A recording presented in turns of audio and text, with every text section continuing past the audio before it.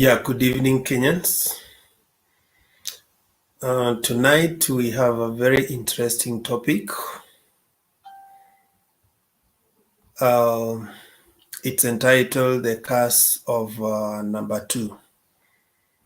Ideally, we are discussing the VP and DP post. Kenya has had 10 VPs and 1 DP. Yeah, so majority of them have had challenging relationship with their bosses, or number one, the presidents. And out of the 10 VPs, only one was able to succeed his boss. And he succeeded his boss when he was not alive. So that means the rest of them were unable to succeed their bosses directly. Either they had to leave for opposition, then come back at a different time. And so it means actually none of the bosses endorsed their second in command to succeed them directly. None of them.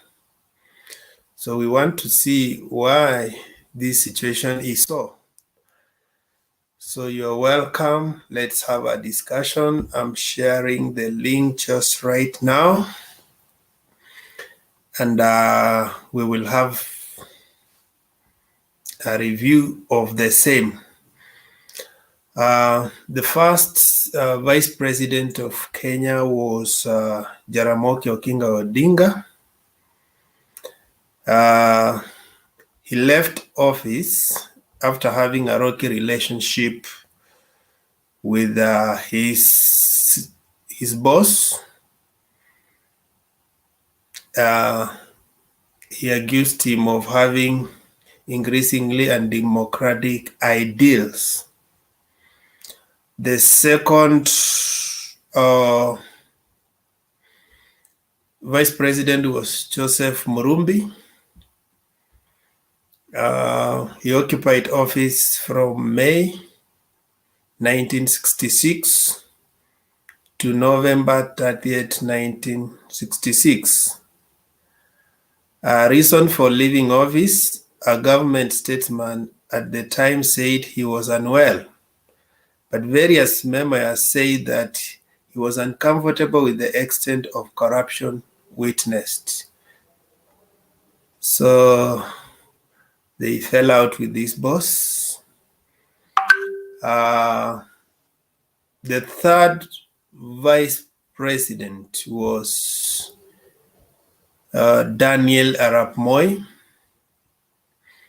Okay, he occupied office from January 5th, 1967 to August 22nd August 1978. He became president after his boss passed on. Okay, the fourth vice president was Emilio Mwai Kibaki.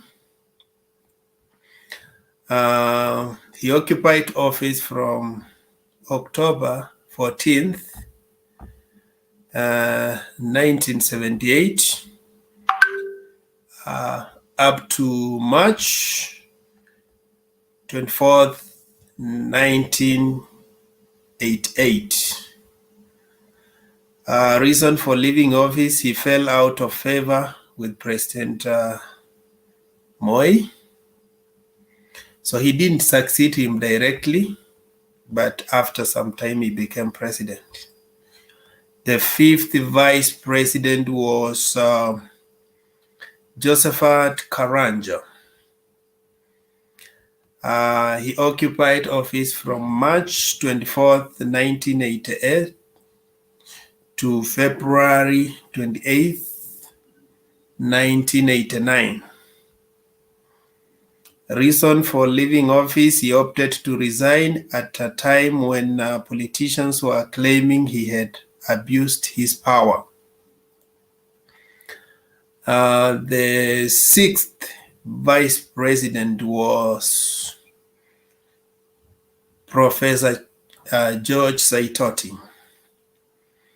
He occupied office from 1st May 1989 to 8th January 1998. And then there was a gap. He stayed for some time without being a vice president. Then he was again reappointed April 3rd, 1999 up to 2002 August. Reason for leaving office: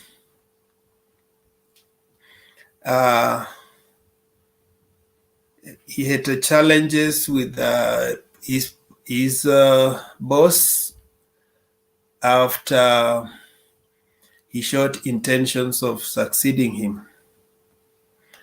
The seventh vice president was Musalia Mudavadi.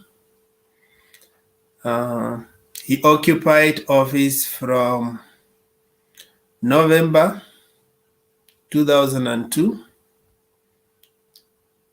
to 3rd January 2003. He was the shortest ever lived vice president. He occupied office for actually 2 months and some days.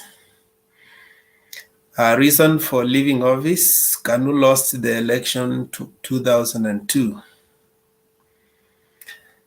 Okay, the eighth vice president was Michael Kijana Wamalwa.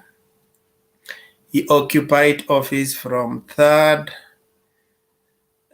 2003 to 23rd 2003. Reason is he fell ill and passed on. The ninth vice president was Angomudi Awori.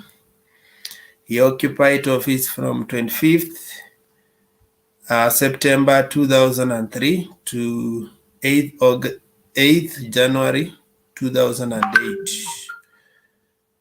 Reason for leaving office is he lost his parliamentary seat. In the old constitution, if you lose a parliamentary seat, then you are not able to continue unless you are nominated. And then 10th vice president, the one who closed the chapter of vice presidents, is Stephen Kalonzo Musyoka. He served from 9th 2008 to 8th April 2013.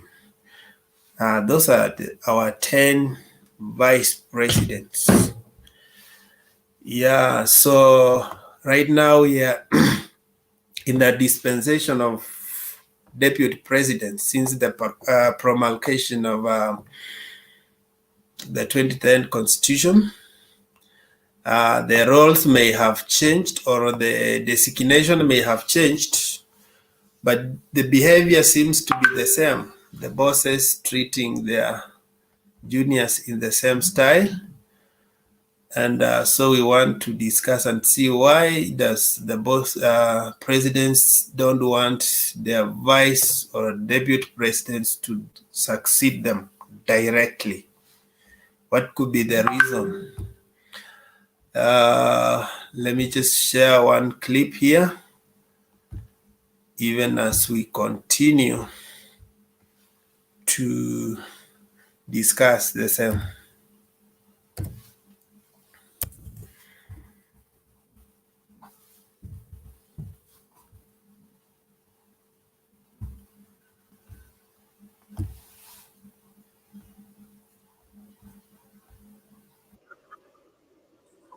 Awareness and other services that will be able to benefit our community. So that is what the CSR... I think there's only one area that we've not risen to the pinnacle. And we have been able to come very close, thrice. And that is the executive arm of the presidency of this country. And we are very blessed to give this country the 7th Vice President of the Republic of Kenya. And tonight we are here with him, His Excellency Musalia Mudavadi. We were also blessed to give this nation the 8th Vice President of the Republic of Kenya, my late brother Michael Kijana Wamalo.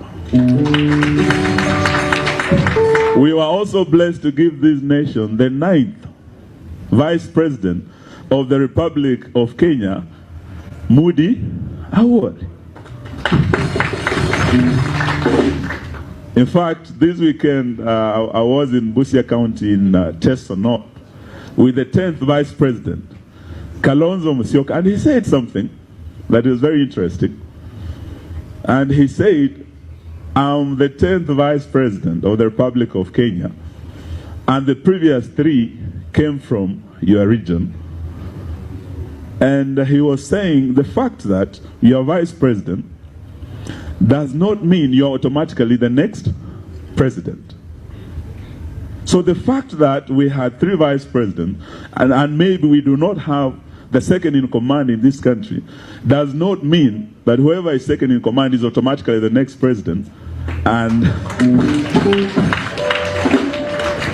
Kalonzo Musyoka surprised me. He said, if I'm the 10th, and there have been 10 vice presidents, out of the 10, only 1 succeeded in succeeding the president. I don't know if you know who that guy is. Daniel Toroitich? But it was due to death, you know that. Maybe if there was an election, maybe it might not have worked. I don't know if you know that.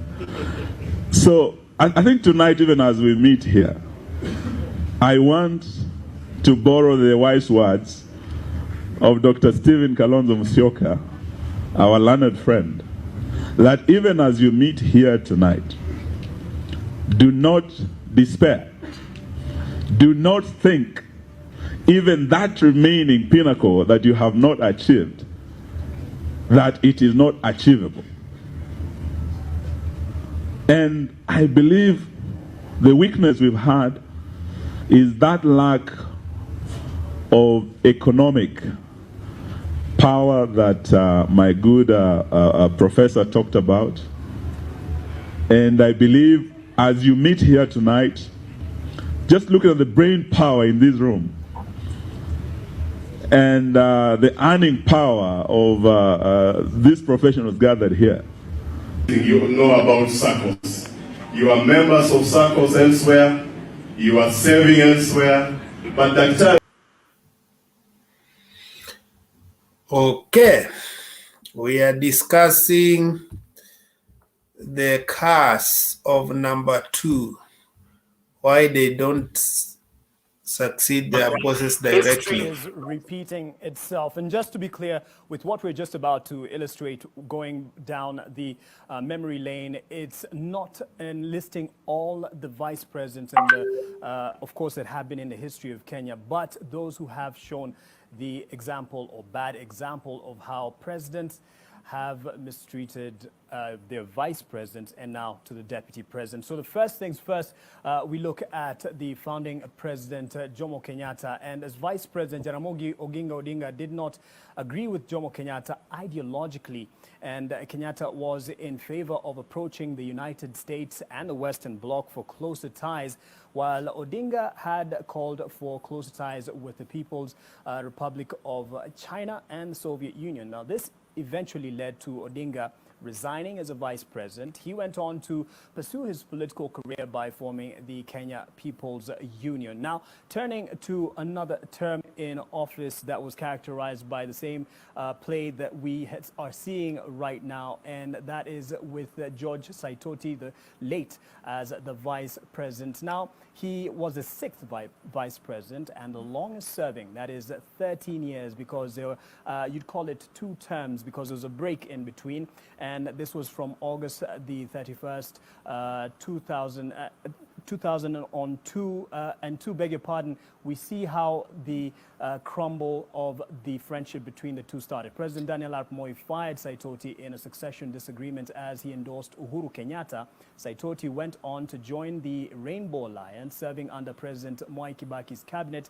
He died, unfortunately, on the 10th of June 2012 in a helicopter crash in Ngong Forest area. There are no clear findings on what led to the fatal accident. Now, to another friendship, so we call it, and this was under Mwai Kibaki's leadership. And Kalonzo Musyoka became vice president in January 2008, a time of political crisis over a disputed election. The crisis led to a power-sharing agreement, as you can see here, where it led to the prime minister position being created, which Raila Odinga held between 17th April 2008 and 9th April 2013. A relationship fraught with division and complaints of sidelining from President Kibaki's side of the leadership. If you remember, Nusu Kate, Nusu Kapet. Now, in the race for the 4th president of Kenya, Raila Odinga was joined by, among others, Kalonzo Musyoka under the Coalition for Reforms and Democracy CORD. And out of the disputed March 2013 election came the Jubilee leadership of RUTO, which is where we find ourselves. And yes, William Ruto, the first elected deputy president of the Republic of Kenya under the 2010 constitution, but clearly, as seen, not the first to have trouble with his boss. Maybe the answer rests in the unresolved relationships that give a precedence to the next president on how to deal with his deputy. Maybe it is just a vice of the nature of the job of deputy as defined by law, where primarily the deputy president shall be the principal assistant of the president and shall deputize for the president in the execution of the president's functions, and as well as perform the functions or conferred by this constitution and any other functions of the president as the president may assign. Perhaps that's why it is the curse of number 2.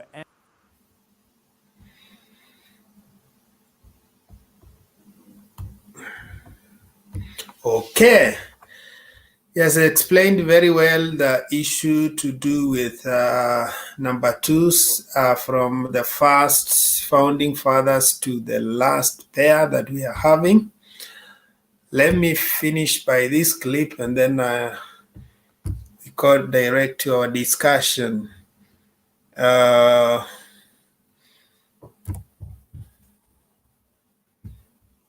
These are the words that Kenyans remember very much.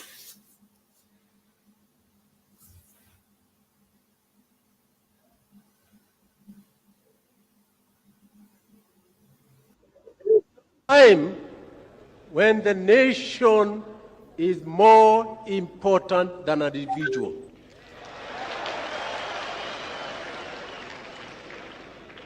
It is because of that consideration and in consultation that I say I shall not offer myself for any, as a candidate for any position.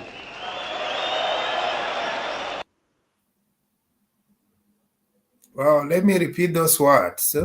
There come a time when the nation is more important than an individual.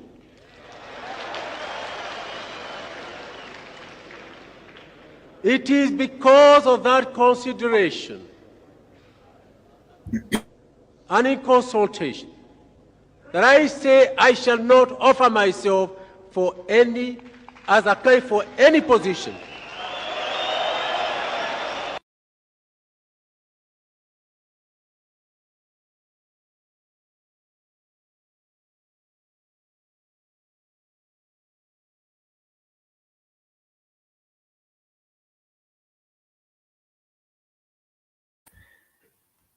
Barasa, you're welcome. Ruben, you're welcome. Mala, you're welcome.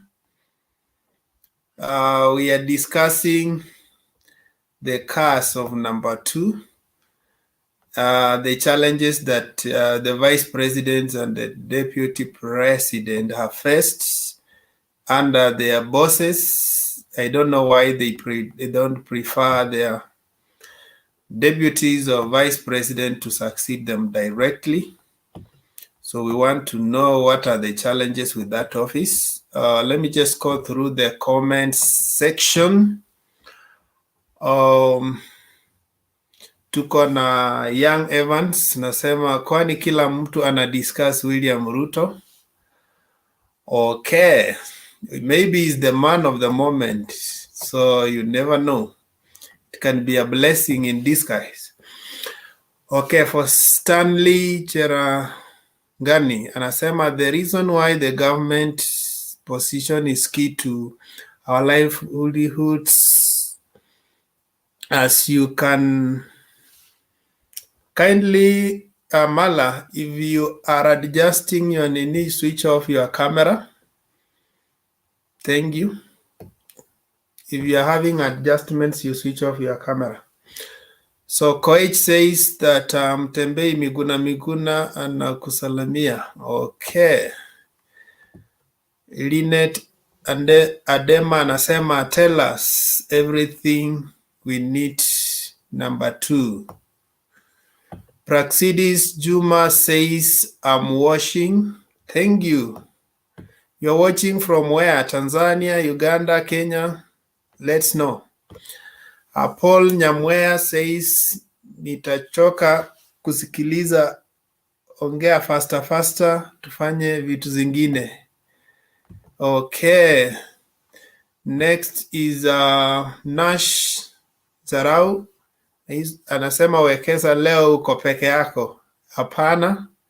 Niko na Mala, niko na Barasa, niko na Ruben, ndio huyu anaingia. We are just starting. I think today, because I started early, most people are used to 9:09.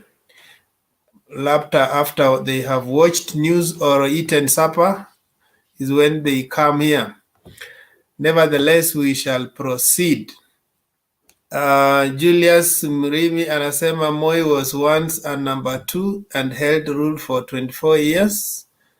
Okay, yes, for him, he's the only vice president who succeeded his boss, but his boss was not alive. Okay, Moses Julius Chara anasema and none will succeed his boss. We don't know. We can break that curse. Yeah, whoever has the power and the willpower and the political muscle can. Kandi Black anasema Ruto is the Kenyan cancer. We need to get rid of. Really? We don't know that.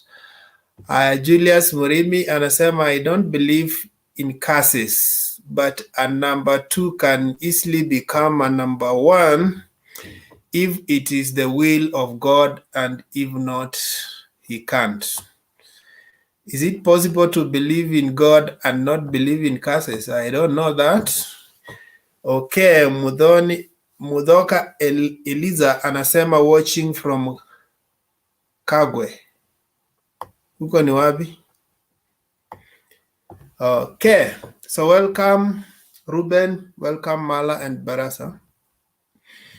You can have your opening remarks on the topic. What do you think? Why do you think the bosses treat their number 2 in a way that they don't even want them to succeed them directly? Mala? Thank you, Wanawekeza. I think even as I contribute, we need to understand the difference between the deputy president and the vice president as per the current constitution. And we cannot say that the president does not want the deputy president to succeed him. I've always remained, and I've always said, this issue you are seeing, this trauma, is about 2022. Remember when this guy, the so-called Papa, came in 2018, early 2018, and agreed with this president on the issue of handshake. And I think, as per the current president, Uhuru Kenyatta, I think he saw that for him to continue enjoying and having his drink without any noise is to entertain the opposition leader called Raila Amolo Odinga. So the current deputy president is not the vice president, was not appointed or selected by the president. Remember in 2013, 2017, the two guys were in the ballot box. And if it was not for the current deputy president, the current president, Uhuru Kenyatta, would not be the president now. So what you are seeing, and I've said is a drama, what you are seeing, all these things happening, is because of this Raila Amolo Odinga. It's a lot of gossips, a lot of things, and he's fighting. Of course, he's a opposition leader as a stand in the current situation, and he wants to lead this country, and he has to fight. And I think he has convinced his friend, though what I know, Uhuru Kenyatta may also be playing tricks. And early next year is when we will see, or he may say that he's not going to support anybody and anybody is free to run. And if you look at the rally, or rather he attended, I saw in the news, I don't know whether it is current or it's an old flip, that he attended, so he was attending some funeral in Kitui. And he said everybody is free to move around this country, including his deputy RUTO. So you can see the guy is now adjusting, and I think he has realized that the deputy is very strong on the ground. The deputy is doing a lot of handshake in the ground with the people, while the leaders, the Uhuru and the so-called Raila Odinga, are busy doing the handshake on the top. So that is not a big issue. What I know is that the history people are talking about, we know Vice President Moi, well, I cannot compare. This is Deputy President of the Republic of Kenya. And this is the guy to watch. Mala, can I ask you a question? You see, I think... Why do you want to ask me a question now, and I have not finished with my submission? You looked like you had finished. Okay, I thought you had finished. Continue. Yes, I am still contributing, but you have interfered. Yeah, when you now finish, I'll ask you a question. When you finish. So continue. Yes. Yes. So this, as I said, maybe I need to finish. As I said, this drama, Uhuru may be playing the other guy, and Kenyan may be surprised in 2022 that the deputy president, Samuel Ruto William, may be elected to lead the country for the next 10 or 5 years. I don't think it's going to be a surprise. Let me end there because you had actually interfered with what I planned to say. Thank you, Keza.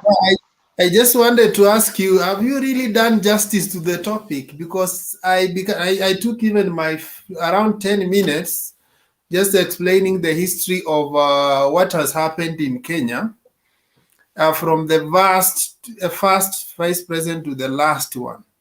It's only fair. And I don't think you are born a millennial. If you are a millennial, I could excuse you. I will say that you only know about the deputy president. You don't know the rest. But if for somebody like you, I expect you also to chip in and talk about the rest. Just because they were never and that is why I dismiss them, you also talk about them by there. And then the second question thank you, Ekeza. Yeah, wait, I finish and then you respond. I think it's also a fallacy for us to say that the deputy president is superior to the vice presidents. I will even illustrate why the vice president had more role, even that they never needed the president to be functional. One, vice presidents were first elected MPs. So if you are not given any role, you are still play a role as an MP. One. Two, vice presidents had a ministry. So they had, most of them, Ministry of Home Affairs. So the issue was, if you are not given other functions with the president, you will still be in your ministry as a Minister of Home Affairs. You also still play your role as an MP in your constituency. Unlike the deputy president, who has no direct law unless delegated by the president. So it's also good to look through history and say, this thing we are saying deputy president is more than, apart from being on the ballot with the others. Ideally, all others also are okay. Not per se on the ballot, but they also contributed to the votes of their elected presidents.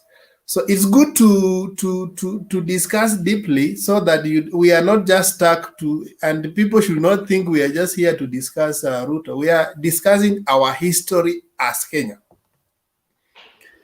Okay, Mala, you can now respond. Thank you, Ekeza. And remember, I said, I think I had answered that question, and I said it's important to understand the difference between the deputy president and the vice president. And I think if you look at the constitution, I don't remember the clause. The deputy president, the law says the deputy president shall be the principal assistant of the president and shall deputize for the president in execution of the president functions. And I think it went ahead, because I wish I had the constitution with me here, that the deputy president shall perform the function conferred by the constitution and any other function of the president as the president may assign. What is happening here, and I went ahead and said that this guy was not selected or so appointed. I was asking now, how was the version before even you go to those details of what Uhuru and Ruto wamekosana? What was the first version of the vice president in the constitution? Of course, before, the vice president was elected or appointed by the president.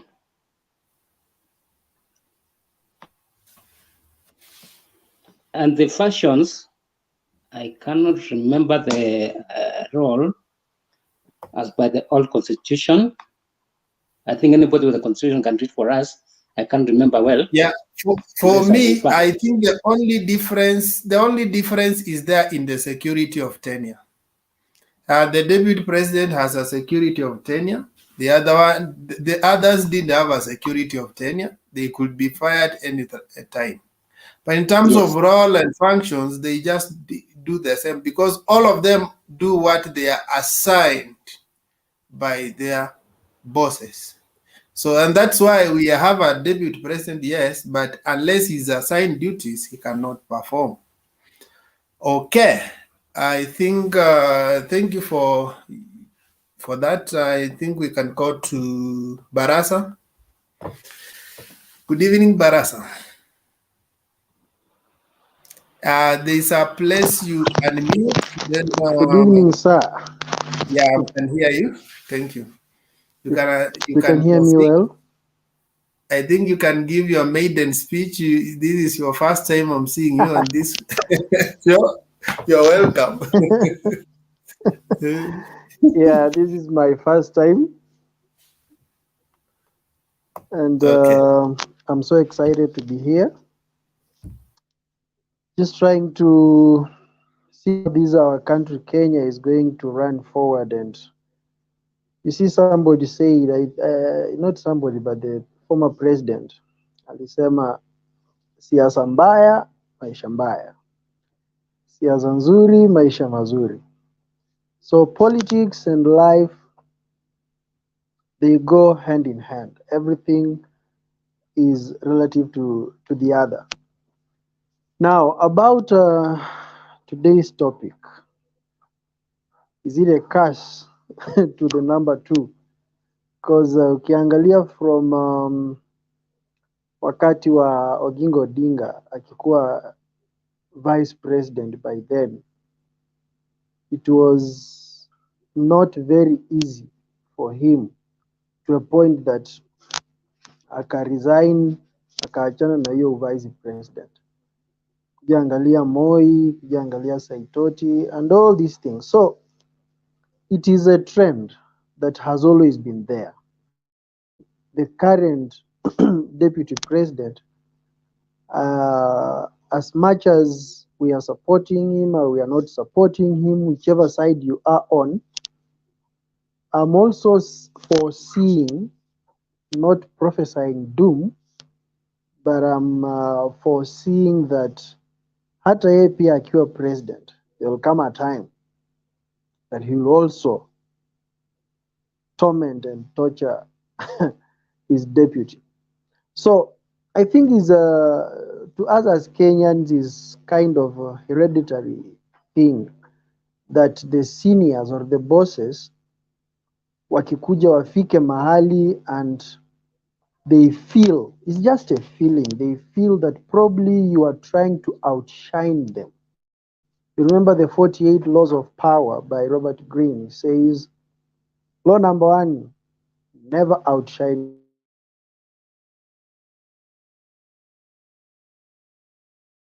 your boss. It is like, it is the insecurity of the boss, feeling that this junior, the number two, is kind of going above, or rather, he's trying to outshine me. He's trying to do things that are going to, or rather, trying to get the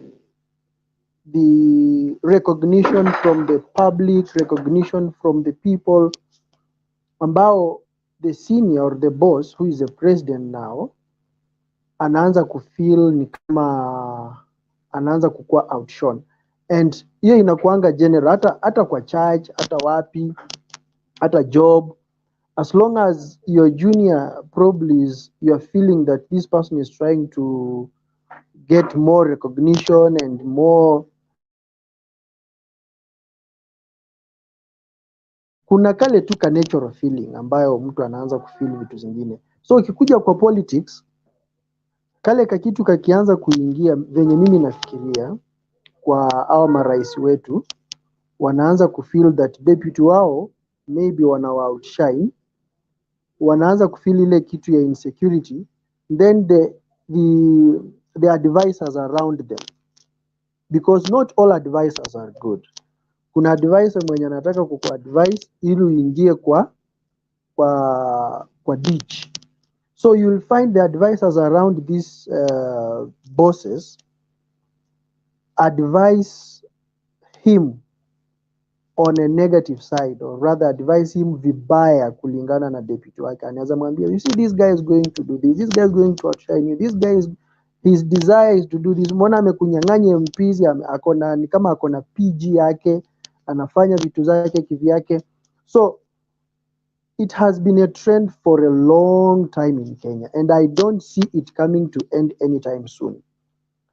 I don't see it coming to end anytime soon. So I think number twos, anybody who will be going to that position should be psychologically prepared for something like this to come. And if you see the current DP, to my assessment, I think he has read the trend. He has learned the ropes, and he is psychologically prepared. He has been psychologically prepared. That is why he is not showing any signs of retreat, any signs of despair, or any signs of anything. Napigwa vita, anaambiwa sasa leo uendi Uganda, anaambiwa sasa leo unanyang'anywa security, anaambiwa sasa leo unafanyiwa hii, and yet he still stands strong, and he kind of reverses, reverse psychology. He takes back the shots to the person who is shooting at him. So I pray that, or rather I would advise that all other people who are going to come number two, bear in mind that there will come a time when you will have to go under situations like this, because we are humans. History repeats itself, trends repeat themselves, and it is not going to be anything. You see, there is nothing new under the sun. So these things will come and will go. So for me, it's not a curse. It is just people being insecure. It is a trend that has been there and is not going to end anytime soon. Yes.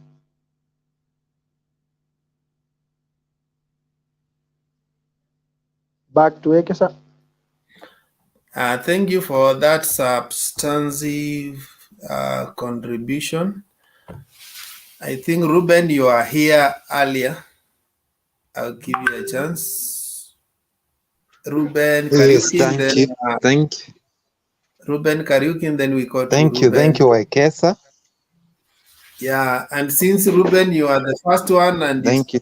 decided to give us a black screen, everybody's coming and giving us the curse of a black screen. That is how trends happen. Huh? If everybody comes in the street and find a black screen, they also put a black screen. Okay. Thank you, Waikesa. I requested you today. I just use a black screen, but later I will change. Okay. Uh, You are excused. Today's topic is about curse of.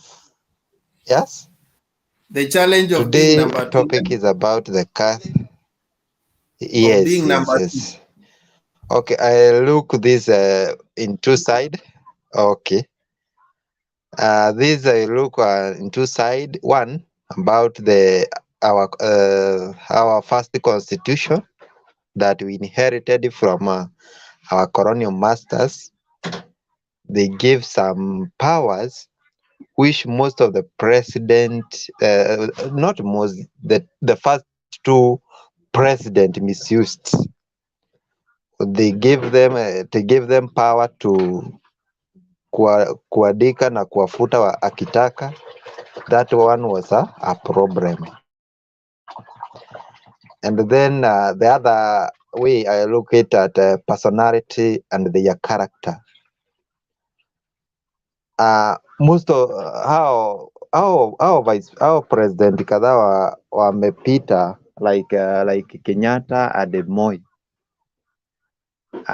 Their character and they have acquired a lot since independent.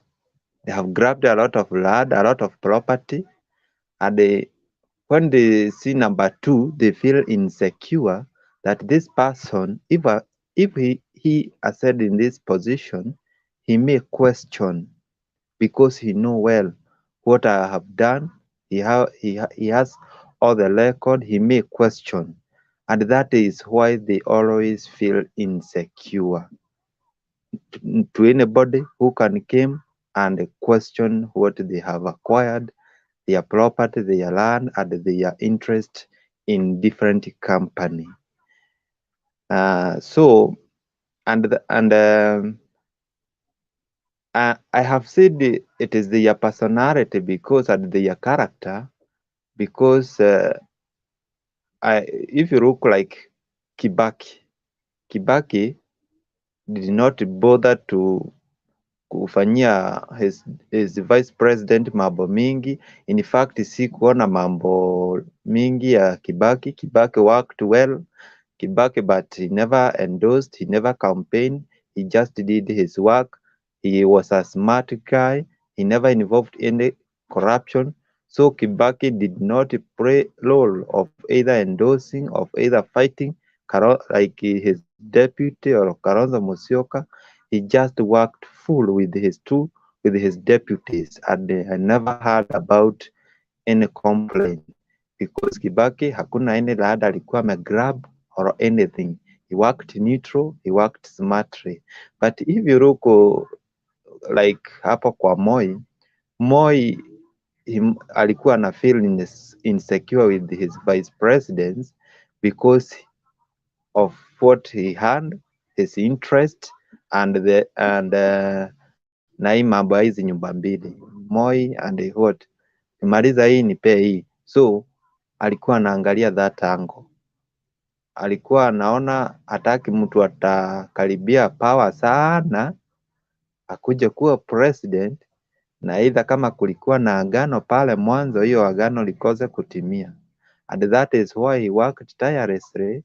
Even 2002 there was smart guy akina Saitoti akina everybody, and they denied them that chance. And if you look the current situation, it is going just to repeat, it may just repeat itself. There is that pattern, chunga hii na ule atachunga ile, nikiingia nitachunga hii, nitachunga. I think that it is the current of their character. They are corrupt, and so they have interest. That is why number 2 hawezi kuwa na amani. But if kunaweza ingia anybody, mtu piwa, like kwa mfano mtu anaweza play neutral, anaweza fuata constitution, like kwa mfano today, like mtu okay, we guess somebody like Mudavadi venye naonaga, and he got a deputy. I don't think we can see all these kind of hurabarus here, because most of them Mudavadi hana maneno, hana historia, hana nini, but these guys, 2 families lazima wa feel insecure with it because of their property and everything and their interest. Thank you. Okay. I like your contribution, but I also have a struggle to understand when you say Kibaki's regime there was no corruption. When did Anglo-Leasing happen? And this thing to do with Makaburi, I don't know, when did it happen? Was it not in the period when Kibaki was in power? And then when you say Okay. Kibaki, wait, I finish and then you respond. When you say Kibaki didn't have a problem with his vice president, why didn't he prefer him over Mudavadi? Because it was his regime which was fronting Mudavadi, but Kalonzo was sidelined. That's why he went and joined with the prime minister. So why do you think he didn't have confidence with his own vice president?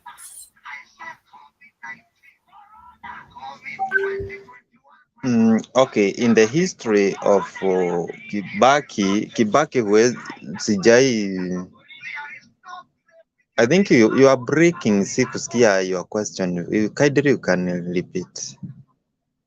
I said you are breaking somehow. You say that Yes. corrupt most of these presidents who have a problem with their deputies is because they have maybe corruption in their regime such that they don't want someone who will come up and raise issues towards corruption. But I also see corruption happened in the regime of Kibaki, and that was Anglo-Leasing and this thing to do with Makaburi, whatever. So I don't see a corruption-free regime. All of them had their level of corruption. Maybe he had the will to fight it, yes. And if there was a will to fight it, then Uhuru also has a will to fight it. Okay, let me answer that one first. If you look the history of the two presidents, ni watu wa kuchota, naona kujichotea. But even if there was a corruption in the Kibaki government, hatukuona, and there is no evidence mahali akina Kibaki alichota, akajichotea, grab anything. There is not such kind of history in Kibaki reign. So Kibaki hagekuwa in any problem with his vice president. Kibaki hakuchota anything it will be either questionable if that person has said in power. No. What about the current president amechota? No reason when you amechota, those president when you are chota, they are uncomfortable with the second, because if that second come like he will question atakuwa na, that is why he have a problem. Kibaki hakuchota mahali akajiwekea. But if there was a corruption, agro-raising and everything, is it what you are thinking, or it is what you are sure it happened?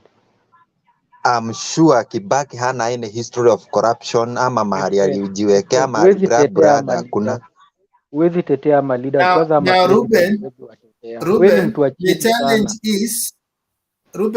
the challenge is you don't know maybe part of history, because if you look at somebody like Saitot, even in Moi's government, Saitot was more okay, we don't want to talk about the dead, but issues of corruption also came from his docket. So we cannot say that he was the president was uncomfortable. If he succeeds, he will do this and this, while even his own docket had issues of corruption that arose. I think the first corruption case I had that when I was growing up was that. Okay, mi ile kitu moja nasema, if you look the two first president walijishotea na wakajiwekea vitu kama rada and everything, and that is why they may be and walikuwa uncomfortable with I am very specifically the presidents. And if you come to Kibaki presidency, there is no any record mahali alijishotea either shamba ama any building ama any money that can be questionable. And if in that case even agro-raising and everything, Kibaki himself is unquestionable. How so is Kibaki had no problem. How is he unquestionable? How is he unquestionable yet he was the leader of that government? Because I believe you accuse Uhuru that he's corrupt because he's the leader of this government. There's nowhere where Uhuru's fingerprints is in any corruption. You guys, you just say that he's corrupt because he's the leader of the government. Do you know? You are saying Uhuru is not in the league. Again, it's not just the corruption we are looking at it. We are looking at all angles. What is it that makes them not their freedom? Is it only corruption? And if corruption is there, someone to mute if you have a background with noise, kindly. Okay. Okay, let's go to Adie. Wekesa. There's a guy saying that the current president is not in the league of what Ruben was describing. And we understand that when the current president took over, in terms of wealth, understand people are saying this rumor is not confirmed. It has been multiplied by almost 10.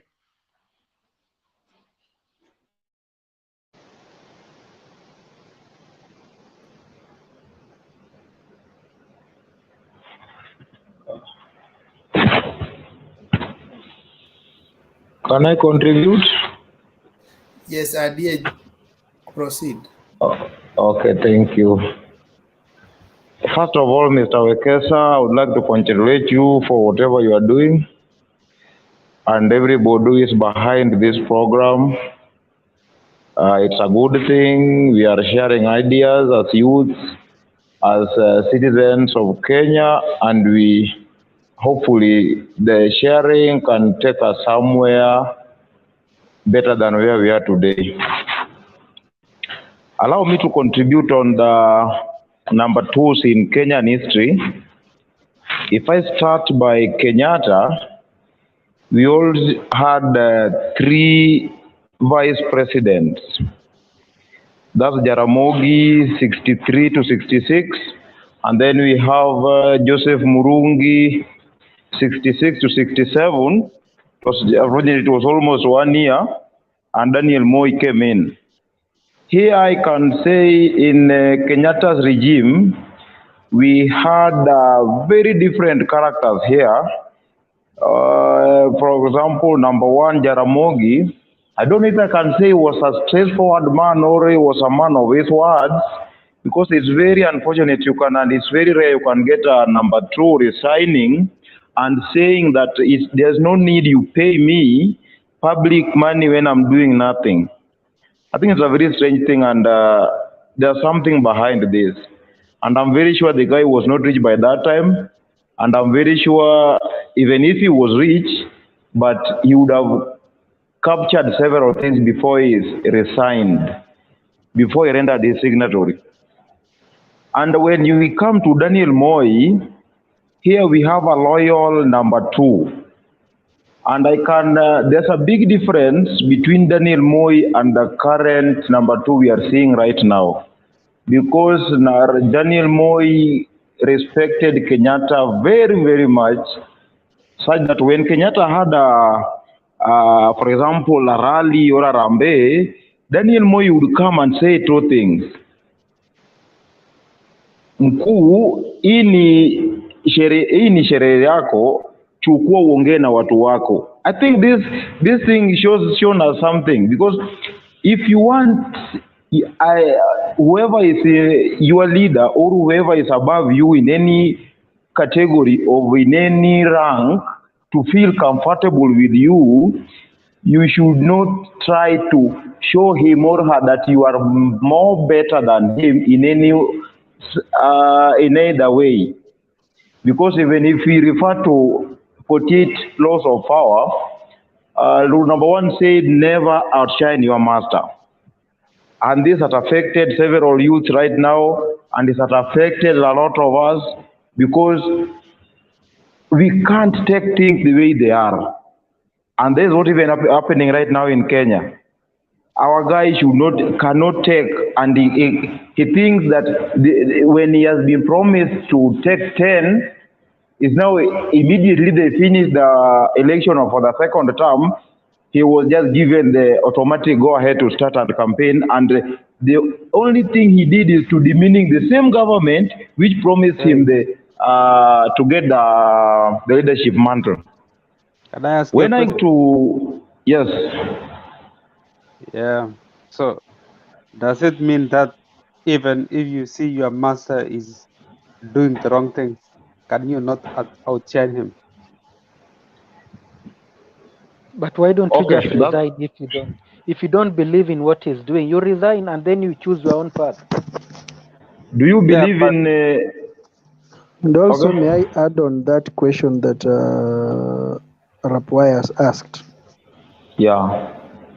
You said that Arap Moi kind of alimheshimu Kenyatta sana. It was which signs are is the current DP showing to show that he disrespects the president, and he has never abused him? He has never, in fact, when he's being interviewed, he says, "My boss. He is my boss. I cannot discuss him." So the current can you DP tell has us? shown the current DP has shown 1,000 reasons that he doesn't respect the president. We don't even need to discuss that. It is Allow me to respond, senior. I can't remember which baraza RUTO had last, and I can quote the words he said. Hii dunia, hii nchi si nchi ya bangi, fitina. I think of something like that. But in Kenyan history, who is always taking bang? If you are given a class 2 thing, they are aware is our president, right? Now the deputy was referring to his boss, because on the side of Raila, he said, "See, uchawi mganga." We only know these things now. Now on the matter of Bangi, he was referring to his boss, of which that's an automatic disrespect. Now, I think when you do that, that is an assumption because not the president takes bang alone. Kila mtu anavuta bangi wa watu wengi sana. And now when he says that he takes bang, akisema hivyo anamaanisha nani? Perhaps I think you need to listen to Uhuru himself. In fact, Uhuru went to a rally and said, kwa mdomo moja unasema tumefanya hivi, kwa mdomo ingine unasema hivi, kwa mdomo moja unasema Uhuru ni mzuri, kwa mdomo ingine mnanitusi. Unafikiri ajuangi anatusiwa? He understands. And in politics, let me tell you how it happens. In politics, this is how it happens. When you come here in a rally, unaambianga your juniors, unawapatia, and you see when they are seated, unawaambia wewe sema hii, wewe sema hii, wewe sema hii. Na alafu mimi nikisimama nasema, you try to make it look good. But how your juniors speak is what I will pick, because those are the ones you have sent to speak on your behalf. Wewe jifanye tu ni mzuri.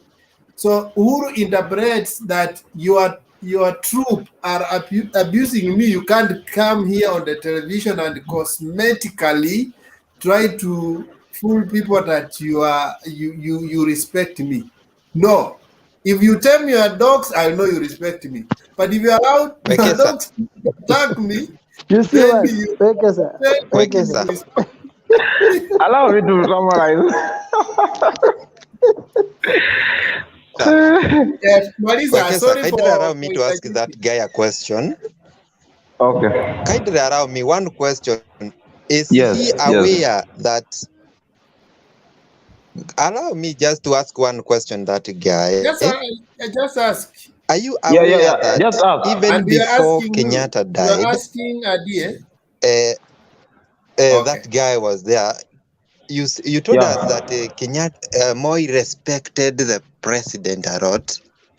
Are you aware that even Moi was one time slapped by a certain guy? I don't know the name. Kuna mahali hata alimwagiwa maji. Right. Na even there was a way to change the constitution to deny the vice president that chance to ascend into power. Are you really convincing us that Moi was too good than other vice president, taking into account that there was no other history of those deputies? There was no long history. Hakukuwa historia kubwa deputy president. Allow me to respond to you in two statements. Here we are comparing number 2s in Kenyan history. And to me, have picked Moi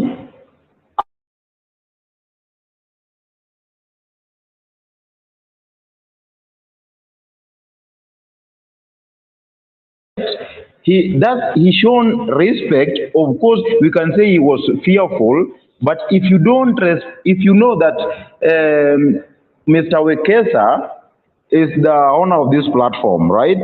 And yesterday I saw the other guy called Ayaga, right? He was also the moderator. Now, if I respond to Ayaga negatively, that's an automatic signalizing that I don't even respect Mr. Wekesa, the owner of this platform. Are we together?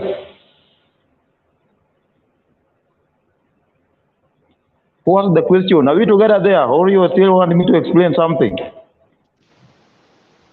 I don't know, but you are breaking a lot. Okay, sorry. Net. Okay, allow me now to complete. Hello? David Olo. Yes. Hiyo network ya huyo jamaa ni poa ama ni mimi simsikii vizuri? Inakatika. Okay. Are you now getting me clearly? Yes. But you have an echo. I don't know why you have an echo behind you. An echo? Okay, it's Yes, like but I'm in a room. Okay, no problem. Go ahead. Okay, allow me to respond to the question because he has asked me, am I sure that Moi was too lenient to Kenyatta or was too respectful to Kenyatta? But I've responded just immediately that here we are comparing number twos in Kenyan history. And if I pick to my personal information, I picked Moi because the history I read about Moi are somehow unbearable to the current youth. Even the deputy we have right now, you can't slap him before the president and he keeps quiet. You can't splash him water and he keeps quiet. It means he responds, right? And majorly, to my knowledge, I know he will respond in an awkward way because he's a man of high temper.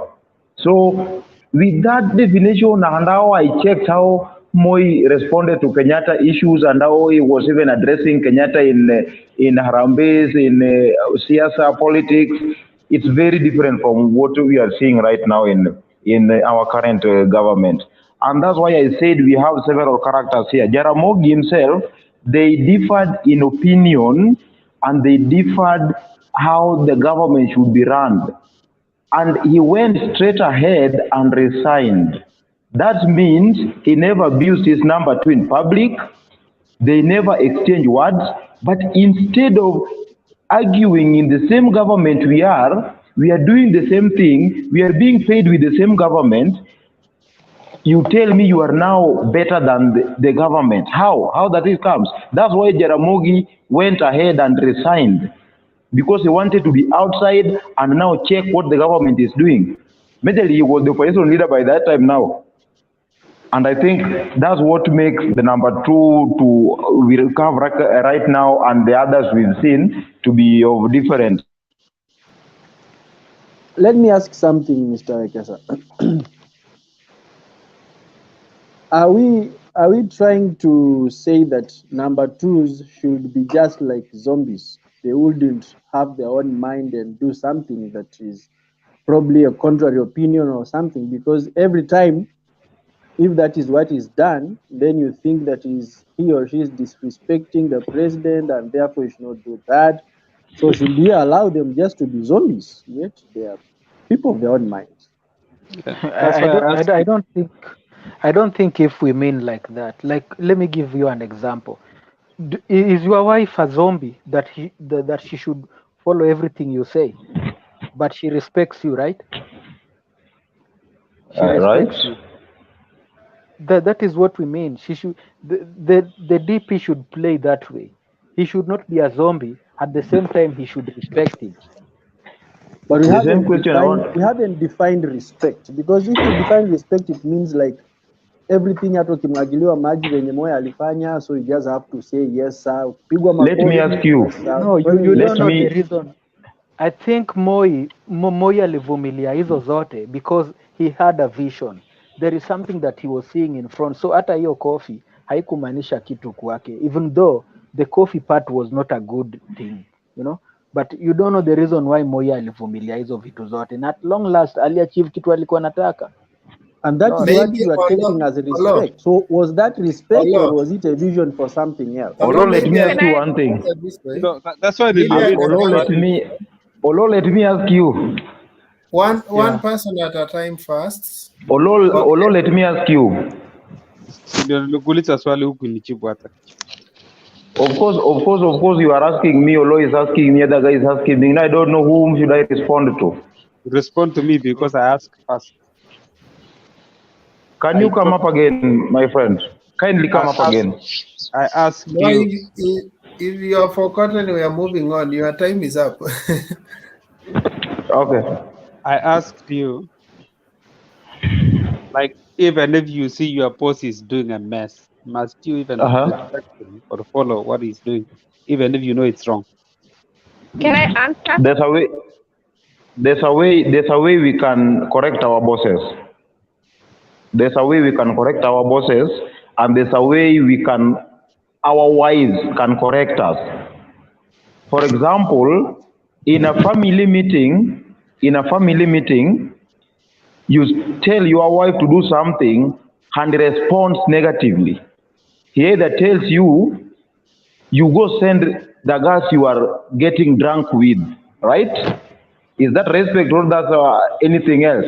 Now, I think that's the difference with what DP right now is doing. He's correcting his boss in the public, and is correcting him in a negative way. Why don't he tell us the positive way they've been doing with him? Can I answer too? Okay, briefly.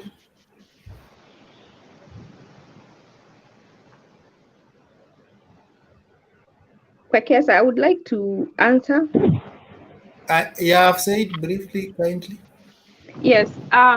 One thing we all forget, when Uhuru and Ruto got into the Jubilee alliance, each of them came with a party of their own. So they were equals. It was not like Moi and Kenyatta. Kenyatta picked Moi from the streets and brought him in as his vice. When Uhuru and Ruto met, they met as party leaders. So they were on an equal footing. None was below the other. The reason Uhuru became president is because we cannot have two presidents. So one of them had to go down.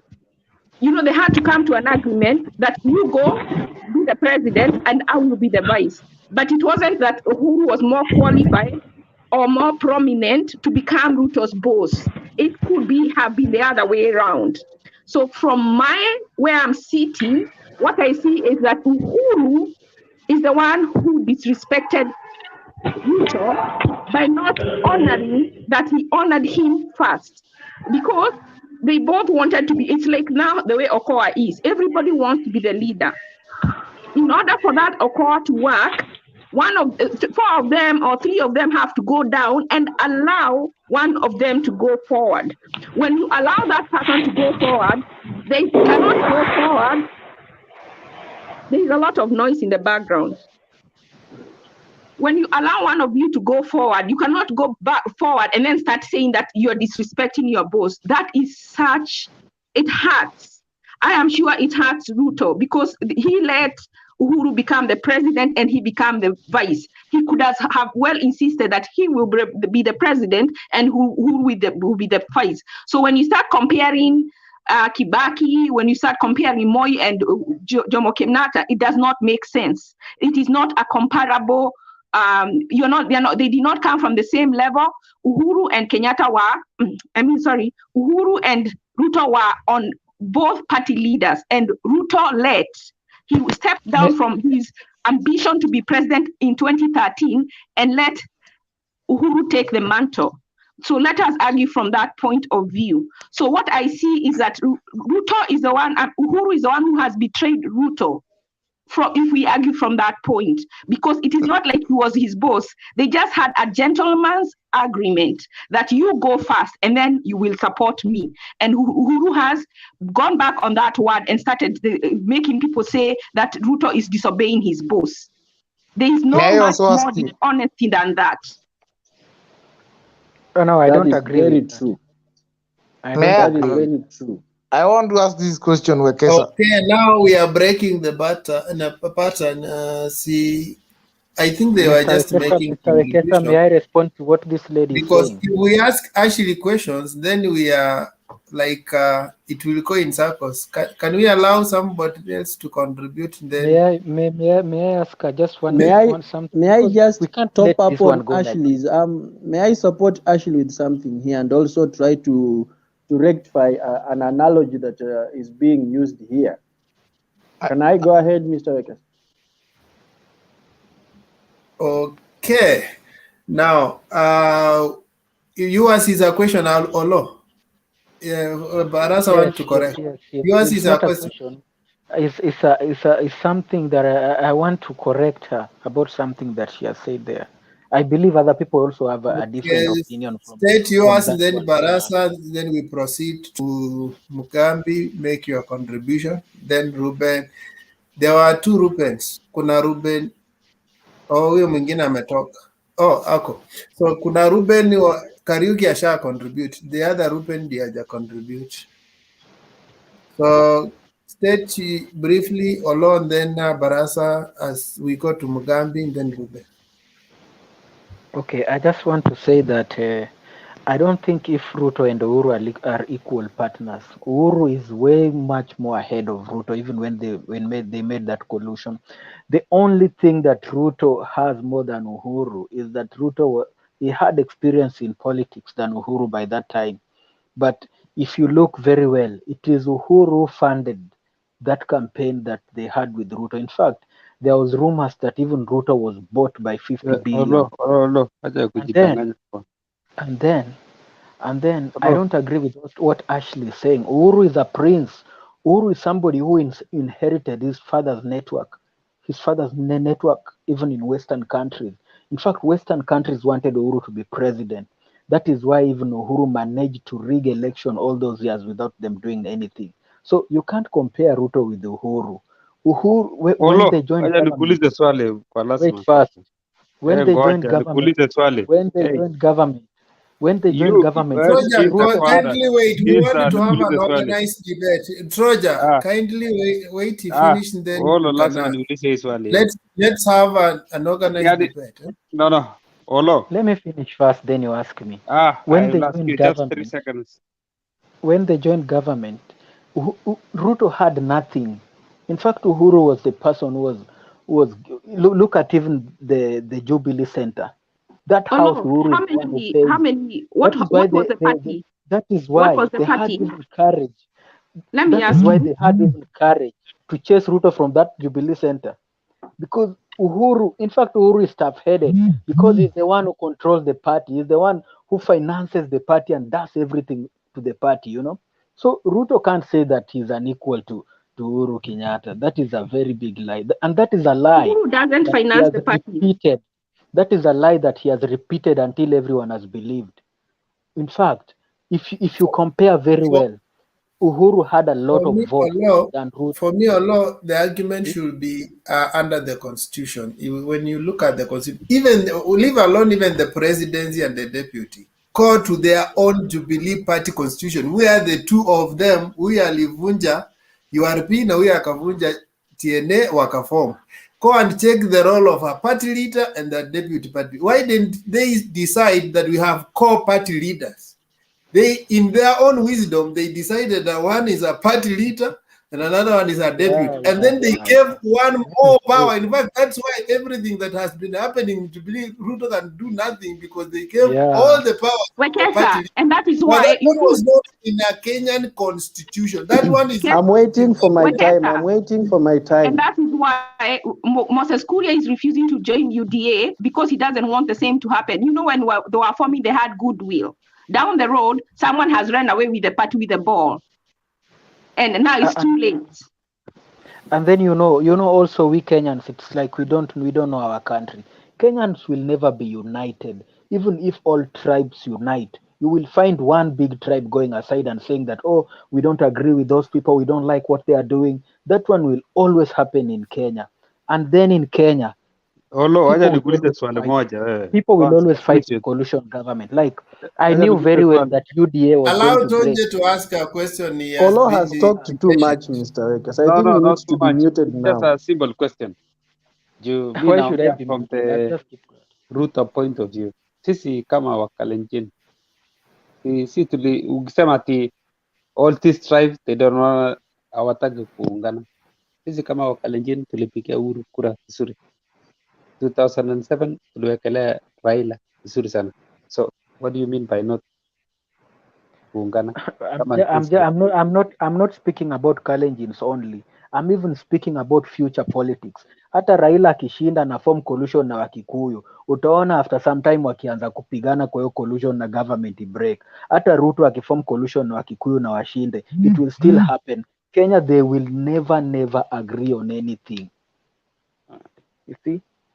Okay, can we give now Mugambi chance and then Ruben ndio tukuje kwa. Okay, Barasa, had you made your. No, Olo took my time. Okay, make your point, then we go to Mugambi. Thank you. Okay, well, first of all, I just want to correct Mr. Olo that it is not the president who facilitates the party. I think it's the MPs who contribute towards the maintenance that is a very of the small party. percentage of money. But if Jubilee we just campaign. come here, okay, Mister, when you are talking, I was silent. Look, if you When look very well the way Jubilee rolled out their campaign, it was a campaign that involved a very, very big chunk of money. In fact, when they formed this current Jubilee, I think you've forgotten. It was money. okay, yes, it was money, but that money did not come just from one person. Or The even MPs give if it very came from little one amount of person, money. one thing you The money said is that that, MPs give, is very little. Can't hey, run such Mr. a campaign. Olo, Mr. Olo, Mr. Olo. We allow each other time kindly so that Okay, okay, okay. Okay, one thing Olo Wekesa said is kindly, that, please. hello? Let's not get into Ruto issues. Let look this into widely. Not and that's Ruto. why me That one will not make. I said I began the debate from the founding fathers. You know, us as youth, we can decide to make this nation a great nation, or we can be stuck in the Ruto Raila conversation.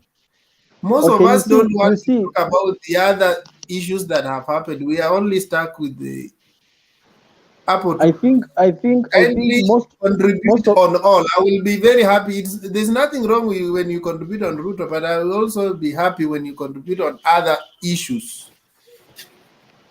Let's have somebody okay, who will tell us Kenyatta come up with capitalism, Jaramogi come up with socialism. That was why they could not agree. But not Ruto. That one is boring. Let us just speak what we feel like speaking. it is Someone will not also come with boring. It is not that boring one. because that is what is happening currently, and that is what's Yes. there. And if you can see, this dispensation is not as the previous ones. The previous ones, as we were told by someone here, the president had all the powers to hire and fire the vice. But now it is not hiring and firing. You are elected on the same ticket. So that's why you see even our current president is having a headache. If it were in the previous administrations, I think he would have already fired this guy, Kitambo San. So my point here again was I supported that lady when she was saying about how these guys united and all that. That was a very good point. And the correction I wanted to make, please, it is not about the president and the deputy, it is not, and it cannot be meted with the husband and the wife, because this is about husband and the wife. The relationship is too much different from that of the president and the deputy. This is about the boss and the subordinate. But when it comes to a wife, a husband, you are not the boss. You are not the boss who just comes in the house and gives rules and directions and you walk away. You are equal partners in the house. You are, in fact, the Bible says you are one. So please, when you are talking about this, don't say, what if you tell your wife to do this and she doesn't do this? What if your wife? I think that one is a wrong analogy when you try to compare husband and wife and the president and his deputy. That Okay, person who thank has you for just that. talked does not know the Bible. The Bible says the husband is the head in the house. Isn't the presidency one also? Yes. He's the There's head in the nothing like house. There's a negotiating difference presidency. between being a head in the house and the boss. You are Isn't not the the presidency boss. also one? Isn't the presidency a marriage in quotes? It is a It marriage is a in marriage. quotes. Yeah. But now here, the relationship of this marriage, the setup, the origin is so much different from the origin Maybe of maybe husband the and wife. question Barasa needs is this word boss in Atoka. Is it there in any marriage or even constitution or even workplace? Is it there? A boss ni Or kama we are the Exactly. ones who have husband. imported it somewhere? Husband is a What boss, boss? but husband is the boss, he's the king, and the woman is the queen. And it is the same because it says, can two work together unless they be agreed? The same as in a marriage, the same as in a business partnership. So in Yes. in order for Uhuru and Ruto to agree who is going to be president, they had to be in agreement. What has happened, that agreement has been broken down, and it has been broken down by Uhuru. He did not honor what they agreed. No, I don't Actually, think if Uhuru there's broke nothing it. like co-shared presidency here. President is one, and the deputy should follow instruction from his boss. Period. Yes, and the Well, constitution I'm not says saying that he that he shouldn't. only does. Yeah, and that is true. Everything is true. What I'm saying, what they Uhuru did, he went and started doing. It's so complex, but I think we all understand. It's not that he could have been president. If they are called presidents, then he cannot run again because then they have to. That's where the idea of the 10 years comes from. But he's a vice. But when they entered in this, they entered in goodwill. Down the road, that goodwill has been damaged. Where it was damaged, we really do not know. But it was damaged, and there is no goodwill beyond that. But I can see how Ruto feels like they entered into this.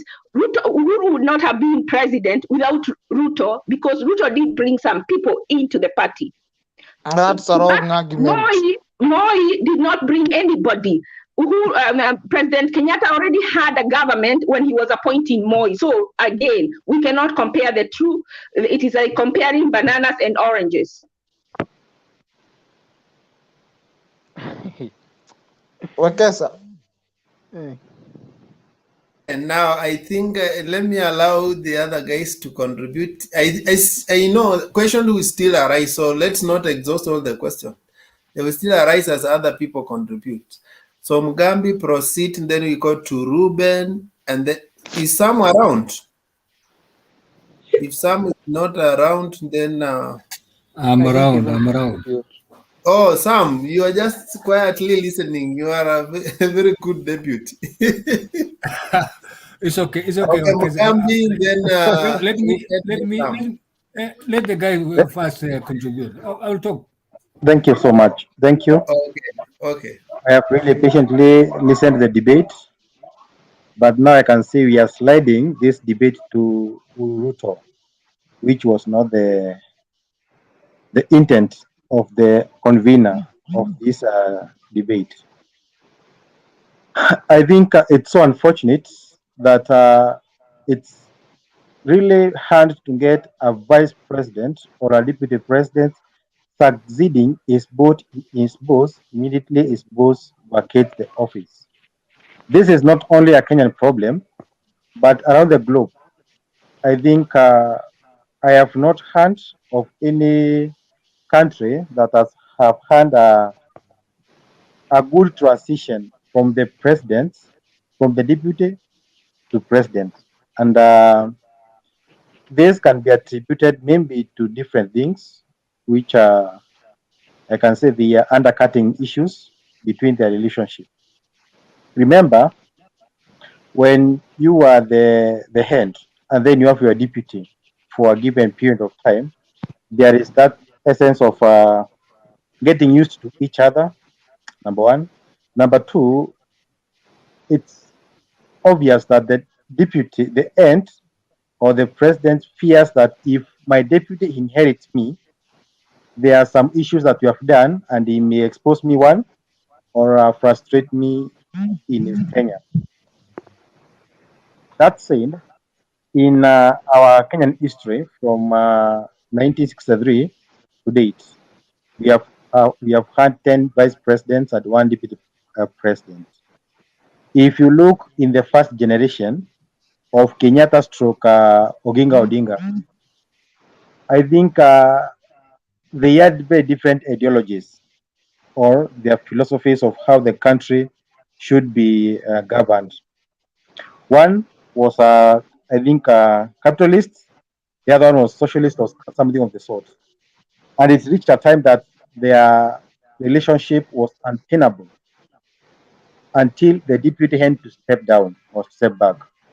Now, look at it that in case they went smoothly to the end of Kenyatta's tenure, would Kenyatta really allow Jaramogi to take over? Absolutely not, because their philosophy were always different. That is, if Kenyatta, with his capitalist mind, came to the end of his tenure, He would fear so much that if Oginga Odinga took over, he would disarrange the government, he would scrap off everything that he did. I remember every leader in his tenure, they like to grant their legacy, whether they are wrong legacies or right legacies. That is one of the reasons as to why he couldn't succeed him. Come to Moi and the Kenyatta.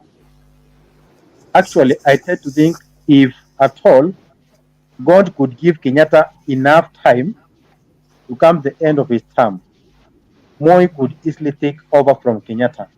Because every time Kenyatta went anywhere, Moi could be following him a step or two behind. That not saying that a deputy should always be behind the president. In any way, if Moi met Kenyatta with his man, with his people, or with his inner circle, he could never get into them. And that is how every deputy should behave. Never poke your nose in your superior's circle. To my thinking, if Kenyatta's time came to an end, Moi could easily take over. And if Moi took over, I'm very sure he would have followed the Kenyatta's steps. And that's why even after the death of Kenyatta, Moi took over the philosophy of his former boss about the Nyayo, tufuate Nyayo ya Mzee Kenyatta. Come now to Moi's tenure, where we have had so many deputy presidents, some going for a month or two. To my thinking, I think Moi, with his qualifications, with his mentality, with his philosophy, he fears most of his more qualified vice presidents. And that's why you can take Kibaki, who was an economist, a man who went a good hard for the country, but from demote him for nothing. Because maybe from how Kibaki presented himself, Moi hand and for Moi created or perceived unknown fears about maybe Kibaki outshining him, of which I don't think Kibaki could do that. Now, come to Kibaki and his tenure. When Kibaki took the government, remember he had tried to fight Moi so much, and he had a lot of things to change. And the people who became of his vice presidents, Kibaki was way qualifying to them in matters age, experience, academics, and all that. So Kibaki could not feel any intimidation by his vice presidents. And I don't remember Kibaki demoting or firing any of his vice presidents. And that is how a leader should be. Remember during Kibaki's time, the same as Moi's time, the vice president had no security of tenure. But Kibaki worked amicably with their deputies. Now come in the last term of Kibaki, where most people thought Kibaki would have supported maybe his vice to be the president. Remember, we talked about one's philosophy and one's take of things. When Kibaki took over and they took Kalonzo as a vice president, Kalonzo was more of a vice president who came to cool the fires. Meaning Kibaki did not take Kalonzo on matters of preference or qualification. He took him because he alipitia katikati na wakazima moto. Come in 2013, Kibaki decided to be mute, and that is how every president should be mute. Reason being, maybe Kibaki did not buy Kalonzo's philosophy, because for one, I think Kalonzo doesn't have any philosophy. Kalonzo does not have any No, stand. Kibaki was just a tribalist. Can you give me my time? I'm saying Kibaki and Kalonzo, I'm very sure there was no rhyme in their philosophy. Kalonzo became a vice president out of convenience, ili tutulize nchi. Very many people who are close to Kibaki, they say Kibaki would have preferred Mudavadi to be his successor.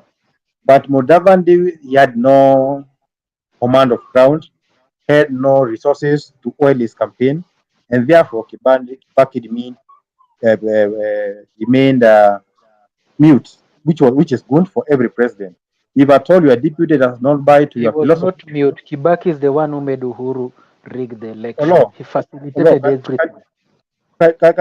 can you sip your mouth before until I finish, please? Come now to this other, the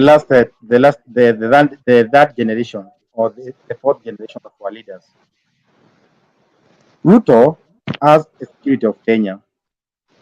Ruto, the president and his deputy, they are like conjoined twins in that you can't separate them. Remember, when you have a deputy who is very sure that he or she as a security of Kenya, they can do everything, whatever they think they can do, because their boss can never outshine them. And we should always thank God that we have a very nice president, accommodative, someone who can compromise for the betterment of his people and his country. Very sure I am, if Uhuru was Moi and Ruto behaved the way he has behaved, he would have used two ways to make sure that he's not in office. Number one, the elimination method that is so has been rampant in our country, and number two, impeachment. But Uhuru has not ventured in any of that, in any of those methods. He has said, as long as we don't have the same philosophy, let us compromise each other. Let us get other people who feel the government is not with them and have handshake with them. Which other president that has ever thought of that, not only in Kenya, but around the globe? None. And that's how a leader with the heart of people and the heart of country should behave. Let us not pray or wish our country to go the Uganda way, whereby if your competitor is so strong, you use the elimination method for the supporters of your competitor and frustration of the people who are competing with you. All that said and done, I foresee an event whereby the current president will not wish his deputy to succeed him. Why? The reasons for who not wish Ruto to succeed him are the same reasons Kenyatta had for Jaramogi. Those people, they had two very different philosophies. And that means Uhuru may not outrightly come to oppose Ruto as he has been. So cool, it will be cool. But through unforeseen forces, he is going to make sure that his deputy president is cut off his power to office, which is so unfortunate. And the people here who think that Ruto has never outshined president, they need to be clear in their mind. Someone mentioned here how Moi could have introduced the president. Mtukufu Raisi, hii ni event yako, kuja hutubia watu wako. But now look at how Ruto surely has been behaving. Even if I was Uhuru, could I really wish to work with him? Would I really hope him to succeed me? Not. Remember, now we are a democratic country where the democratic right is fundamental. Our deputy want everyone to converge under one party, UDA, meaning we are going back slowly to the country regime where we had one party state. Other than being liberal and giving other people chance, get your party of choice. Let us have pre-election agreement or coalition or post-election. But for him, he is trying to command people to come close to him, which is so unfortunate. And that is one of the reasons as to why I don't support him. I have no apology to make for that. But I wish we can get many and many more presidents like Uhuru, who will not kill people for political gains, who will not kill people for economic gain, and who will not kill people to usurp the power. He said outrightly that he is going to obey the constitution and he has no intention to exceed his powers. Remember, the judiciary and the executive, they have friction, and this friction should be blamed to Uhuru and Ruto in equal measures. Uhuru said they will revisit. Ruto called the judges Wakora. Now he called them Wakora and another one, which is so unfortunate for leaders. And that said, I think it's so unfortunate that our deputy and his president are not in good terms. And I pray this thing may it not reoccur in future. However, we need to relook the security of tenure for the president and his deputy. Because if we don't do that, these two people get to office, they both have security of tenure, the deputy will always and always blackmail, frustrate, uh, and do everything possible to make sure the president looks as bad as possible because he knows his chance for being the president after him are guaranteed. We need to relook at our constitution, and we need to give either president a lot of power to fire a deputy president, or we have a situation whereby the president and his deputy goes home after serving their term. Thank you so much, Mr. Wekesa. I know there could be questions. I welcome any question. Yes, there's question. There are questions. Yes, you told us about the first president he come up with the capitalism, which is true, and the second, and Jaramogi come up with the communism. That is true, and it's correct.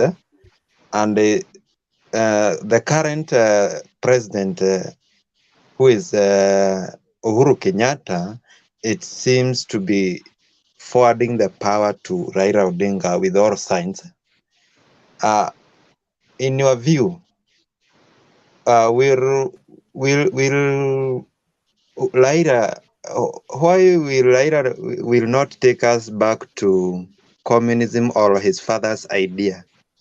Second, next, either in other election or next election or 2027, your preferred candidate or your person who may be preferred to occupy the office of the deputy president, which kind of advice will give that person in future, looking all the history and all the kind like the current deputy president have now? Thank you. Thank you, Mr. Ruben. I think you have asked two questions, and the first question I'm going to knock it out this way. Yes. Mugambi, Yes. before you answer, Yes. kindly answer and then moderate shortly. I'm coming back in 30 minutes. Could the next person will be, if Sam is not rating, then he give it alone, then Ashley, then it Okay. just. Thank you, Bwana Wekesa. Yeah, even Mike and community have not contributed. So thank you. Okay, I will. Now let me tackle Ruben's questions. The first question about all indications are there that the president will support Raila. That is a wishful thinking, because we have, first of all, Raila has not said that he has not declared his candidature. Number two, we have not had Uhuru telling us that I'm going to support Raila for presidency. They are coming together was as a result of the chaos that they were trying to cool through the handshake and the constitution amendment. So we are not aware of any business beyond handshake and any business beyond the BBI. If anything is coming, let us wait until it comes. And when it comes, I'm going to answer that question. Number two, about the advice for the next president who comes in, my problem is the constitution. Let us look at the constitution and the security of tenure for the president and the deputy president.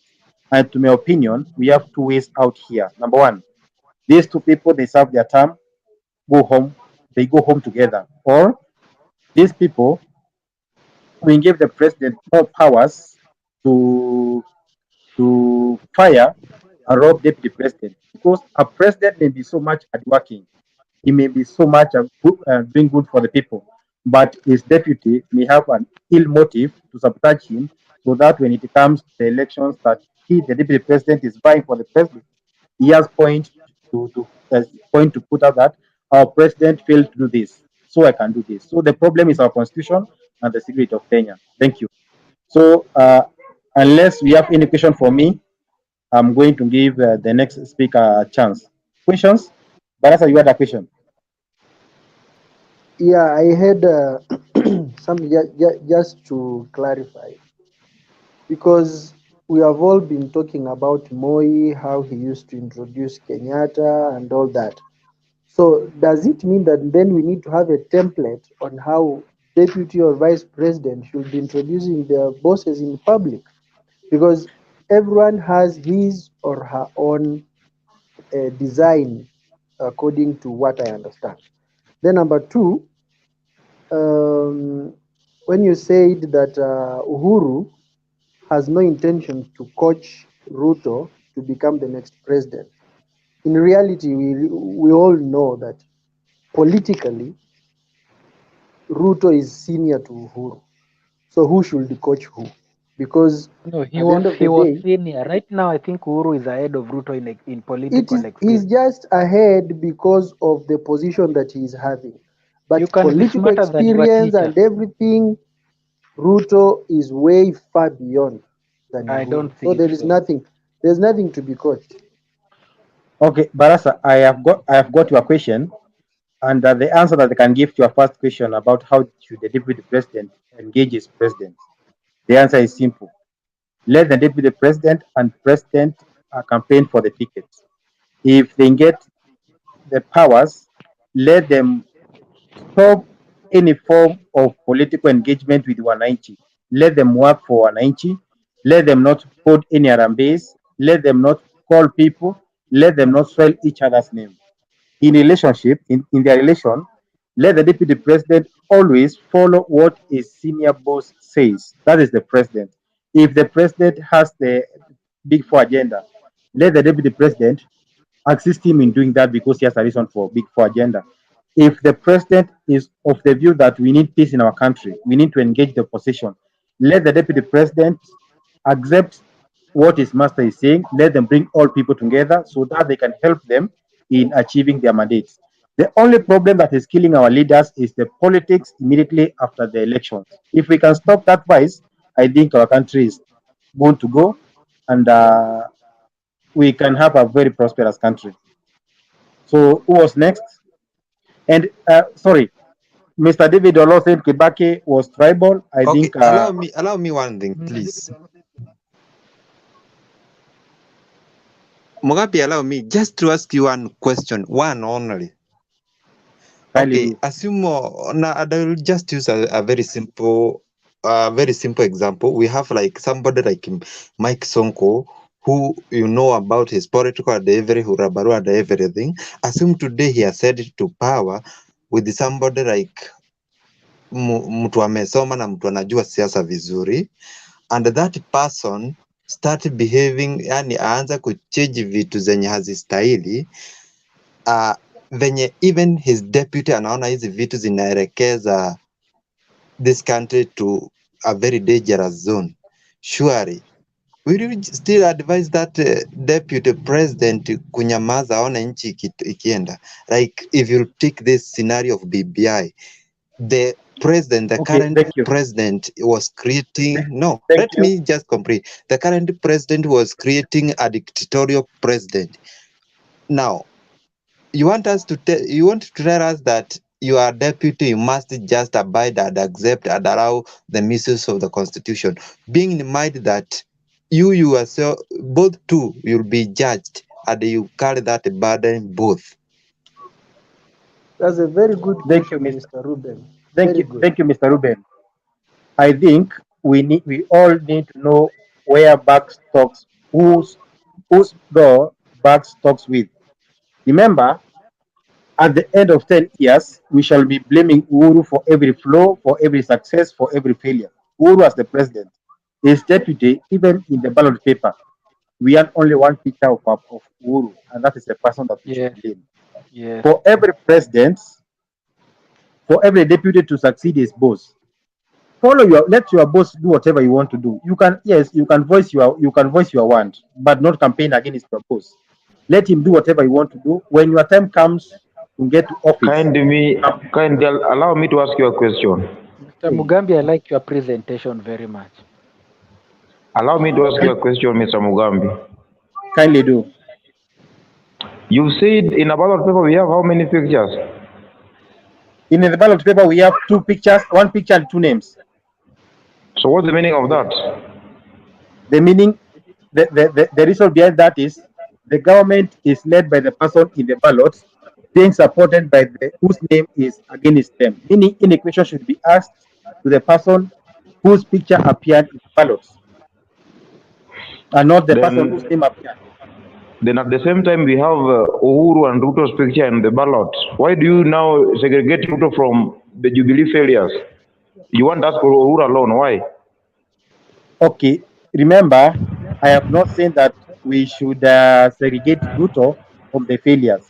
My point is the way Ruto has been behaving is in a way to use the Jubilee's success to campaign for him and use Jubilee's failures to castigate Uhuru and his partner.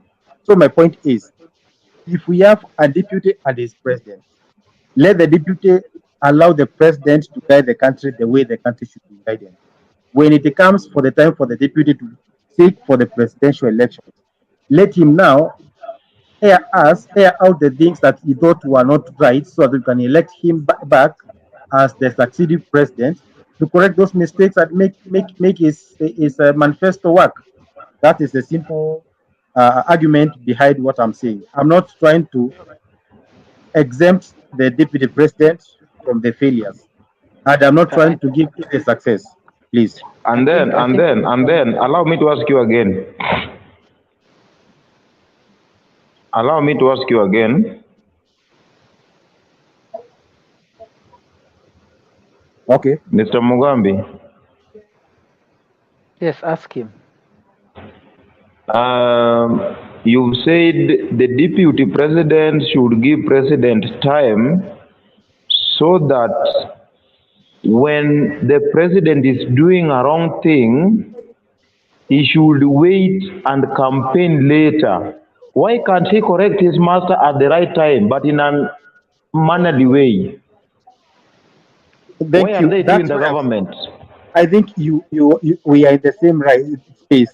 And I've mentioned one thing: allow the president to work. If you see him working the wrong direction, air out your views and correct him respectively, but don't campaign against him using the failures that he has made, because you are in the ballot together. Although the president has is the end, you are there to guide him.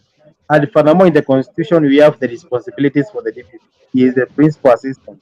An assistant can be given duties to do, but if what you have been given you feel that is not right, you can correct it, but not campaign against your boss using the failures of your government that you formed together. That is my argument on that.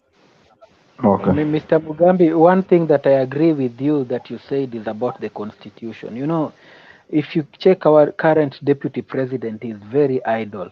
You know, if you look at the vice president before, they used to have ministries, but now you see this kind of deputy president is very idle, unless he only works if he has been given if he has been given work. But if he has not been given work, he's just hanging around. You see, that is why you see even when Uhuru called him Tanga Tanga, he was just hanging around, going around doing nothing. But the constitution that was before gave them something to work on. You know, they had their ministries that they were running. They didn't have this time of chatting around. You know, I so agree. I support you there. I agree with you, Olo. We can give the next person their chance. I have forgotten the way we were moving. Now, Olo, you have talked, right? Okay, I've talked. Can we have? But is it Ashley? Ashley, Yes, I'm next. I don't kindly have can much to say. take your Thank your time.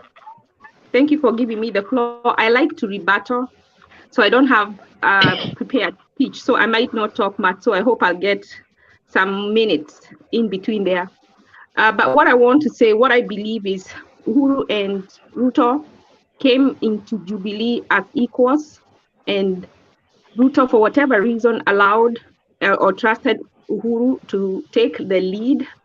But unfortunately, down the road, that connection somehow was disengaged, and that is what has resulted into these two sides in Jubilee. Unfortunately, I would have wished they were both patriotic enough to step down and spare us the sideshows.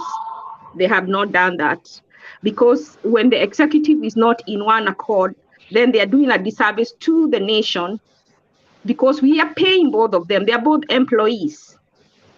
So, and I think this sideshow was started by Uhuru. I know people want to keep talking about RUTO, but being honest, he's the one who's, this whole pot has started by the whole, whatever is the tension in the country is going back to him. He's fighting corruption, but he has been sitting on cases, and when you go against what he wants, he opens a case for you, because it looks like all of them have been stealing. Now today it was Waigoro. Those ones who are current know what is happening to Waigoro. That is unfortunate. So as we hold the deputy accountable, we also need to hold the president accountable. No one is above the law.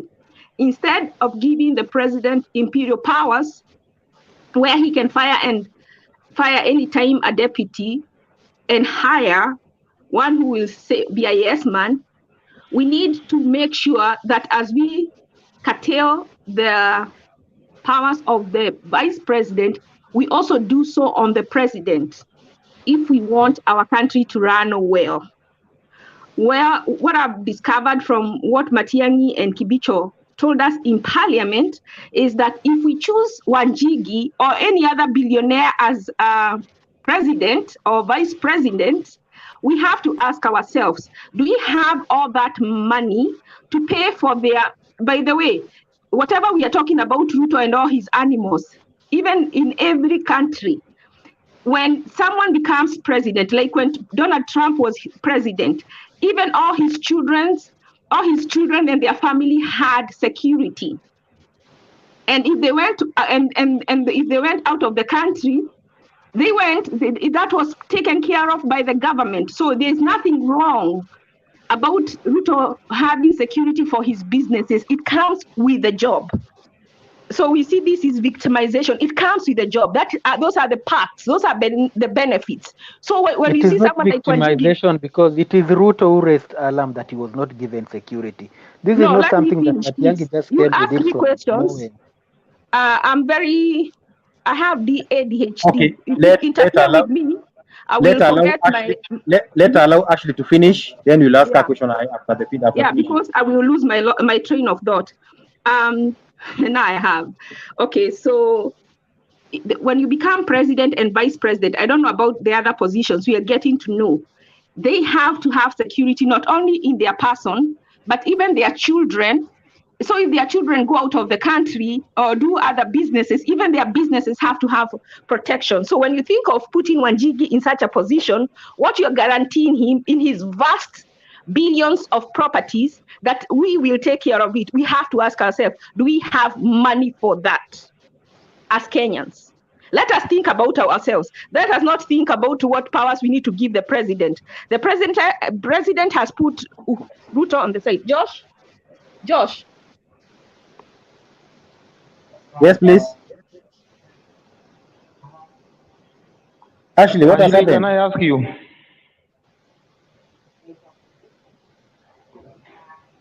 Ashley, are you there? I'm sorry, I'm here. What has Ashley, I have a question for you. I'm sorry, let me finish. So what I was saying, I'm finishing now. What I was saying, when we are electing someone so with money, if we can request them that we only protect them, and since they have money, they can continue to use whatever security they are using for their property, because Kenya is an improvised state. I think us as people, we should use this popular initiative to try and bring this bill in parliament, that the president will only be protected himself and his primary residence. Any other business he has, he can use his own money to protect, because they are taking so much money from us that is needed for so many things. How many children are home right now that cannot afford to go to school? Now we have known how much security RUTO has. You might be a Uhuru supporter and you don't want us to go there, but I want to know how many security are guarding his property, his children and everything, because this is money that should go to the people, but we have put it in law to protect them. Who is protecting us? And this is our taxpayer. They don't even pay taxes, most of them, for their businesses. So it's coming from you and me. We have to ni lazima tujitetee pia sisi, tusikuwe wajinga sana tunakaa hapa kuwatetea na bundles zetu. We have to think about us. What is it for me? Kwa hivyo, can we ask them, the ones wanataka kukuwa president, they promise us hii security itakuwa yake na nyumba yake ile anakaa primary house, ile ingine extra ye mwenyewe atafoot the bill. Let's start there and I will be glad. Then hizo pesa zote zingine zimebaki, wanaweza peleka Sumbukia, wanaweza peleka huko kuna cattle rustlers. Let us take that security there. They have enough money to take care of themselves. And now ndio unaona mtu kama Gideon Boy, babake amekufa, kwa hivyo benefits zimekufa na yeye, so he has to get in to secure the government continue to take care of their businesses through the security that the government offers. We have to become smart and we have to start saying, no, we want the money to come back to the ordinary citizen. Ukienda Chokora, wako town, they can't even be built for a home. There's no money. Because where is the money? It is in the 1%. Hawa watu wanakuambia wanafanya to fight hapa tukirudishia na maneno. Wewe unaweza kumekaa vizuri, but how many people in your family are calling you today? Kila sawa akikuomba, how many? You want to be able to prosper. Ukiwapatia hutawaienda pahali. So we have to think about ourselves because they are thinking about themselves too. Let us meet in the table and see what can they do for us. What can they cut? Hizo mini zote wamejibamba nazo. Wanaweza kata nini kutoka kwao waturudishie sisi? That is my question to you guys. I have a question for you, Ashley. You are speaking very well, but it is too late. Because we were told that choices have consequences. You know, this country has been broken that hata tukipata president mzuri, it will take him time to take back this country to the line. So it is us who did that by voting for wherever we are complaining of. So we made our bed, let us just lie on it. Ashley, may I support you that Actually, I support you. See ati tunachagua mtu. Ruben, be on the list. Ruben, wait for your time for the question. Adija, sub-junior, ask your question. Adija Junior, okay. Ashley. Yes, sir. You started by saying that Uhuru and Ruto, when they were coming together to vie for this presidency, they were equal, right? Yes, it was both. Whatever parties they were, I don't know the names, but they came together as party leaders. It was URP and TNA. URP and TNA. Okay, so let me explain a little bit. Unaona hiyo oka bila wamekuja wote waine, and each of them is refusing to cede ground for each other to be president because kila mtu anataka kukua head.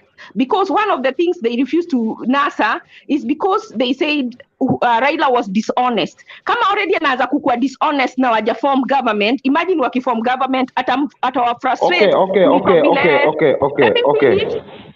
Let me atawa frustrate hata vile kuliko Uhuru amefrustrate Ruto. So in order to, it is like a marriage, in order kuitikia kuolewa na mwanaume, you think that he loves you and you think that he's going to love you till death. But sometimes down the line, he changes and becomes your monster and sometimes your killer. But if we knew from the beginning that he would be your monster or your killer, you would not give in to him. It is the same as Uhuru and Ruto. When they gotten together, Ruto did believe that Uhuru would do right by him. But down the road, amemgeuka. And he's become his betrayer. That is my Ashley, allow me to bring it to your attention today that Ruto and Uhuru were not at par. We have factors to consider when you want to become president in this country. And in any country you want to lead. There are factors to consider. Number one, do you have enough money to campaign for in the entire country? Ruto never had such money. Number two, do you have the number? And that's what the problem with the Okoa Kenya. They want to support them. Number one, they don't have the number. Number two, they don't have the money.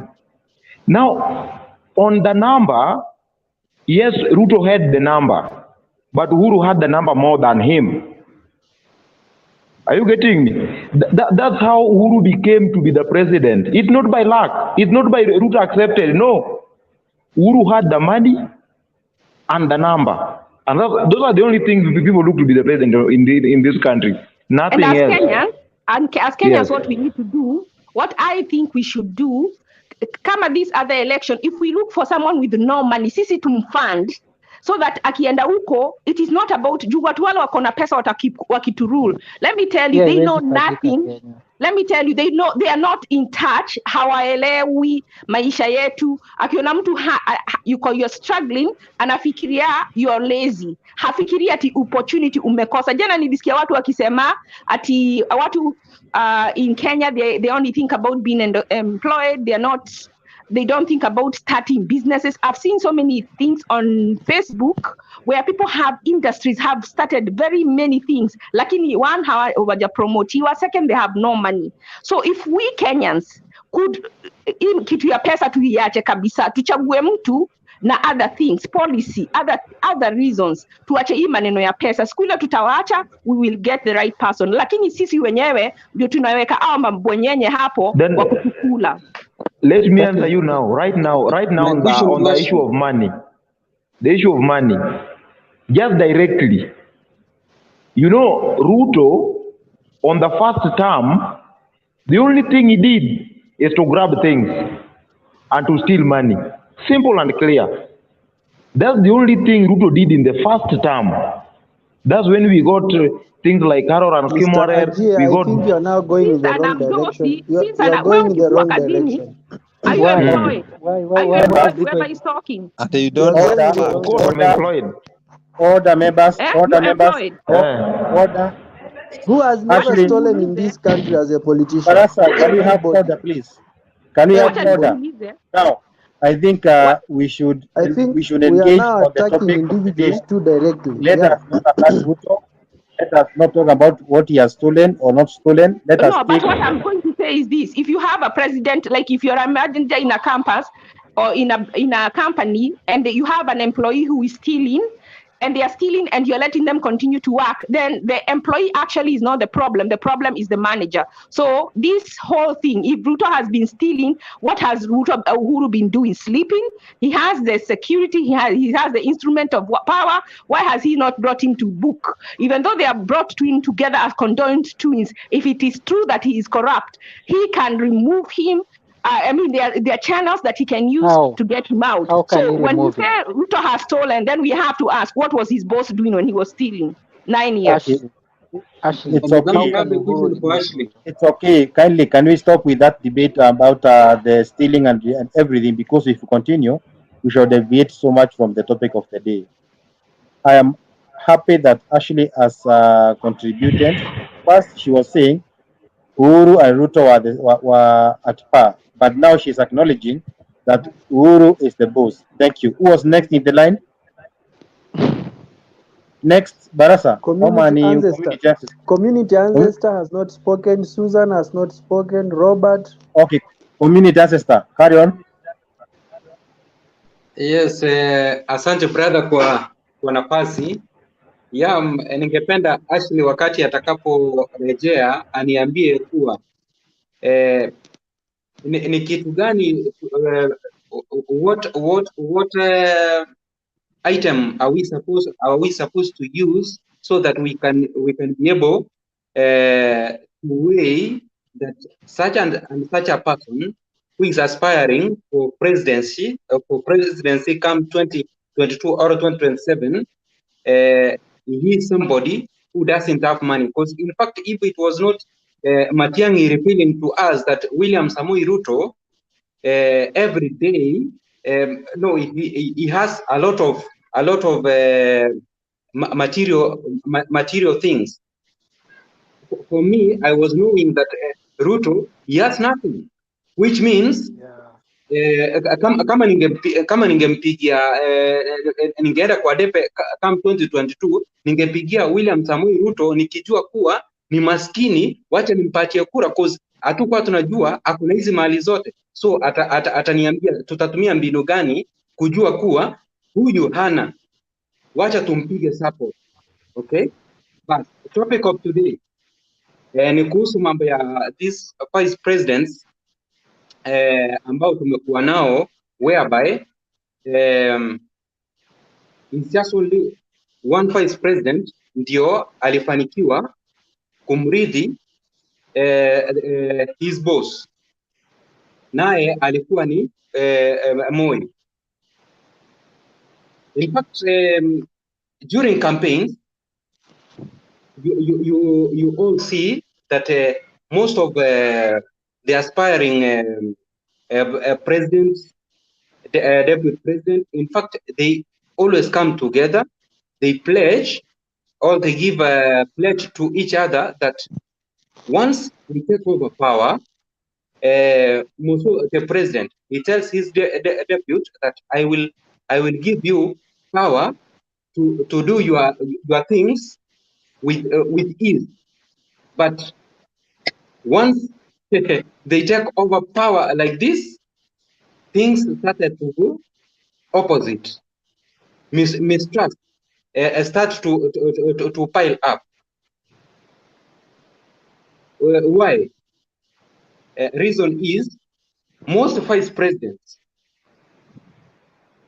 to my knowledge, they are like hyenas. Reason being, they are waiting for the hand of the president to fall down so that they take. I mean, most of them, in fact, they await for presidents, for the holder of office to die. They pray for him to get calamity so that they get that opportunity in order to take over from him. And if that one does not happen, now things started to go the opposite way.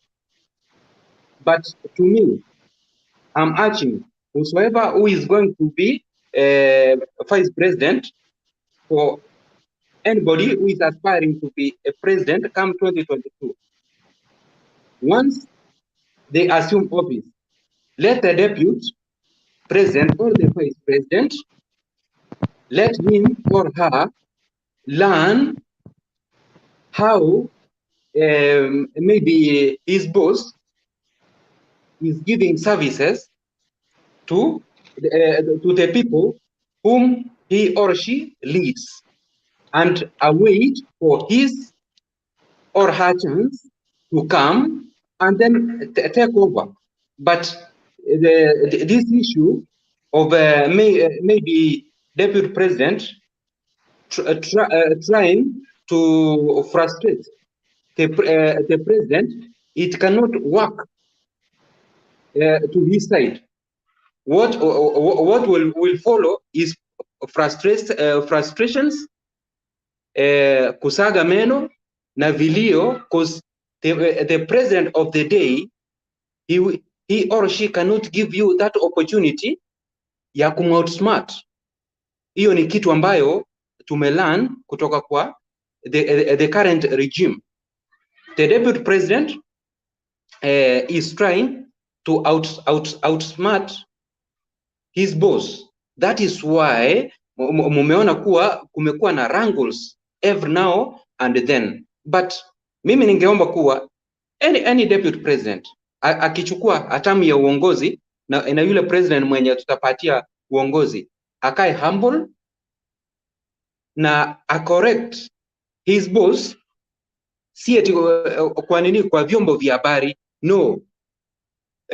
Vile waliunda their MOUs wakiwa in darkness ama wakiwa in isolation, hivyo waitane, wakae chini, waambiane naona boss yangu hapa haujatenda salama, do ABCD, then they agree. Lakini wakati wanakuja kuanika uji wao mbele ya ulimwengu, mbele ya umma, it is not good. Ni kitu ambayo in fact hata sisi wenye maybe tunatarajia kuchukua uongozi miaka ijayo, like now the likes of Ndeto, the likes of Salim, ambao they are aspiring, hawatapata kulani vizuri, hawatapata kulani vizuri kutoka kwa hawa viongozi ambao wako the head and the deputy.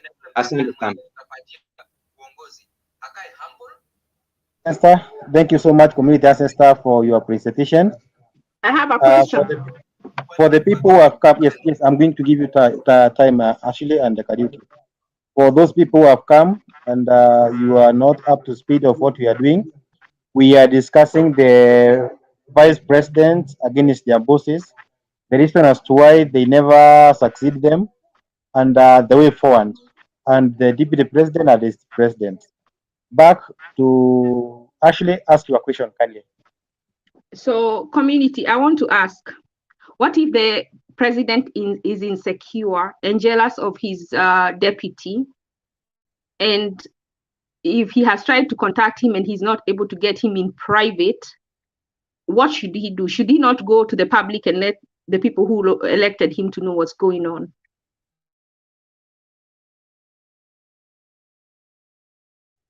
Yeah, by the way, hilo ni jambo mzuri kuwa wakati frustrations zinakuwa mingi kwako wewe kama deputy or the vice president wa rais mwenye ako kwa hiyo siku, ni vizuri uje kwa public kutuelezea, but in fact inastahili wakati unakuja kutuelezea utuambie kuwa mimi vile mlitupatia uongozi, kuna jambo ABCD ambalo nimeliona linaenda kombo, nimejaribu kuambia huyu the president of the day na amefanya nini, amekataa kulisikia. But sasa tuje kama William Samoei Ruto. William Samoei Ruto hajakuja bayana atuambie kuwa enyewe kuna ABCD. Yeye anakuja akirusha tu maneno whereby hajatuweka vizuri. But kama angekuwa anakuja anatuambia kuwa enyewe nimeona jambo ABCD na aliendi sambamba, na nimeongea na huyu boss yangu ambaye is also your president na amekaidi, then kutoka hapo it is you now to judge. Hajakuja atuweke namna hiyo, but yeye akija anarusha tu maneno namna hii, ndio amejaribu, but hajakuja into totality. Siwezi nikarefute niseme kuwa deputy president hajasema kuwa boss yake kuna vile ameenda kinyume, but ni njia gani ambayo utaiweka utuconvince sisi wote tuone hakika huyu rais ametenda kinyume. Hata sisi wa Kenya tutaappraise, tuseme kuwa impeach the president na tumungoe, because all the powers rest upon us. Lakini wakati anakuja ni kana kwamba anajificha, wachache wanachukua hizo vilio, na wengine tunataka akiweka tu bayana tuambie kuwa nimemwambia, amekataa. I'm telling you Ashley, sisi tutaamuka na tukiamuka tutaambia president umeambiwa na deputy na amekuja hakika ametuambia kuwa amekuambia ufanye ABCD na unakaidi. So it is high time you pack your things, you go to Gatundu. You know what? I like your answer, and I think that is what is lacking, transparency. He should have contacted the president. Hata siku hiyo aliambiwa step aside, he could have said, you know, I'm your principal. If you want me to step aside, I want you to go in public and tell them what you have told me. Ndio asiseme sifanyi kazi. I think that assertiveness is lacking, and that we need that.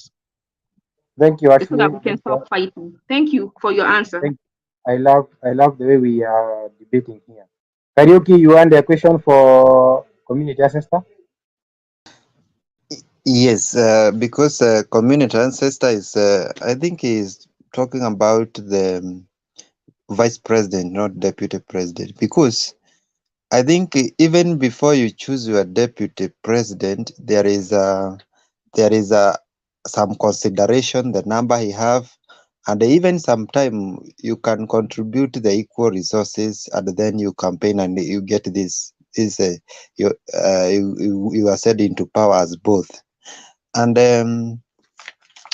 let's not take the president as just ni mzuri sana ma everything.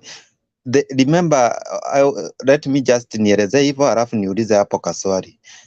The people who elected or who voted both William, they had the voters, and the Uhuru has voters. They have some expectation from them. What if now they are said in power, and the one who is in power, who is president, run away with the cake, and your community whom voted for you have some expectation as a deputy president, what will you do?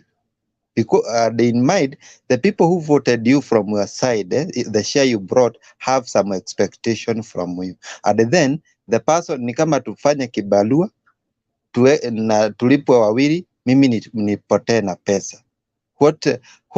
What is that deputy president supposed to do? Thank you so much, my brother. My brother, ile kitu ambayo Kenya as a country we lack is about having a president ambaye maybe anamjua Mungu, whereby this president he or she lazima ajue kuwa hizi vitu zote zenye ziko kwa hii dunia, one day one time we shall leave them. Na yeye akipewa hiyo nafasi ya kufanya nini, ya kupeana services to the people of the country he or she leads, he is supposed to distribute resources equally kwa either kwa wale watu ambao walimvote in na wale ambao hawakumvote in. But hii mambo ya unakuta president in fact maybe ana kupeana resources, anaegemea pande zingine na anasahau pande zingine. Hiyo ndio inaleta hii mambo ya mivurutano. But kama tungekuwa na president mwenye anasema kuwa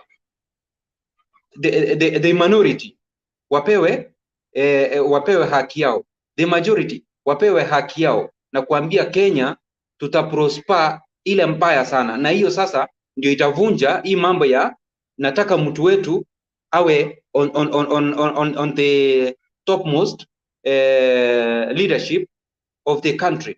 Cause unajua kuwa mimi hata nikiwa as a minority, wakati national cake itakuwa distributed, hata iwe ni rais ni kabila langu ambalo yeye ndio ako on top, pesa zitanifikia, it will be something so good. Na hiyo ndio kitu ambayo actually the likes of Mdeto Wekesa, hiyo ndio kitu ambayo tunaomba tupate rais mzuri mwenye atapeana mali kwa usawa. I'm very sure hatutakuwa tunaona hii mivurutano. Lakini sasa hii kuegemea pande moja na kuacha pande zingine, hiyo ndio inafanya mpaka unapata debut wake anakuwa deviant, because wale kama sasa William Samoei Ruto maybe huenda hajatuambia kuwa maybe watu wake ni kana kwamba ndio walimvote in kwa wingi, which means their expectation ambayo inastahili kama August before tuingie kwa depe, lazima ataajibika, lazima watamuuliza tulikutuma wewe na rais au kututendea ABCD. So wacha tuombe Mungu manze, yule kiongozi mwenye atakuja awe na roho ya Ancestor, I have a question for you. Yes, go ahead. Don't you think the voters at some point they are being played? Huh? Now this is the end of the Jubilee administration. Instead of voters asking what has Uhuru achieved for us, majority of them are asking why Uhuru has played Ruto. Then the next question is, I've seen many people argue that Uhuru is playing Raila. Why don't voters argue that Uhuru are playing us? Because the agenda in which we elected them, they have not achieved. So are we focusing on the, like in Africa, it's like we elect people to give them a job. And tunawahurumia sana wakikosa hiyo job. We don't even care the agenda we gave them when they went to the seat in the first place. Asante Mr. Wekesa. In fact, Uhuru na Ruto, when they took over 2013 to 2017, hiyo agenda yao huenda walikamilisha, but from 2017 to this final year kuna hii mambo ya four agendas. Unajua sasa hivi sisi kama Wakenya hata kuja kwa hii platform, unajua sasa hivi tungekuwa tunajaribu kwa lugha yetu, kwa lugha yangu tunaitanga ogo tukatuka. Yani ogo tukatuka means it is to dig deeper into the manifesto ya this Jubilee administration, tuone kwa hizi four agendas ni nini hawa viongozi wamefanya, nini wameachieve. Ndeto anaweza tuambia kuwa kwa sasa kama mimi I'm out of the country, Ndeto ako maybe within the country, anaweza tuambia kuwa mimi kwa hii four agendas yenye Jubilee administration iliweka bayana to achieve, kuna ABCD yenye wamefanya nini, yenye wamefanya, cause yeye ako kwa ground. Najua sisi maybe ni kugoogle, tutagoogle na upate kuwa maybe kwa paper tunadanganywa, lakini wale wenye kwa ground wanaweza tuambia, then kutoka hapo ndio tuanze kusema kuwa kama hii Uhuru government the four agendas awache i achieve. Now we as a watu ambao tuko segregated, yani tumewekwa kando, kwa sababu hao viongozi wakati wanapo take over, what they put in front of their eyes is their own interest and the interest of their family members. Je, tutafanya nini kuangalia nini tutafanya kwa hawa aspirants wenye wataingia kwa debe 2022? Tuambie kuwa in 200 or 300 days in office, tunataka kwanza kabisa kama ni kuensure kuwa all 47 counties, every county as per raw material yenye iko pale tuweke industries. Hiyo ndio kitu ya kwanza. Wewe kama president uhakikishe kuwa pesa zimefanya nini, zimeshuka kutoka pale juu, zimekuja kwa grassroots factories, moshi ziwe zinakisiana kwa hewa, then kutoka hapo hayo mengine yafuate. Lakini sasa hivi tumekeep quiet, hatujaulizana je, Uhuru government kwa hii miaka 4 kwa hizi four agendas zenye walitupa, have they achieved any of it? Na kama hawaja achieve, wakati mnatembea kwa ground hizo, kama ni housing, kama ni infrastructure, imefika kwa percentage gani? Imefika 75% or iko kwa 99% to completion? Then kutoka hapo we will move forward, tukijua kuwa wale wenye wanakuja tutaweka into task, kwa sababu kura yetu imekuwa ikikanyagiliwa chini muda mrefu sana. Asante brother. And to add on top of what you have said, just something 30 seconds short, is that, like in developed countries, what people do, the people on the ground can put pressure on their MPs and senators to bring a motion into parliament. I think we need to ask our leaders to go to parliament and give us a breakdown of the expenses they're incurring for payroll and benefits of our leaders.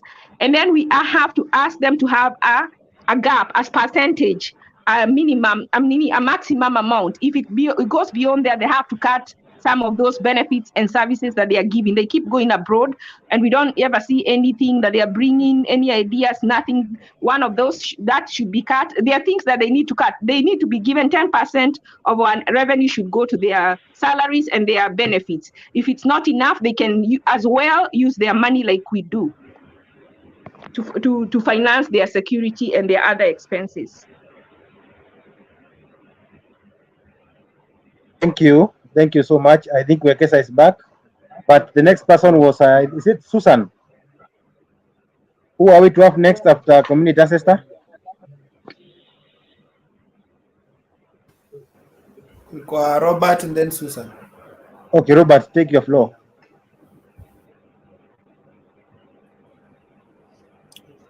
Thank you, Mugambi and Wekesa, for this opportunity. Good evening, everyone. Good morning from where you are watching or listening from. Today's topic is about the vice presidents and the one DP that we've had.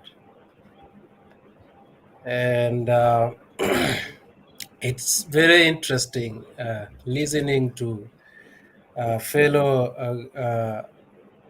panelists discussing this subject. But I will say the following as my submission in today's deliberation. That one, most of the vice presidents that we've had, except Moi, and I can say maybe Kalonzo Musyoka, and the late Wamalwa, well, the people now, I can say that were not that ambitious when they were, and Jaramogi Oginga were not that ambitious when they were actually executing their duties as vice presidents. And maybe perhaps Musalia Mudavadi, who also tested for a period of months. But the rest, at some point, we can say each one of them had got ambitions when they were still vice presidents, and now the current one, His Excellency, the Deputy President, Dr. William RUTO. And this, in some aspect, has created a culture. To me, I will cap it that, and in normal circumstances, in real life situations, whenever someone is just step away from power, and they tend to have this notion that they're already there when they are not. So that is something that really troubles so many of our leaders that we've seen being vice presidents, and now we have the deputy president. So that notion that when you're a VP and you see yourself as just one step away from power, and maybe in some instances when the president is away, you are given the opportunity to act in that capacity, and you feel what power is, then you are preoccupied with that kind of power. And power, I will use what Orengo used to say: when power gets into your head, then some people get drunk by power. So this is something that we've witnessed in some of our leaders. Having power and at the same time controlling yourself within that power. is something that our leaders should learn. Let's use the current situation that we have, because we can pick a lot of things from it. We don't know up to now what happened between Uhuru Kenyatta and his deputy, William Ruto. It is only the two who understand what is in between them. And for us who are outside, we can only read from what they say, their body languages, but the real thing that happened between them is only the two that can come out clearly and tell us. I've seen Wekesa alluding something that the two may be playing a certain card and maybe to Helbo Raila, and maybe trying to play the sympathy card of trying to make Ruto look like his right is being infringed and such kind of shenanigans, that he gets the sympathy part of it. But to me, it doesn't look like that. This is extreme. There is much that can be done. But this one, it's extreme. And there must be something very serious that happened between the two. And this thing, we are soon knowing what it is. It might not be out now, but I believe we'll know it before 2022 election. What happened between the two?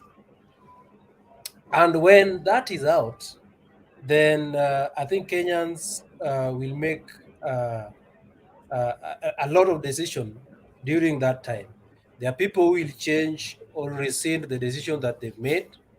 There are people who will change goalposts based on the cut that will be out of the bag then. Now, to me, this is not a scenario that we should witness in a mature democracy. Because in Kenya, we consider ourselves as, if you compare our democracy and the countries around us, I can say we are far much ahead of so many countries in terms of our democracy. And the kind of, and that is even what has born and even accelerated what we see between President Uhuru Kenyatta and his deputy. White in other countries like Uganda, even in our Rwanda, where President Kagame is, we wouldn't be witnessing such things. We wouldn't be maybe in a different scenario right now. But it is because of our democracy, and you saw President Uhuru Kenyatta alluding to it, that he will never actually interfere with the deputy president's decision to pursue his ambitions. And he made that categorically because we saw that his deputy has chosen that path, and he has tried with all his means to try to bring him back to what they agreed on as the two presidents. But he saw that not working, so he left him to pursue that course. That is democracy. But you see, democracy has got also its disadvantages. And the disadvantages is what now we are witnessing. Because what we expect the deputy president to be doing by helping the president in his work to achieve the goals that actually they promised Kenyans is not doing. He has deviated to other things. We've even seen some of these things to the offices where we work in sometimes. Maybe the CEO, you're not in good terms with the CEO. If you're not in the good terms with the CEO, does that affect the ordinary employee that is under you? Or should it affect the ordinary employee who actually require your direction in certain matters? So those are things that we need to ask ourselves. And I saw also Ashlyn bringing a very good part of this debate that we really need to focus on. This part of taking our leaders to task. That is something that has been missing in this country for the longest time possible. And it is something that we need to adopt. And we need to start taking our leaders into account. And let the shenanigans be shenanigans, but remain with the facts if you want this country to head in the right direction. For example, President Uhuru Kenyatta and William Ruto had a manifesto in 2013 and 2017. How much of that manifesto has been implemented? Those are some of the things that we need to ask them together. And someone is not supposed to exonerate himself and say, oh, you see, I've been held out, I've been done everything. If you've been held out, show it that you've been held out by resigning and giving space. In that relation, somebody will say, actually, you're very principled and you're committed to what you promised Kenyans. And now that you've not been given opportunity, like you're saying, the most honorable things is to resign and go home and leave others to do that job, or leave President Uhuru Kenyatta to do that job and see where he will be.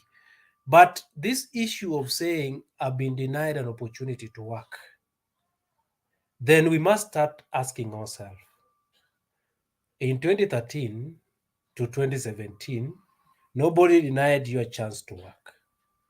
How much of that manifesto did you implement during that time? Let's start there. How much corruption did you actually sort out during that time? So that we start working towards building this country in a certain direction that we will love even our children to take over from us. Not just tomorrow, we support leaders based on outcries. Oh, nimefinywa, oh, nimefanywa ABCD, oh, you see, they are doing this to me. No, we gave you an opportunity. You had your time. Can you tell us what you've done?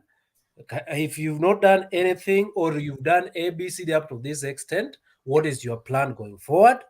Or if you've not done anything at all, Wekesa, sorry. Hey, you are taking too long. Your submission is taking too long. Ndeto, can I have my time? Deto, are you assisting Wekesa? I don't see him Not exactly, but some of I us think have not talked. the night is so long. That be patient. The night is long. Be patient. Ndeto, you will have your time. Please let me have my submission, please. And if you feel I'm stepping on your toes, brother, just keep quiet, note the points, and then now you will come in at your own time. And I don't believe I'm stepping on your toes, because we are speaking all as Kenyans. We are talking about things that are ailing this country. The same way, I would say several leaders have been in these opportunities. It is about time for us to start asking them what they've done during all these periods that they were elected. And no one should quote that I was never, oh, you see, this opportunity I was elbowed at some point. No, we should not accept that as Kenyans. We've been lied to for the longest time possible, and we should not allow this to continue, including the MCA down there. If it is money that was not allocated, we all know how all these processes are done. We can still follow it up and see what was given out and what was remaining. If you are supposed to be given 100 million, for example, and you only got 50 million, it is about time Kenyans, we ask our leaders, what have you done with that 50 million? So that you start saying, okay, I was never given enough resources. That is why I never did my job as I promised. I will like to stop there and give others opportunity if there is no question. Allow me to, I have a question for you. Go ahead. When you started submitting your points, you clearly mentioned that the group of Jaramogi Oginga Odinga, Moi, and Kalonzo were not ambitious. Ruto is more ambitious than them. Kindly, may you expound on this point so that I can understand it? Correctly. What I meant by this is that, let me put it this way. When you are in a given office and you have somebody on top, the best thing that you can do to that particular person at any given time is to give him the respect he deserves. People disagree, but how do you handle your disagreement? That is key and very important in every office, let alone the deputy president and the president. So if you look at the people that I highlighted, I mentioned Moi. Moi worked with Kenyatta, but you could see how Moi conducted himself under Kenyatta. And that is one of the key things that even made him rule for 24 years. Look at Kalonzo Musyoka. Kalonzo Musyoka was the VP under Kibaki. Look at him. How did he work with Kibaki? What was their relationship? Was there any time that he helped Kibaki? Looking at that working relationship. I also mentioned Musalia Mudavadi, who Okay, only Robert. came up. Robert, Yes, yes. I don't know whose background is very noisy. I don't know. Okay. I think mine is okay now.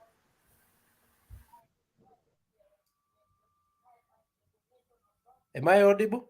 Okay, proceed. Okay, thank you. So what I wanted to distinguish here is that whenever you are given a leadership position, irrespective of your ambition, you need to understand that before that particular person that is on top is edged out or has resigned or has left office honorably or in any circumstances, your duty will be to support him and to support him. I have Disagreements, a people question disagree. also. Yes. Let me just ask in a simple way. I take this kind of scenario between Uhuru and the Raila and the Ruto as a vehicle, where Uhuru is a driver and the Ruto is a conductor. And in any case, in such scenario, because saying that Uhuru is the driver, Uhuru has more power than Ruto constitutionally. He can control a lot of things. And in such incidences, if this vehicle ifanye accident, whom can we blame most? Can we blame the conductor or the driver? And also telling us that we can blame the two equally, they have not shared the power equally. They have not shared the power equally. There is the conductor and there is the driver. So they are not equally. And kindly expound. Can we really blame them, both of them? And if we can blame them, if we can blame the deputy and the president, can we blame the deputy for being a vice president or a deputy president of a wrong candidate? Or can we blame the deputy due to their poor performance? My brother, you're asking a very good question. And this is my answer to you. The deputy president and the president, I understand you're trying to equate them like a driver and a conductor.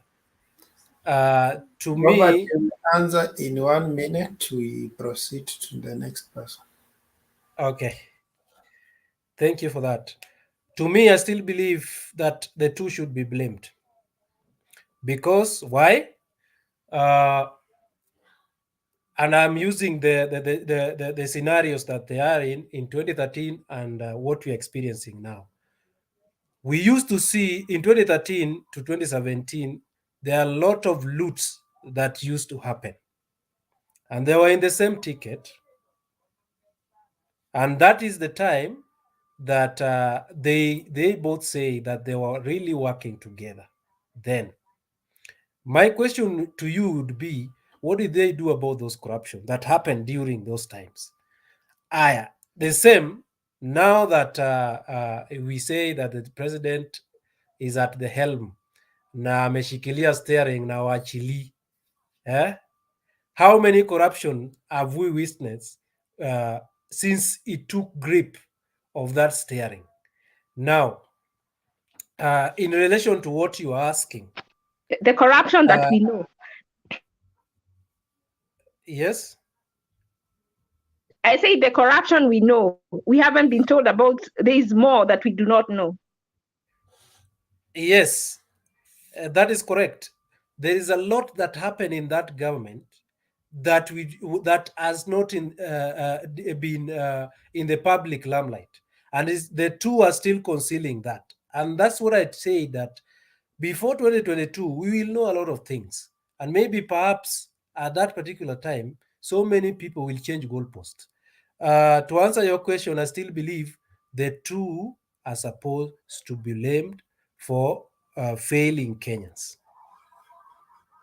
So what I am going to add is, mtu akifinywa anafaa awike kabisa, kidogo tu na wika. I think if Ruto said he was stopped from working when he was told to step aside, he should have tried to talk with Uhuru and tell him, we were chosen together, I am your helper, and since we are going to be judged together, I don't think that is a good idea. And if Uhuru insists that he wants to work alone, I think Ruto should have come to the public or called his MPs and the kinds of meeting he has and told them, this is what is happening. And I also have to tell the people that elected me to help the president that he does not want my help.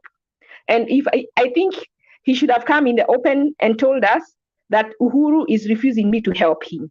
So anything that happens from now on, I am not responsible, because he has not been there. He said he's been told to step aside, but I think he should have made it official. One thing about, and it's like a marriage, when a woman is abused in the marriage, most of them stay quiet, and a lot of them get killed.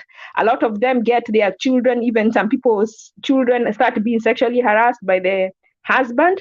But the best thing, even in a marriage, a real marriage, do not keep quiet. If someone is abusing you in secret, bring it to the rooftop, shout it, let people know what is going on. That is very important. So, Wekesa, let me finish by saying. Now we have now Ndeto. Let me finish by saying this, Wekesa. Okay, in 30 seconds, kindly.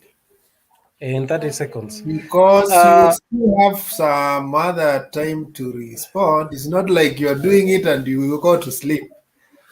And, okay, fine. Yeah, you don't have to say everything. Let me just put this across before Ndeto comes in. And it is in form of a question. Because people have talked a lot about BBI interfering with the 4 agendas and the functions of Jubilee. I want to ask and pose a question to this panel. How many of those rallies did Uhuru Kenyatta attend? And how many of those rallies did Raila Odinga attend? If you analyze those rallies, you will understand that President Uhuru Kenyatta has been concentrating on his job and not attending rallies, as being said in other quarters. So let us be fair in our argument sometimes. Thank you. Kindly, whoever wants to respond that, you write down when your time comes, respond. I want to go to Ndeto now so that I don't keep other people waiting for a long time. Okay, thank you so much moderator Wekesa, umetupotelea sana, and also to the rest of the team, karibuni sana. I've really been following, and the discussion is awesome.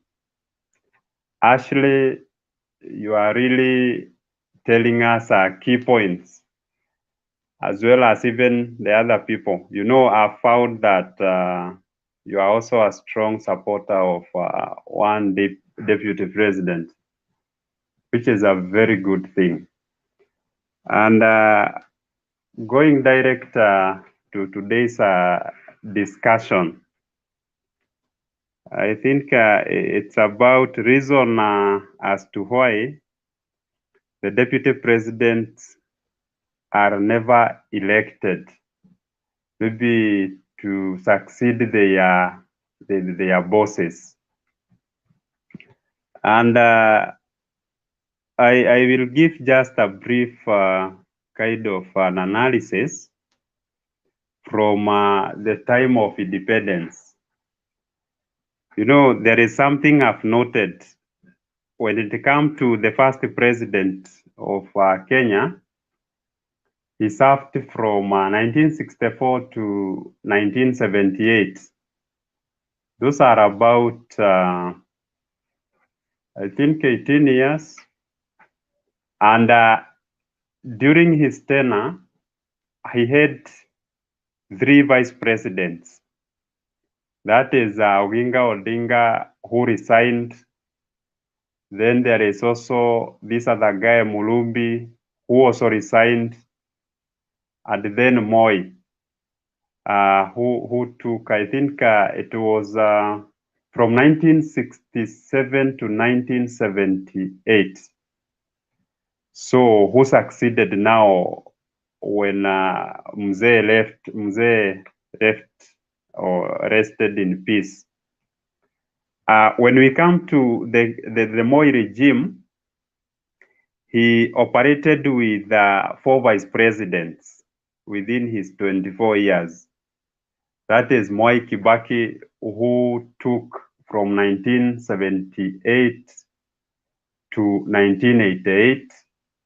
Then in 1988, he was demoted to Minister of Health. Then there is this guy called Josephat Karanja, who also, he did not spend much time. I think it was only a very short time in the office, like 1 year and some days. After maybe there was some vote of no confidence, so he also resigned. Then from there we saw Saitoti, who took the longest time actually, from 1989 to 2002. Then that ends the Moi regime. Then from there we saw Kibaki. Kibaki operated with 3 vice presidents. We know of Kijana Wamalwa. And also for Moi, there was Musalia Mudavadi, who stayed, I think, for 60 days. Then Kibaki had 3. That is Kijana Wamalwa, who died while maybe in the line of duty. Then he was succeeded by Mude Awoli. And then in the last tenure, Kibaki ruled together with Kalonzo Musyoka. Then there comes Uhuru, who in his 2 terms, he has gone with 1 deputy president. The reason I have taken my time to try to dissect maybe the number of vice president that each of the president had is because I feel for one who is a vice president to succeed and become maybe a president, there are some things that should be considered. And I have also observed that the reason why maybe these three presidents, they never worked with one vice president is because there could be some conflicts. You know, like we are seeing in Uhuru Kenyatta's government, were it not for maybe the second term, when they came in together with Ruto, maybe we could have not seen what is happening today. So it is evident that these presidents are also people, and sometimes they can get into some conflicts with the second in command. And in that case, because right now, in a way, there is no room to accommodate, like the president choose another deputy president, I think that could be one of the reasons why these people, they never they never support their deputies maybe to be the next president. There are key issues I've also outlined by those who has ever been vice president and they became presidents. One, if I start with Mwai Kibaki,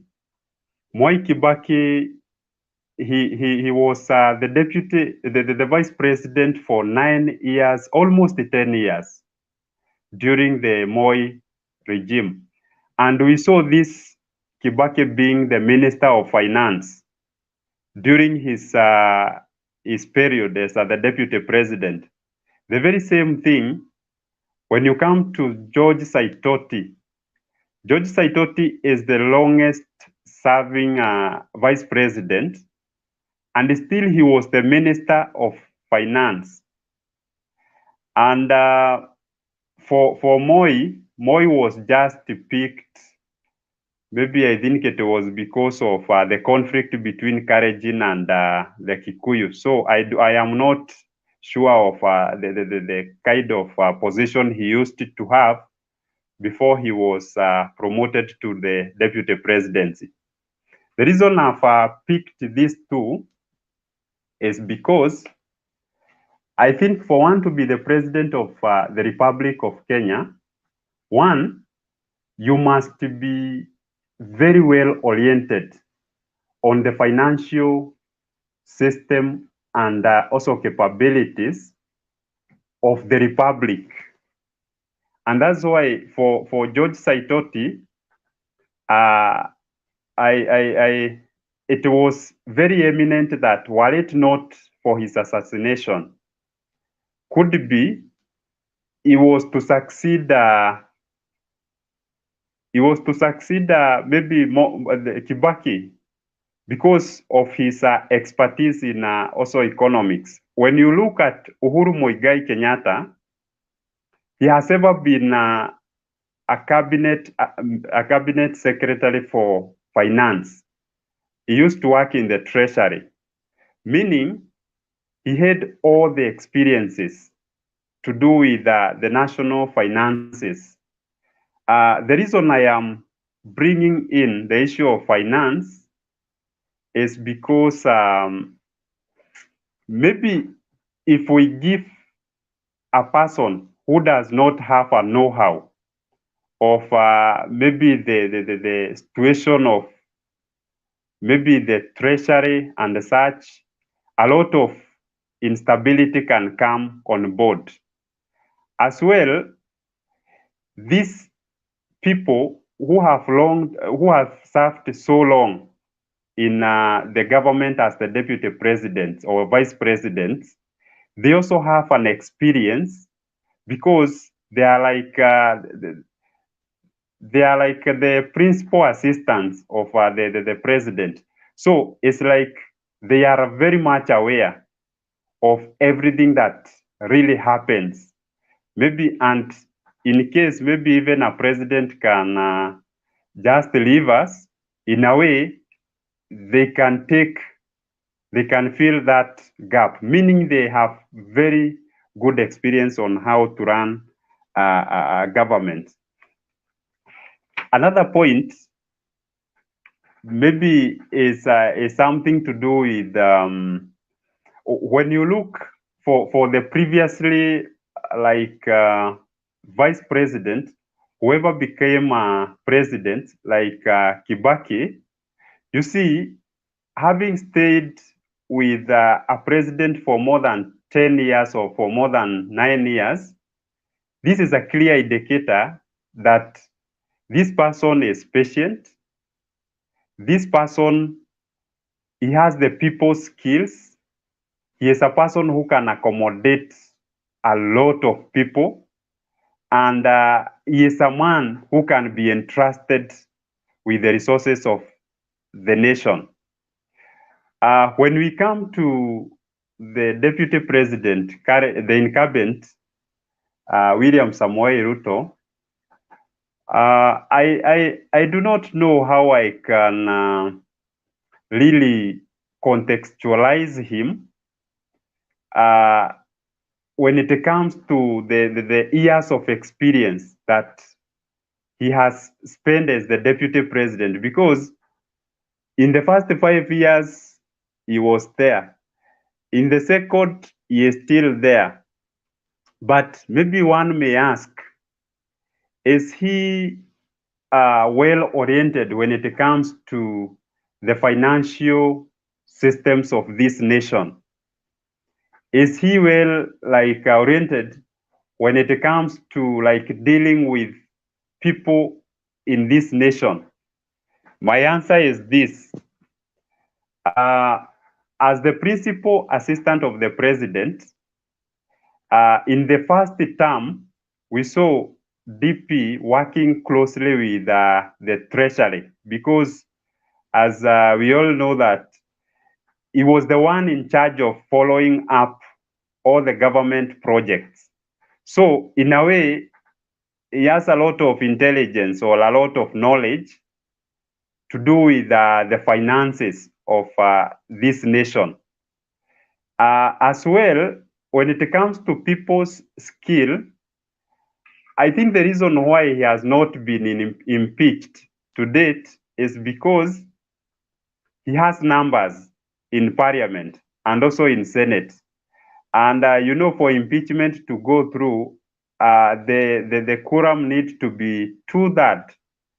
And those who are following him have surpassed this number.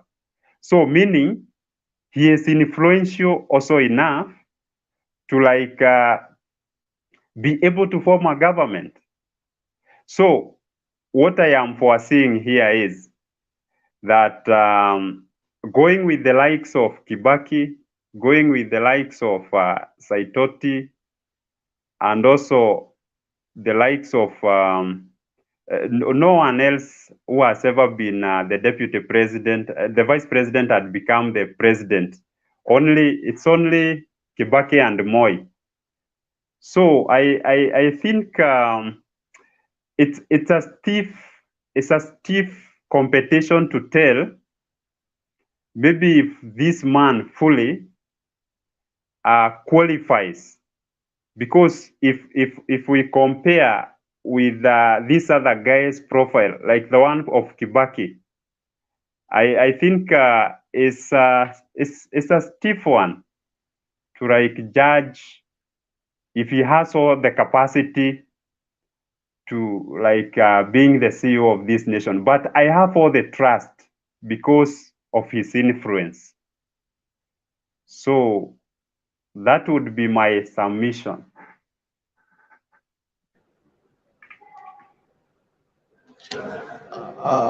Allow me to ask some data question. Proceed.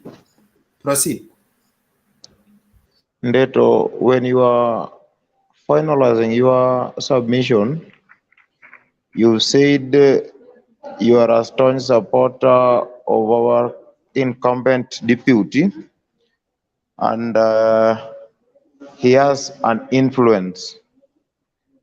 According to your own perspective, is this influence positive towards common mwananchi life or it's negative? Kindly respond. I will be fair enough when it comes to your question. I would say it is a positive influence. This is because, while it is negative, then I think people, Kenyans are well informed, and if for sure this man is bringing our economy down, or he has done anything to sabotage with the economy, I think that would be the very sensitive point to say that his influence is negative.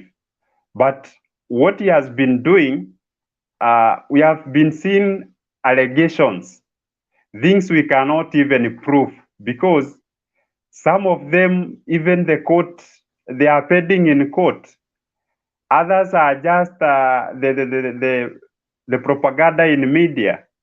So I've not seen any negative influence or energy coming from the deputy president.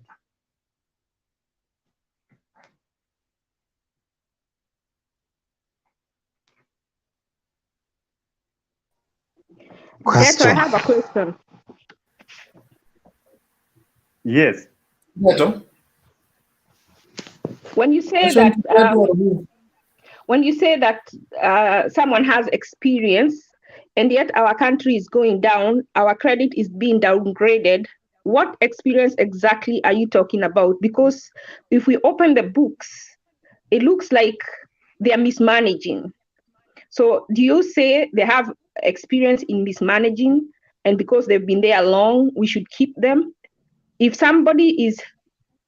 the country is going down, don't we need to know who is making it go down? And if that person has been there long, they need to go, because we need to change in order for us to change the direction of our country. Okay, thank you, Ashley. The experience I'm talking about is there is what we call orientation on various government activities. And as far as we know the budget of the nation, it is also good to have some knowledge to understand. The budget can be so handsome, but we do not know even the sources of this money that is accumulating to be like the 3.6 trillion. We hear of there are grants, maybe there is part of revenue, then there is part of loans. We need a person who understands and who can be able to balance, so that you do not overdo one and leave the other behind, because it might also bring some implications when it comes to our GDP. I think that's the experience I'm talking about. And also the sense of the people's skill, your ability to work as a team and to work with the people.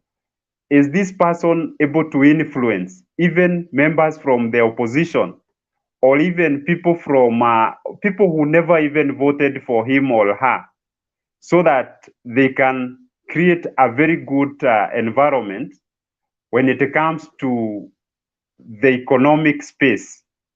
That's the experience I'm talking about, Ashley. Okay, Ndeto. I have a question for Deto. So, Deto, you want to tell me that Ruto has experience? Okay, Susan. How are you, Susan? Fine, thank you. Welcome. Can I also add another question before you respond? Okay. Out of all the qualities that you mentioned, which one fits Dr. Samoei William Ruto? Also, I Okay. have one. Uh, I'll just expound a bit about looking the pattern of Kenyan leadership from the independent tuachane na hizo all the shenanigans and so on. We have Kenyatta. We have Kindly kama una Kenyatta. expound, wacha Ndeta ajibu maswali atasahau, Okay. alafu you can I was about to place the alarm. you Yeah, will lose the confidence. yes. So let me start with the question that Susan has asked. If Ruto has the experience I'm talking about, if you are keen in my submission, I have said it's a stiff competition for Ruto when it comes to like possession of a comprehensive characteristic of the president that we need in this nation.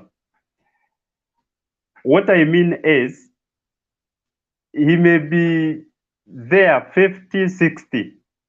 He has what we expect, the qualities that we expect. I think what will help us judge him even more is the choice of the deputy president that he is going, or his running mate that he is going to choose. Because, for example, I was giving an example yesterday of a man like Jimmy Wanjigi, for instance.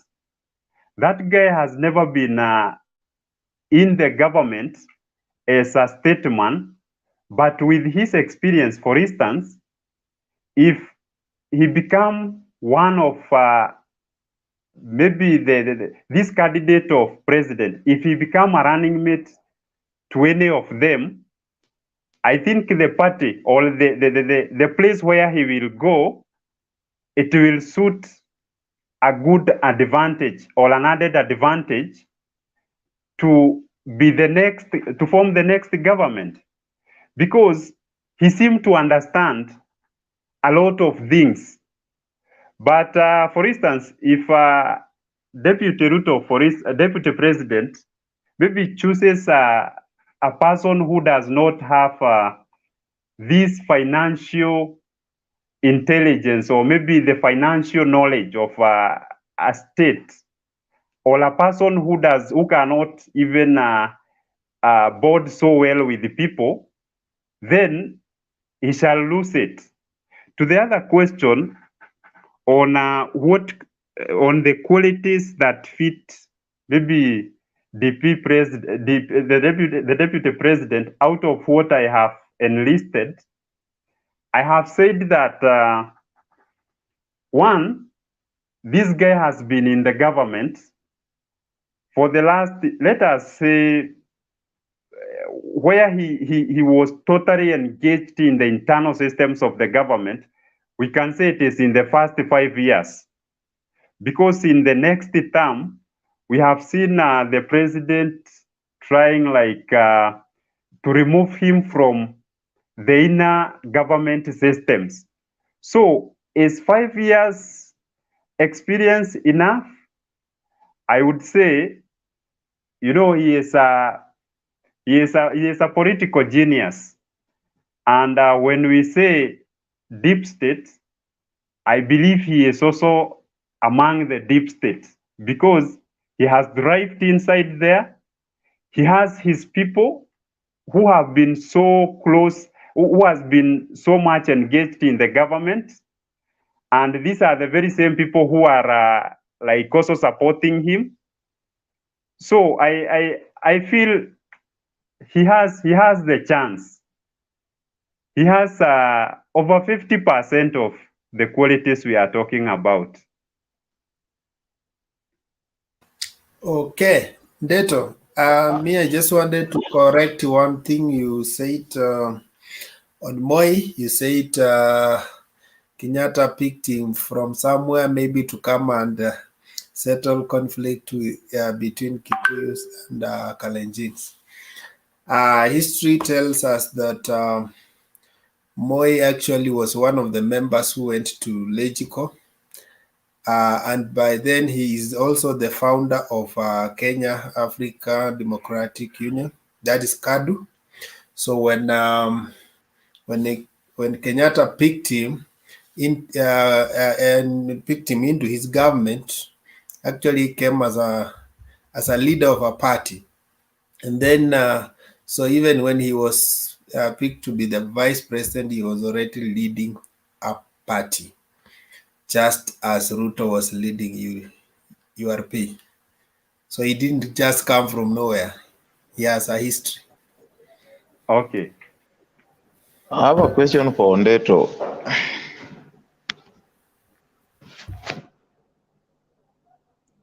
Can I proceed? Yes, Mr. Ndeto. Yes. As we stand now, do you know the major problem affecting youth in Kenya right now? Yes. Is there anything your master has done to change the situation? Okay.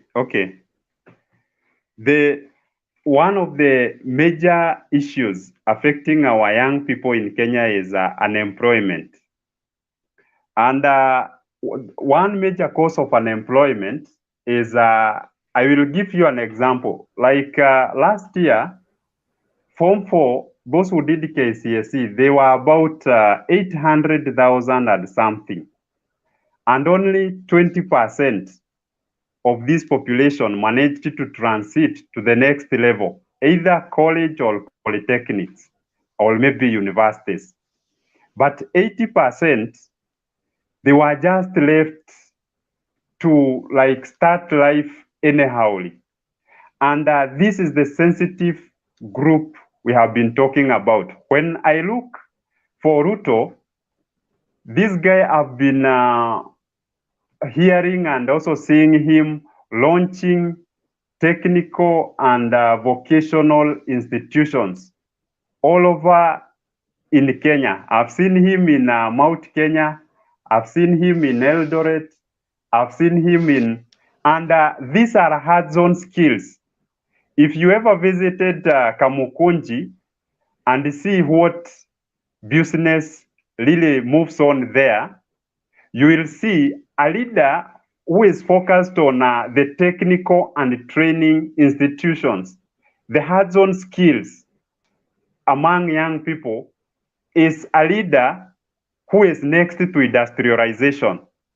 Because the moment these people are skilled, then we can move to the next step now of industrialization. Why? Because we have the workforce, or maybe we shall have those people who have skills. And if we need maybe something like even wheelbarrows, or we need something like GCOs, or we need something like anything that can be produced or manufactured through the Juakali industry, it can easily be manufactured in large quantities. And if exported or if it is locally sold, you can see it will bring a lot of returns to young men. So for RUTO, youth agenda, I would say it's a big tick. And also he has also been permeating to support the SACCO, this microcredit concept. Because in a nation like Kenya, not everyone will access banks. Because we know maybe they have high charges, they have very many requirements. But when you go to the microeconomics, like a SACCO, you will find people can join into a group or an individual, and they can be able to get some small loans, which they can use to expand their income generating activities, or to start up even those small businesses. So, and I've seen RUTO doing this so much.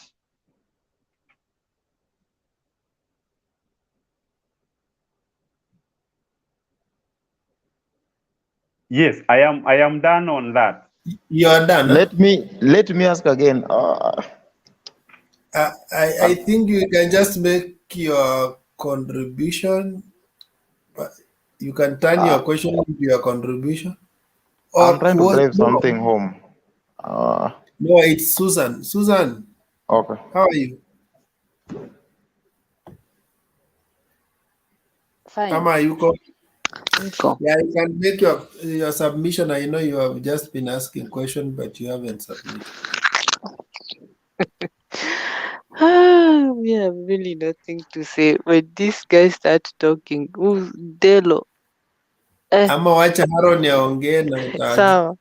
Yeah. utapata maswali ya kuuliza. Yeah. Poa. Haron, Pepe. Is Pepe with us? Ama Pepe, unanisikia?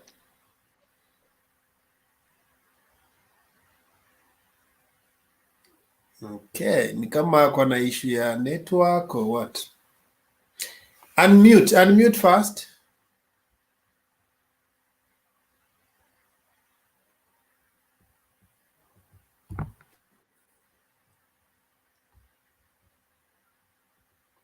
Hello. Yes, proceed now. We can hear you. Unanipata? Yes. Okay. Thank you for that chance. And somehow I came late. I've been late. And I would like to just to contribute a few things which I have had. And there is one of my friend here, Deto, who has contributed some of good, but things like microfinance, I will not agree with him because I have never seen. I voted 2013 and 2017, and I have never seen Ruto supporting about things like microfinance, those circles, or maybe Deto can assure us or tell us where mainly he has been supporting. Okay, okay. The reason My I have contribution, which I wanted to say,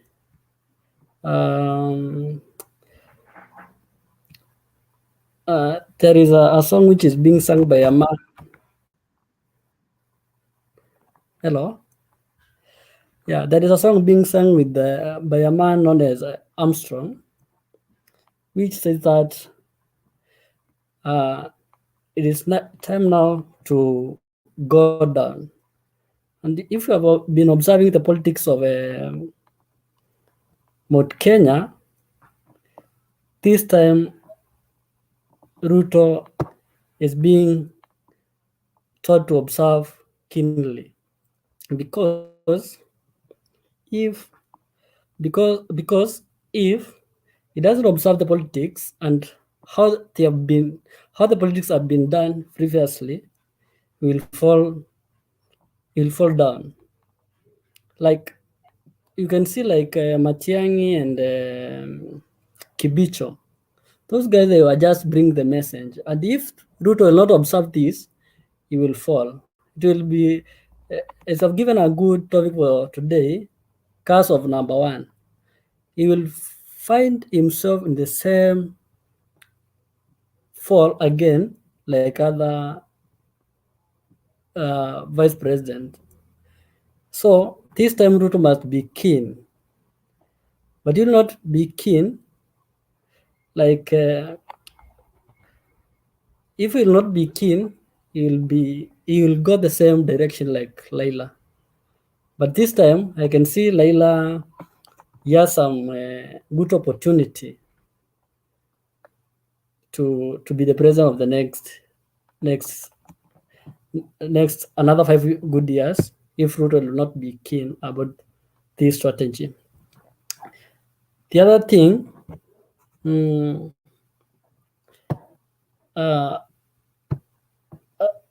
nowadays, like, not about nowadays, but mainly politics of Kenya is about tribalism. Ruto is running purely being seen everywhere. People who are going with Ruto, they're amazing actually. Because those people, most of them, they are just they are looking about their stomach. So he needs to have a people who have a future, who will be looking forward. You need to snatch a good man of substance, si watu wengine kama although ni watu wa nyumbani kama Sudi, lakini he needs people who will work with a good agenda. Sio kila saa zote anakuwa na watu wenye tunajua ni wale wabaya. So he needs watu wenye anawaongea na pia wanakubalika. So this time should try to he somehow plays good politics, but this time anaendelea vibaya. So there is things he should look forward. Thank you, Wekesa.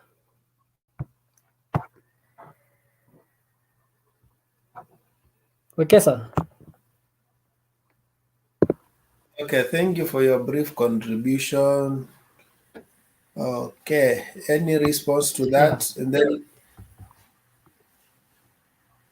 tuende kwa Theba.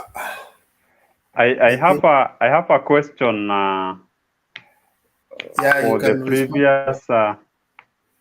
Yeah, I would like to know maybe what are these things that Ruto is not doing well. You have stated that there are things he should be keen about. What are they?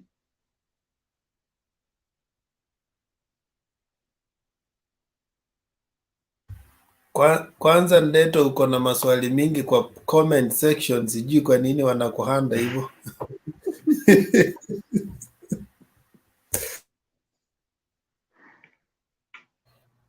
Unajua Ndeto, hope unanipata? I can hear you. Yeah. Oh, you can hear me. Thank you. Ruto,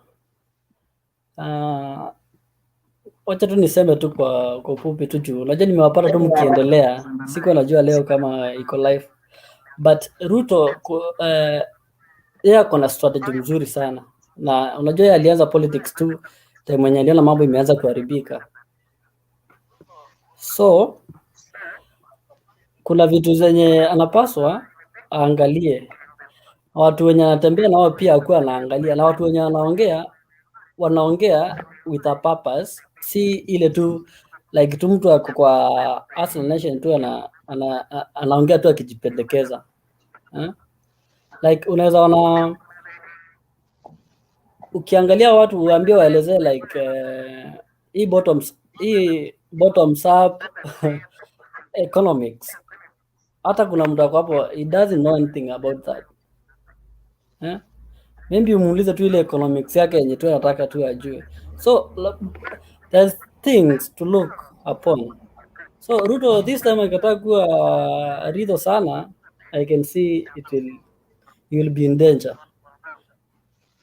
Na unaona pia umeuliza tu swali mzuri.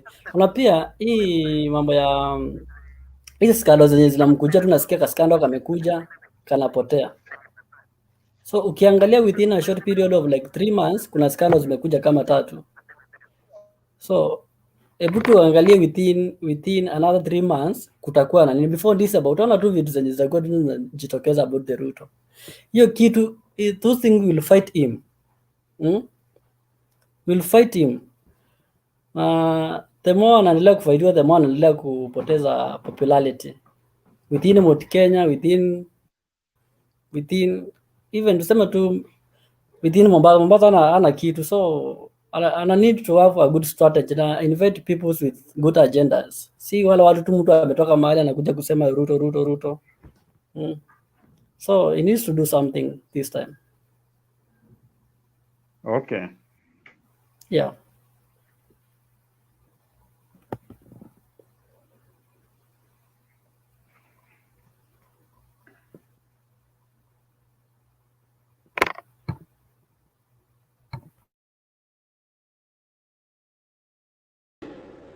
when the nation is more important than an individual.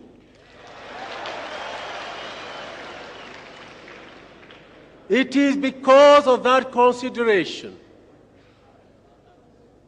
and in consultation that I say I shall not offer myself for any, as a candidate for any position.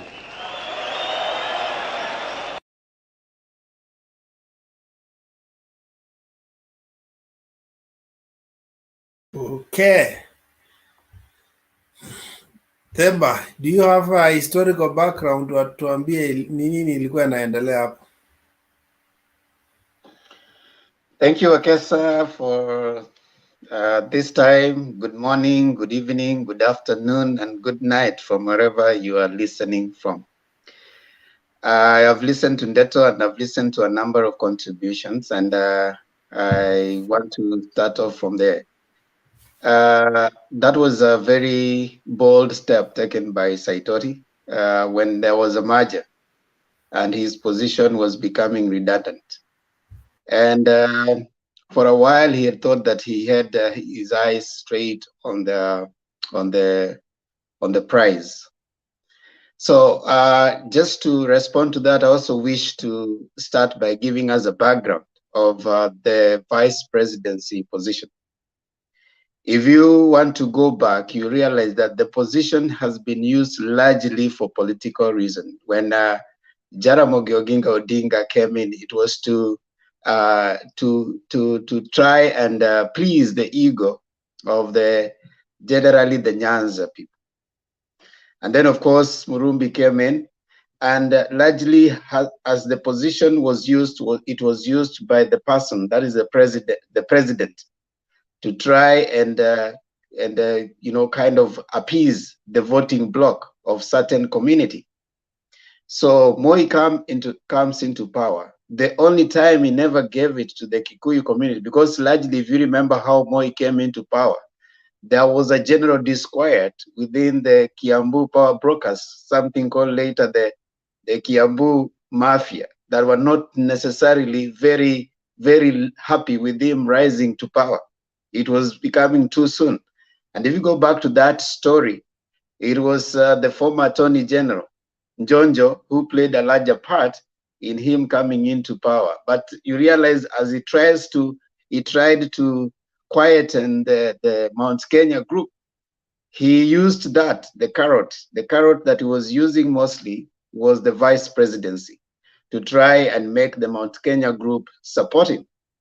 So largely, apart from Musalia, there's no other vice president that came from any other tribe. Most of them were Kikuyus. So that sense of the president using the position to appease, a certain community, to make them feel like they own something, is what led to the agitation. Someone is not muted.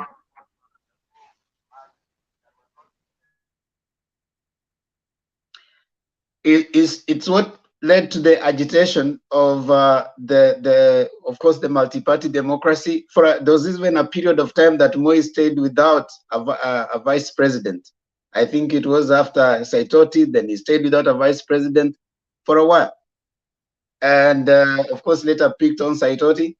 But now there was that clamor. People are now thinking, in the opposition, there was Kibaki, there was Wamalwa Kijana, there was Nyachai, there was Ngilu. They were in the opposition. By then, the KANU had merged with LDP, and so we are coming to this where now Saitoti was being renegated because he was supposed to leave some position for certain people. So that is why he was saying that there comes a time, all right? But now what are we seeing here? The calculation of the use of the vice presidency. So when the calculation is going on, there's clamor for, that there's a new era that is coming in. Moi is going out because of the new constitution that has said that his term limit is coming to an end. Now the other side, calculations have already been made, and Wamalwa had already been assured of the vice presidency on the other camp. So when they join up on this side, Moi decides that he's not going to pick either Raila, he's not going to pick any of those people. He picks Uhuru. What happens? They troop out And when they troop out, they join Kibaki, who have already made their own calculations with Wamalwa in tow.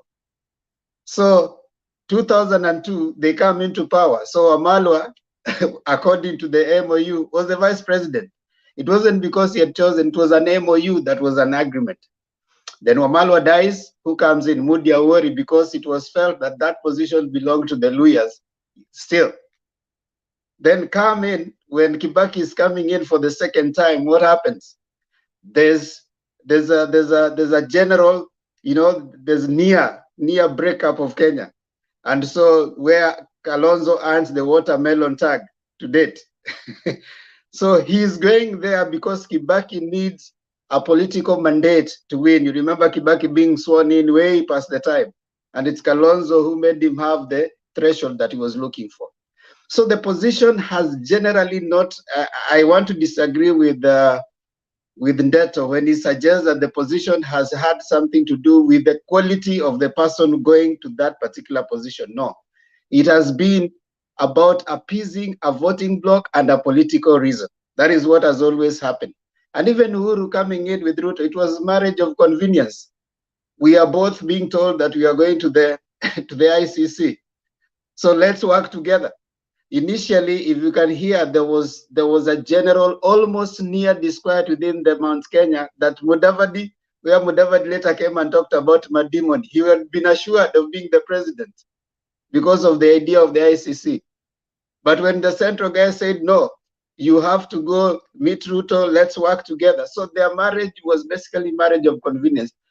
Uhuru working with Ruto was a marriage of convenience, not because of anything, and the voting masses that came in.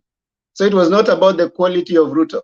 It was about the mathematics, right? So when that happens, the constitution had already been changed. So we have a deputy president instead of a vice president. The vice president was serving at the behest of the president at the time. So people felt this is not right. We don't want to give the president the opportunity to think when he can choose a vice president. Moi stayed, I don't know for like how long without a vice president because he was still thinking. So fast forward, I want to say the vice president, according to the topic of today, that says that is the cast there. I don't think it has been about the people who have held that position. I think it has been about the political terrain at that particular moment, constitutional necessity at that particular moment, and of course, the marriage of convenience that has always taken place. Is it possible for someone to rise out of nowhere and become a president, whether you have been a vice president or not? Yes, it's possible. It's generally possible. It's practically possible if someone can work their way out. So attaching the name vice presidency with the possibility of someone rising to the position, I think is more of a good ideological argument as opposed to the practicality of the thing. When we understand the background as to which these people have served, then we realize that it has been more about political convenience and maybe what goes on at that time. You know, it has nothing to do with Ruto's quality that he was chosen. Finally, I want to say this: as maybe I listened to some of us in terms of the society and how we are likely to achieve the best within our society. There's a political philosopher called Plato who has written a book called The Republic. He has opined that a just society consists of three kinds of arms. That is the producers, the auxiliaries who are the warriors, and the guardians who are supposed to be the leaders. And in a just society, a just person has a just soul that has three parts: the rational part, the spirit, and of course the appetitive part. Now, Plato suggests that the producers are ruled by the appetitive part, an appetite to have things, to get things, to accumulate. And then, of course, the auxiliaries are ruled by the spirit, which gives them the strength, the courage to do things. And the guardians, whom he refers to as the philosopher kings, are supposed to be ruled by the rational part of the mind. In a just society, that happens. But is our society just? Our society is not just, your points. He says that, and that's why his student Aristotle says that it is the nature of one not to be satisfied, to seek gratification for themselves and for their own sake. And he all goes ahead to say that if you have excess love, then you'll have excess hate.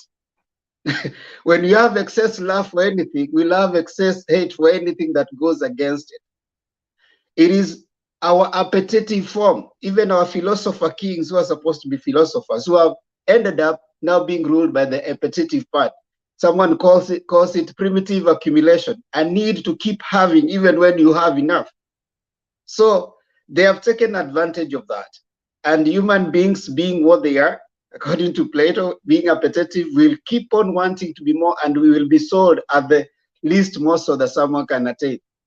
We are not a just society, according to what Plato said. Being not a just society, we are not ruled by rational leaders. We are not ruled by philosopher kings. We are ruled by people who have primitive accumulation of everything.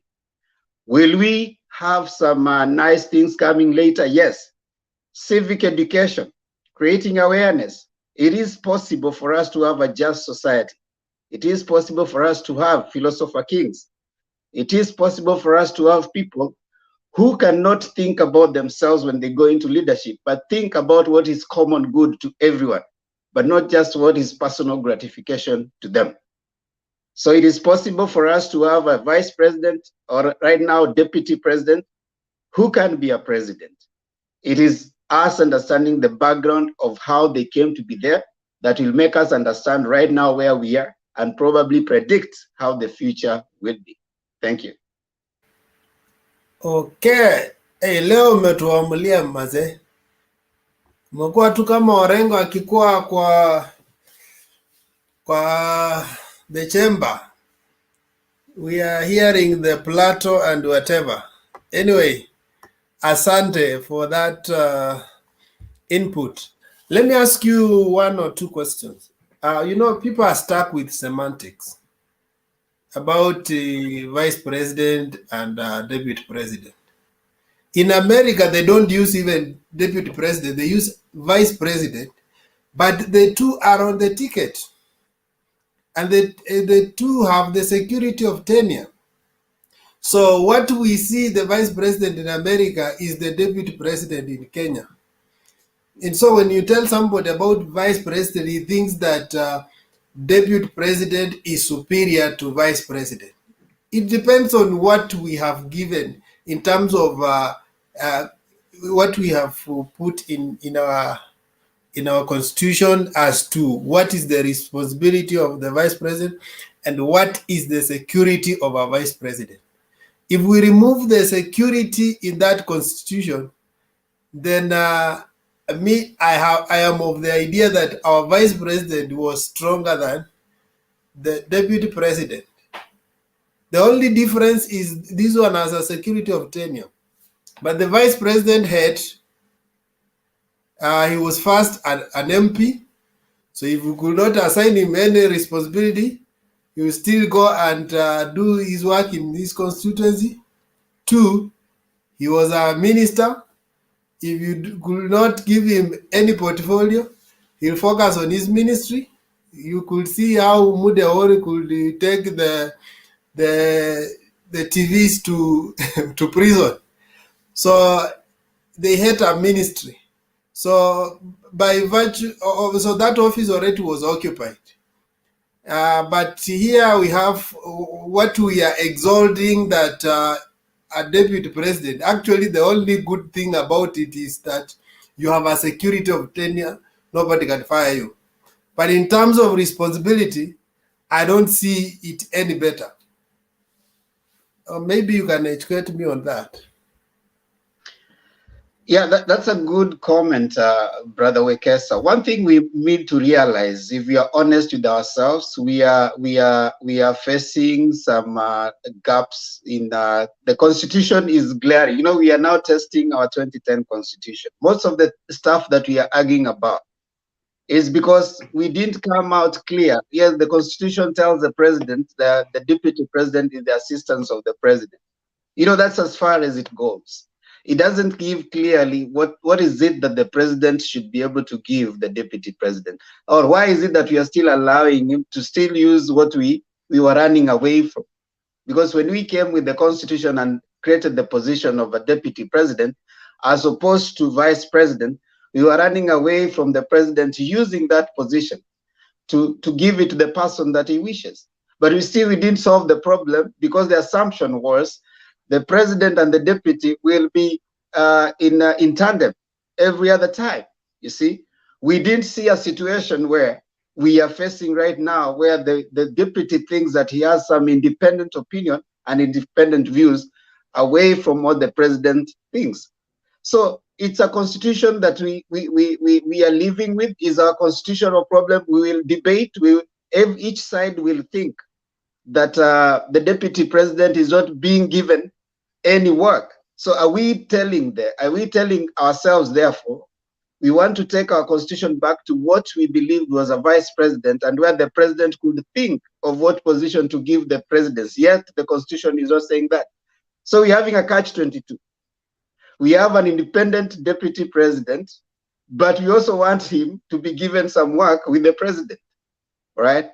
So it's something that we can debate about as Kenyans and decide, okay, fine, what is it that will work best for our case in a situation where the president and his deputy doesn't have the same opinion at a particular time.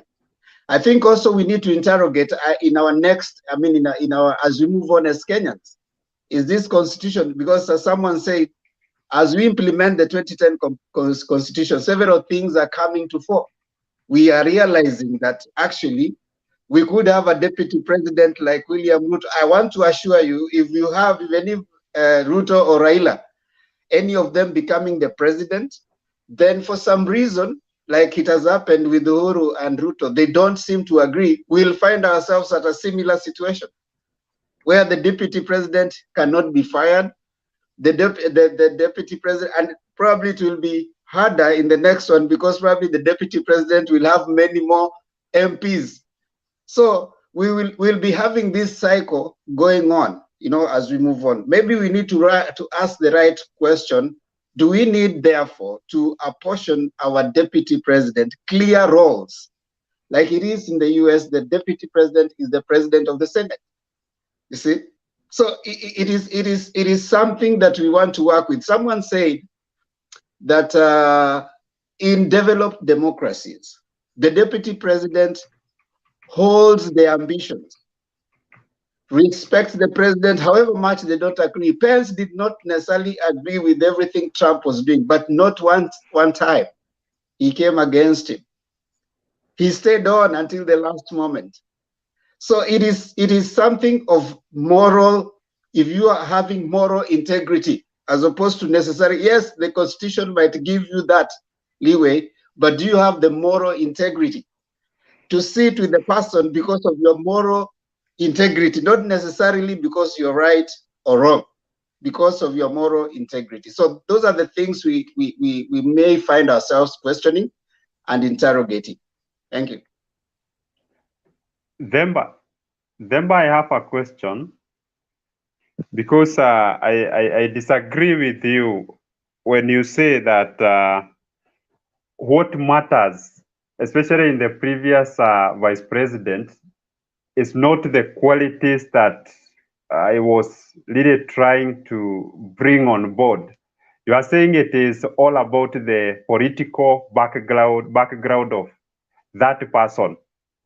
Let me just dissect a bit. When you see Moi, the first vice president was Kibaki. Kibaki was an economist. Then there is this Karanja. Karanja, I'm not so much aware of his background. But when you look at Saitoti, he was also a mathematician and an economist, same as Musalia Mudavadi. Then Kibaki, when he came in 2002, being an economist, he never chose an economist to be his vice president. Like when you look at the Moody Awori, that guy was so social. He was even given things to do with home affairs and heritage. When you look at Kalonzo Musyoka, he was the Minister of Foreign Affairs, meaning his the social facet is well off. Look at Uhuru. Uhuru being an economist, he never looked for an economist deputy president. So my question is, why do you think that maybe can we have like the two of them possessing similar characteristics, like no one of them is an economist? Because that's the thing I was trying to bring on board when I said that William Ruto has to be very careful when he is selecting his deputy, because that can be a determinant on whether he will make it to the presidency 2022 or not. What is your viewpoint? As I said, I mean, I hold the view that, well, those qualities are there, but those are not the main reasons that those people were made to be the vice president and William Ruto, the deputy. William Ruto was made the deputy not because of his many other things, it's for political reason. And right now, you have said very clearly that his deputy, whoever he chooses as the deputy, will determine whether he's going to succeed or not. It will not be based on professional whatever qualification. It will be based, and you heard Ruto saying that I cannot talk to someone who has a party that the president is Luya, from the same tribe, the secretary general is from the same tribe, the chairman is from the same tribe. He's telling you that in politics, interest matters. It's not about qualification, academic qualification. Academic qualification comes second. Is your political persuasion?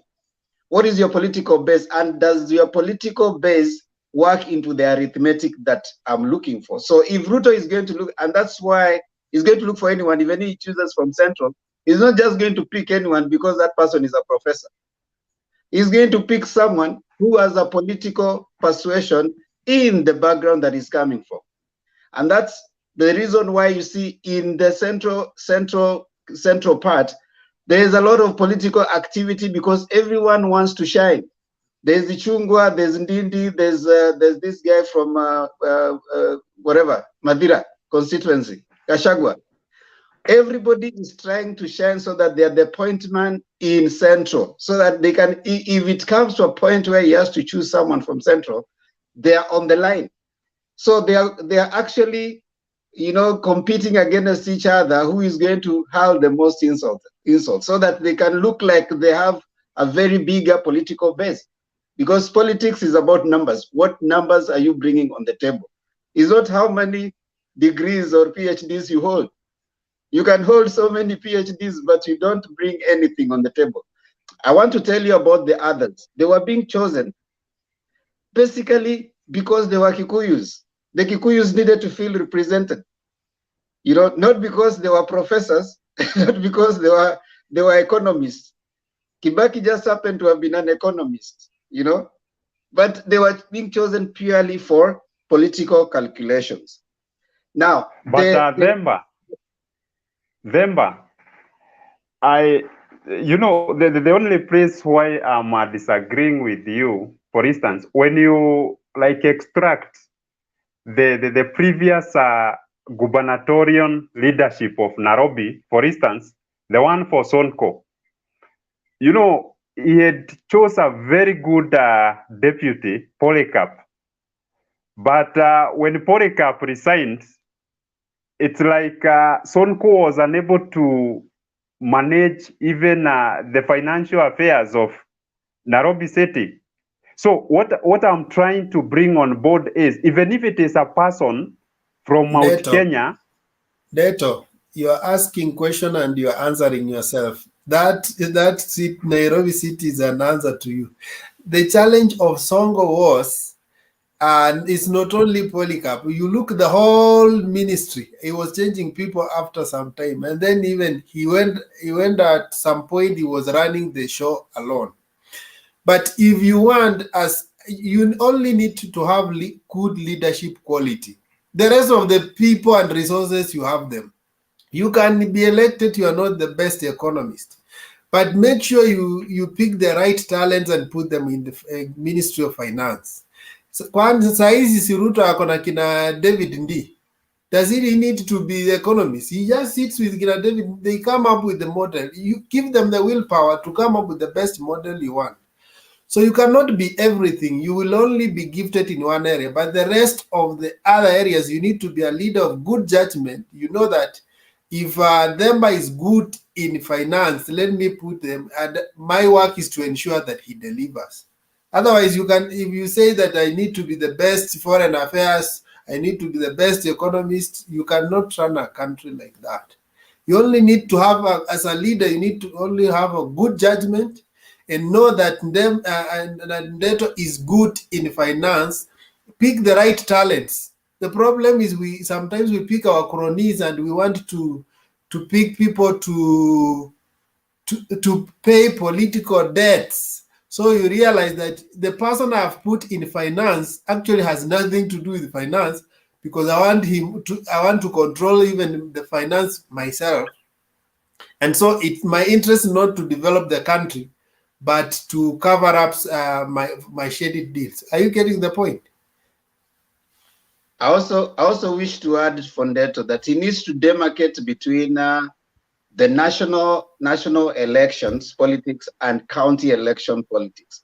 In county election politics, it is the governor who is actually amassing the people. The deputy governor, even people don't care. As long as so and so is the governor, the deputy in is it Lonyangapua's county? People have never seen the deputy governor. In fact, he even said that his deputy governor is somewhere in the US and he is paying him. You see?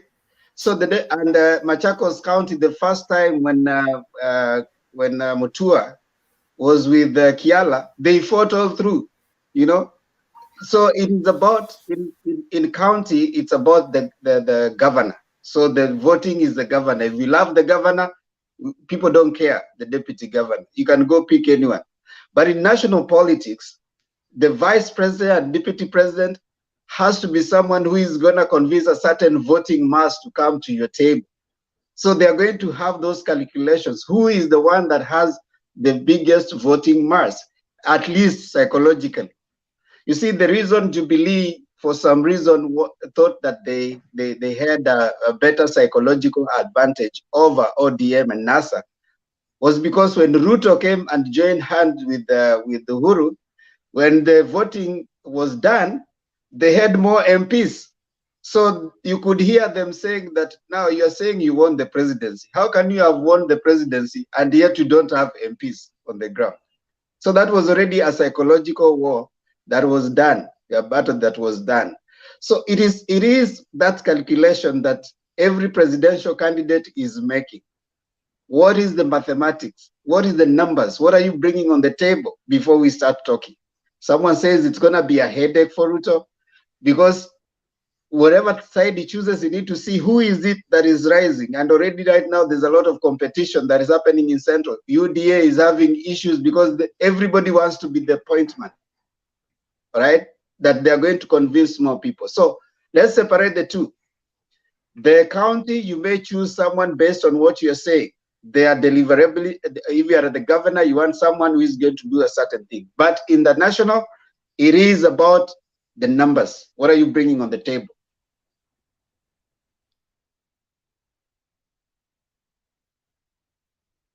If somebody, Ayaka, has not spoken. Ayaka, good evening. Good night. Good evening. Naona ako kwa phone. I don't know if he's with us. Ayaga?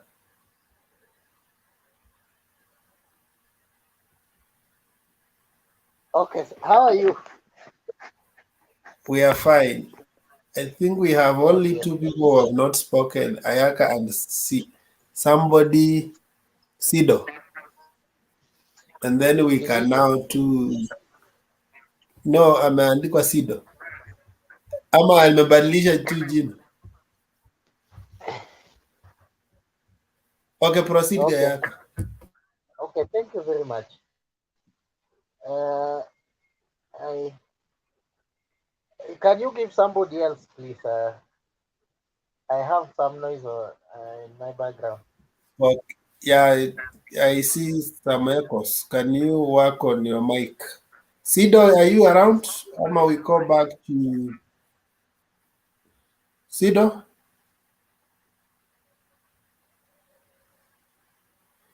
Okay, Mugambi. We are back to you and then guide us.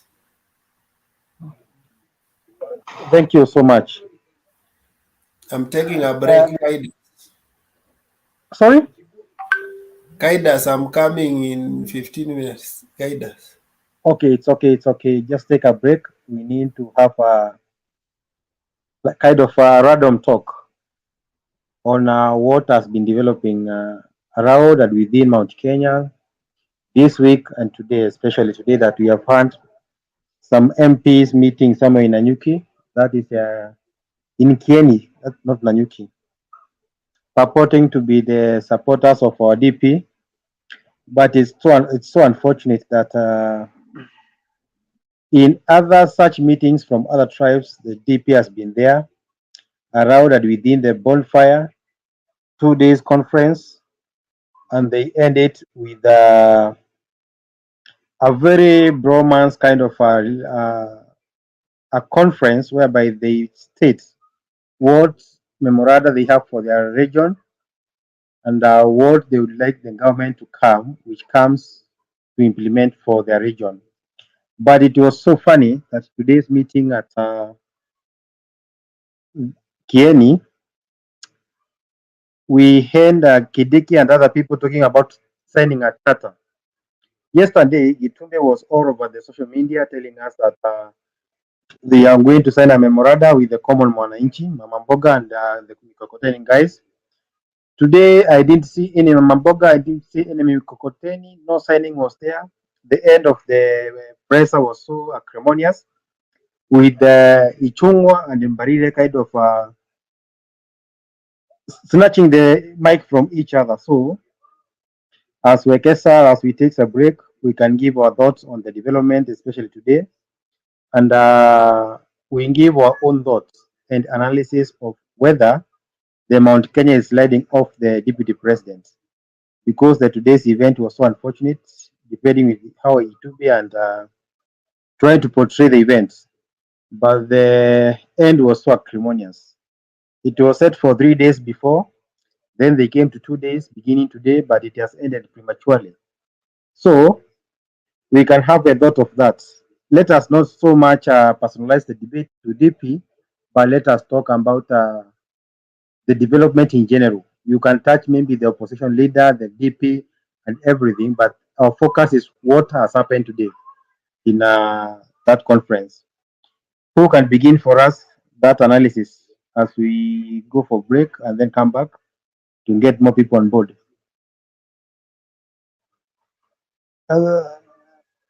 Junior, Adia Junior, what your take on what has happened today? We have seen MPs doing cartoons and others sleeping at the middle of the conference.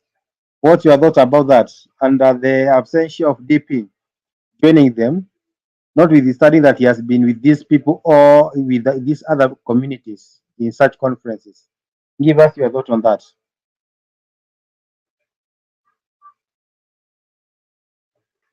Junior Ade Junior, sema kitu.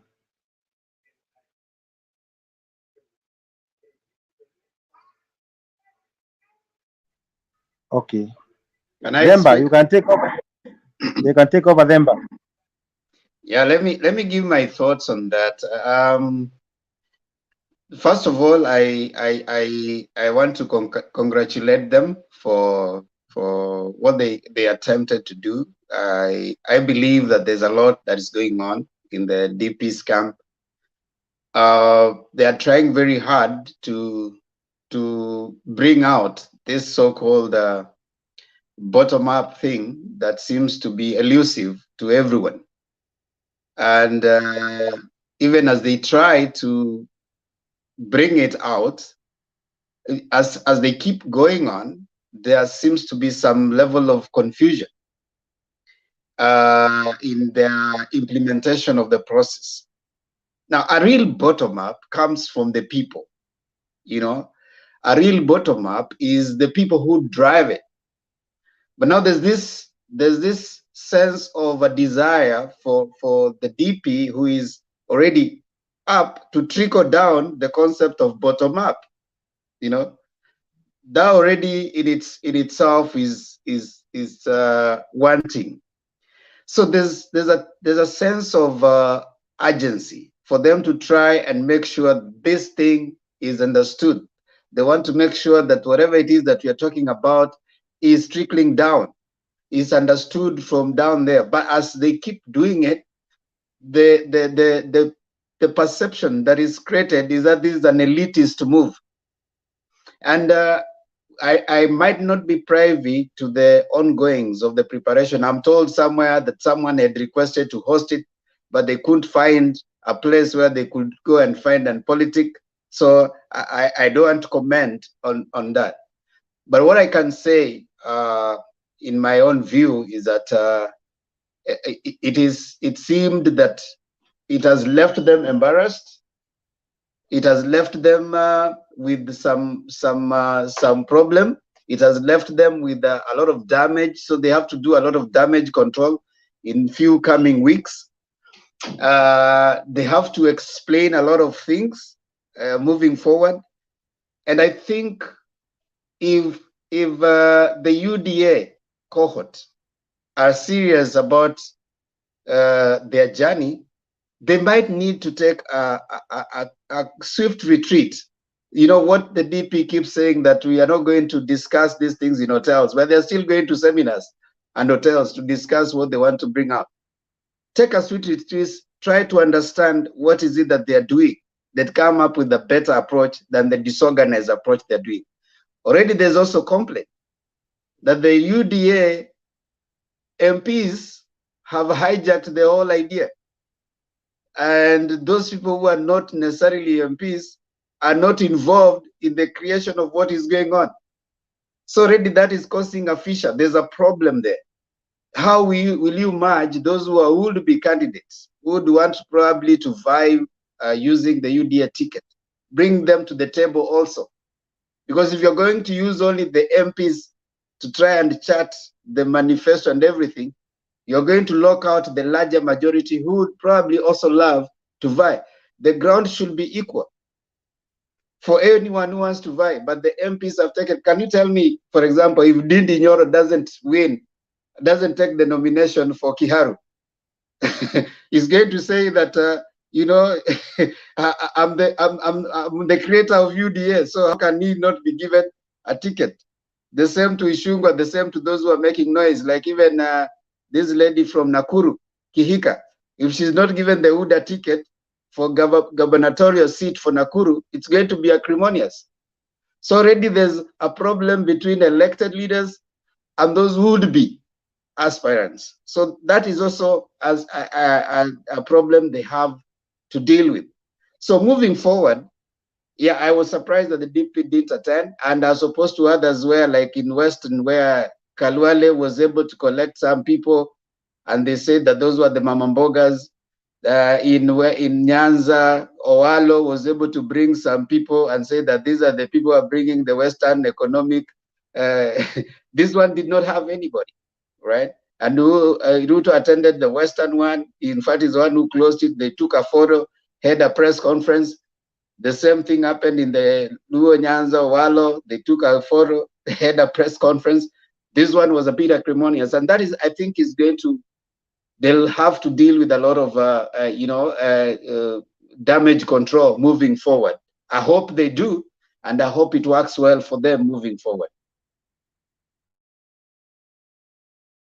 Thank you so much, my brother. I think I feel for the people who had sold their hearts and they are sourced the UDA mentality. Because at the beginning of all these hulabalus, I said one thing: Mount Kenya has its owners, and these owners are going to make one clarion call, and the people are going to face Mount Kenya unapologetically. So I can see we have a photo of Asabana on the screen. Actually, everyone who is in that photo is a first-timer MP. If anything, we have one or two who are, even the numbers are bigger than the people who are in the photo. And when we remove Itumbe, who is number 14, and the Maoro is number 24, we are left with very few people. Deto, what is happening with your UDA in your region? You had been saying you have 150 MPs, but today the number seems not to hand up. What's happening, Deto? Tell us. Thank you so much, Mugambi. As you are saying, when you remove Itumbe and Mwaura, the number becomes very few. They become even fewer than they were. It's okay, but one thing before I make my submission, one thing we should observe is Raila Odinga was in Meru, Tharaka in this week. And, you know, politics is about bringing an equilibrium. So, to me, I would say these people, their main plan, apart maybe from bringing Mount Kenya people together, and they also want to show their opponents that even if they have their own meetings and a lot of statesmen or officers maybe are attending, Ruto is also communicating something that, look, we still have the numbers, even if you are claiming to have maybe those people, the business community and such other people who seems to like backing up Raila Odinga. Like, we have seen a number of them attending or maybe moving around with Raila. So it's another method, or it's a competitive strategy to show them that even if we have some differences, we are still building up. Another point is about there is Moses Kuria, then there is Mwangi Kiojuri, and also there is Charity. She is Mother Karua. You see, Ruto indicated that he is not going to like make an alliance through UDA. Those maybe who have parties, they will have like to leave them and just get absorbed in the party. It was an issue of discussion today, and it seems to bring a lot of heat, because even I listened to Moses Kuria, and he at one point said that he will not going to vie. He is not going to vie for any position. He just wants his chama cha kazi to have as many MPs from the central region or other MCAs or maybe even governors as possible. For him, he says he is not interested. I don't know what that insinuates, because, you know, politics do not have friendship or enemies. Also, we have seen the very same thing happening to Mother Karua and this Mwangi Kiojuri. They are not ready to absorb their parties into the UDA. So, and also, another point that came up strongly was about the running mate, the one that we are talking about, that as they strategize to be part of the next government, Ruto should consider Mount Kenya as a region where his deputy will come from. So, also, the issue of maybe the development and economic agenda, like Themba has brought it about. So I mean, it is not so necessary, maybe for even Ruto to show up in such meetings, because we have seen him attending maybe other meetings in Mount Kenya. He has been there throughout in his campaigns.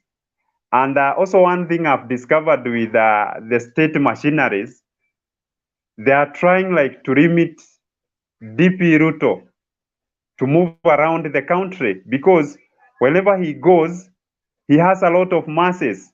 And when these people come together, in a way, they will start now attributing that to spread of COVID-19. And that's the time you will hear the president talking about restrictions of the campaign crowds. So it's too early, and the conference will take like even tomorrow. Tomorrow we are also expecting a lot of things, and to see also what will transpire from that meeting. So, and maybe, who knows, the deputy president might be there, being on a Sunday.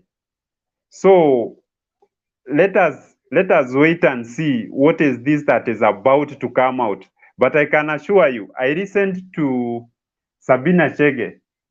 She was being interviewed in Oro, and she said that they have discovered that you see, Jubilee members of parliament, or maybe Jubilee members, have really reduced in numbers. And they were even told by the president they should start looking for guys like Moses Kuria, people who has a bit more influence, so that they come together, not even as a party, but as people from the same region. Because we believe when Mount Kenya is together, then that's the very same way we shall be able even to negotiate when it comes to maybe the economic share or such, and also some other privileges in the next government. So that my question is, Yes. in other such forums and seminars, we have seen the deputy president with those people, and those people giving their increase of minimums for the region. So why are we seeing such disorganization when it comes to Mount Kenya?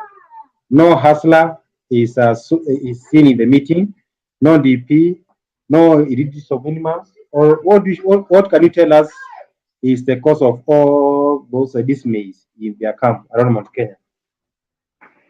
Okay, the other day we saw the caucus 3, and if you are keen, they were part of the meeting that was there today.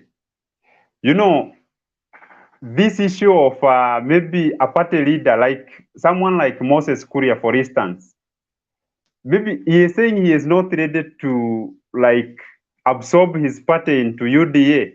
Even this other guy, Mwangi Kiojore and Mother Karoa.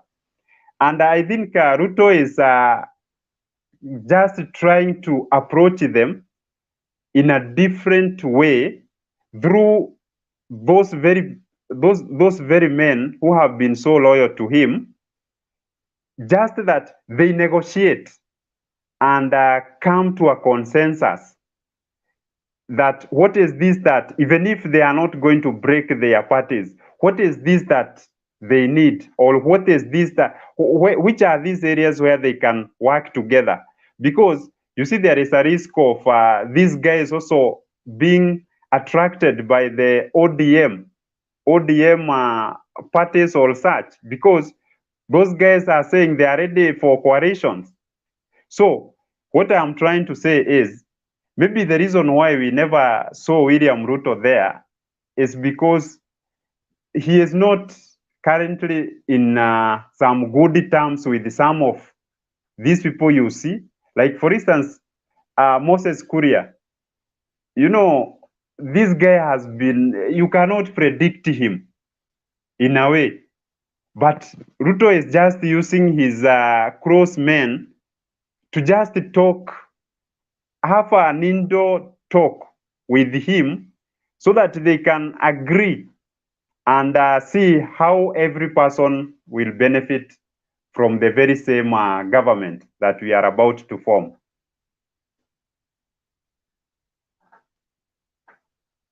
Thank you. Have I answered, Mogambi? You have tried, but not into satisfactorily. Comment on what we are seeing on the screen. Remembering that the person talking is the MP to the president. Comment on what you can see in the banner.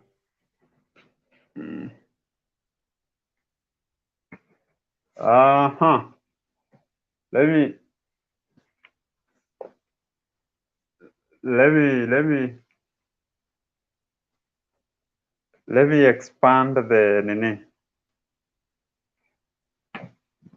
A party that has only one MP and two MCA. A party that has only one MP and two MCAs from Kiambu, Nyandarua, and Nakuru cannot claim to have bragging rights to brand all other parties as regional or tribal. Okay, one thing we should understand with this man is, you know, there is this issue of Mount Kenya kingpin. And Kuria has been thinking all along that he is the best suit because he seemed to be so influential. And when you look at UDA as a party, as far as people may say it is as old as its chair or its leader, it's very young. And having managed like one MP or two MCAs within a span of like less than 4 months, I mean, it is as powerful as whoever who is leading it.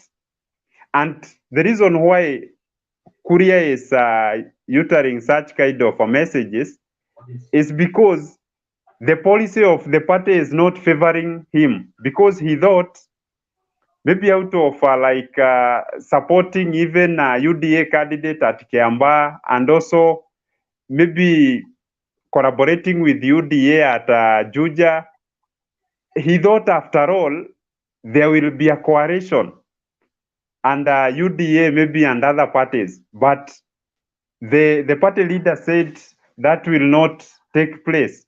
So, and I think right now is the time he is reflecting. Leto. Yes. If you look at the background of what Kuria is saying, you go back to his sentiments a while ago. He said that the party that he was in, People's Development Party, has one MP that he brought on, just like UDA. People's Development Party has two MCAs, just like UDA. So what he's saying is that there's no bragging right for UDA that makes it a national party and makes other party not national on the basis of that.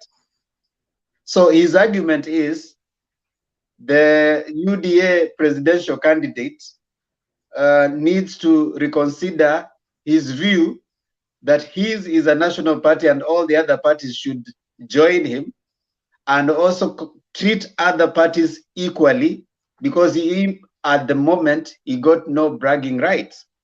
So it's not about whether he wanted to join or to negotiate. It's about the statements of the sentiments that have been fronted by the UDA presidential candidate at the moment, that all parties need to be treated equal. But UDA guy has been categorical that if you want to work with him, then you must work under UDA, right?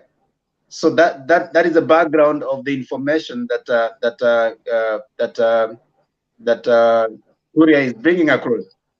But you realize also within UDA, there's already pushing and shoving about who is gonna lead the UDA banner within Central. So maybe that is the background. I don't know what you think. The only concern that I have why at this time? Why is Kuria coming up with this kind of narrative at this time? And all along, this is someone we know he has been campaigning for UDA, and all of a sudden, No. I think after winning in Juja, no, he discovered that. That's not factual. Yes. Kuria has never campaigned for UDA. He has been in the Hustler Nation, but not UDA. So let's be we factual. have seen him. The only time he campaigned for a UDA candidate was when the UDA candidate was in Kiambu. He also wanted to bring his person, but he didn't. They talked him out of it. All right. And out of his own confession, he said by the time he was coming to Kiambu, according to the statistics of the UDA guys, their person was trailing the Jubilee candidate. The Jubilee candidate was ahead by 61%. So we need to be factual with that. Kuria at no point has supported UDA as a party. He has always been with his People's Development Party. So when UDA are going anywhere to campaign and to look for members, he's also going with his own people. He's looking for his own members. Let me ask you, Themba. When you look at Martha Karua with NARC Kenya, NARC Kenya is an old party. And in 2017, okay, they were never swallowed or welded together to come up with Jubilee as a party. They remained like independent, but they claimed to support, they offered their support to Jubilee. And out of which, you see now the Hura Barus we are seeing in the Jubilee, she is not affected because she can easily come out with NARC Kenya and even support any other party of her choice. I think this problem of the Jubilee, the way it has like dismantled a lot of political plans and strategies due to maybe lack of understanding among leaders and also maybe poor leadership. And also, there is a lot that we have learned from the Jubilee breakdown.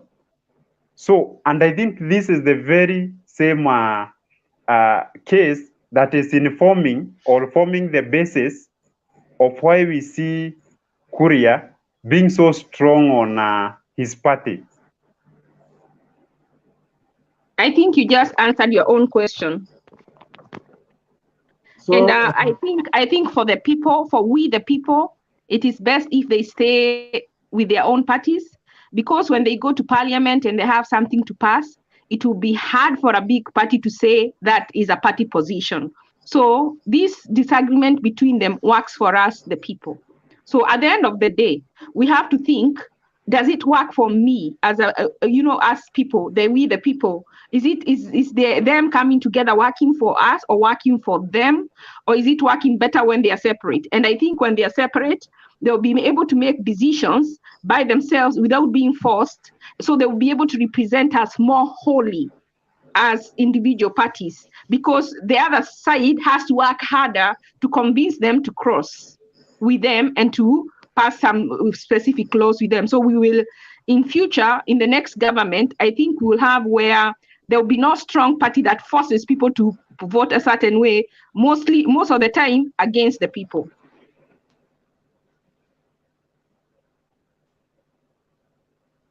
So okay. let me ask this question, Ashley.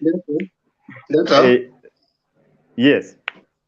We also need to appreciate why the deputy president is keen on having people who are supporting him run on UDA. His argument is the numbers and having people that you can control. You see, and you know that Themba, that is where, you know, when they formed with I think he should have also learned that when they went in with Uhuru, had he known what Uhuru would do to him now, he would have preferred to stay with his party. Because if he had his own party right now with his own people, I don't think Uhuru would be daring to him to step down, because that would be a whole disintegration of the whole government. So I think it pays for them to each have a party to protect their own interests. But the person wanting a big party, of course, wants to be able to control, wants to be able to do their mandate, because if you have enough people in parliament, you can get a lot done than if you have very few people that you have to go into coalition with someone else, because then you will have to give and take. So you won't exactly be passing, your things won't all come to be. So you won't have as much power as you'd like. But that works for the people. Yeah, very true. You see, Ruto is trying to run away from having to have many people that you have to keep renegotiating and negotiating with. Because if for example, right now, he only those who come via UDA are just a sizable, and most of the others, as much as they support him, they come from other parties. It's easy for them to withdraw from supporting certain things that he might want to implement. So for him, it will work best as a person. But again, it might force him, if they remain as parties, to keep renegotiating and coming back, and he has to tell them what is it in it for us, which is a problem that I think he wants to avoid. But Kuria is bringing a very genuine concern. They have learned what happened in the Jubilee.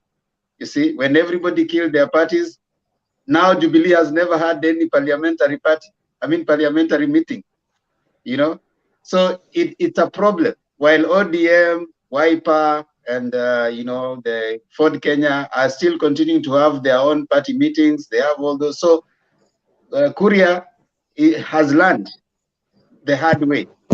Now, how and we also see how ODM has silenced its members sometimes when they have wanted to vote a certain way, maybe with the people, the community that has chose them, and then they are told this is the party position and you're on this party. So if you don't obey what the party says, they'll kick you out so that you can go for re-election. Supposing Kuria right now, and he's coming with people. That is the same way Ruto came with people to Jubilee. Supposing he agrees to fold and join Jubilee, and a big chunk of Mount Kenya votes for UDA because of Kuria, and then Kuria at some point they disagree with Ruto and he's chased away from the party and asked to go back to the ballot, because then he has been chased away from the party. To avoid all that nonsense, I think it is best for him to keep his party, to sweat and get his own people, and then when they want to pass something, that the other side has to cross over and talk to him, so that they can keep respecting and keep knowing that this is what I'm bringing to the table. That is very important to remind them, so that they don't be taken for granted. But again, Ashley, we want to, in Kenya is a multi-party democracy, and we want to respect what we have already voted for in the constitution. And because party politics and party positions demand that you got loyalty to the party constitution. I think we need politics should not supersede. They should not supersede. Okay. Let me finish. You see, if you want to bring a sense of a constitutional democracy that is ruled by the party, it is important for us to encourage party discipline. If you don't agree with the party on a particular position, the best thing to do is disengage from that party. No, you're saying that you're in America. You see, you can have the Democrats, and you can find two Democrats are voting with the Republicans. They don't have to disengage. We don't have business. We have so much things going on in Kenya to keep going back to the people. You don't have to be on one side, but they need to get together. Most of the times, they need to be on one line because they call themselves, they debate. You're not forced without any debate. You all sit down, you discuss, this is the best route that we should take, and we take. A few of them will not agree, but it doesn't mean on majority of the your views, you agree. If you don't disagree on a few, you don't have to go and start going to campaign or start stepping down. You know that, then, but No, please.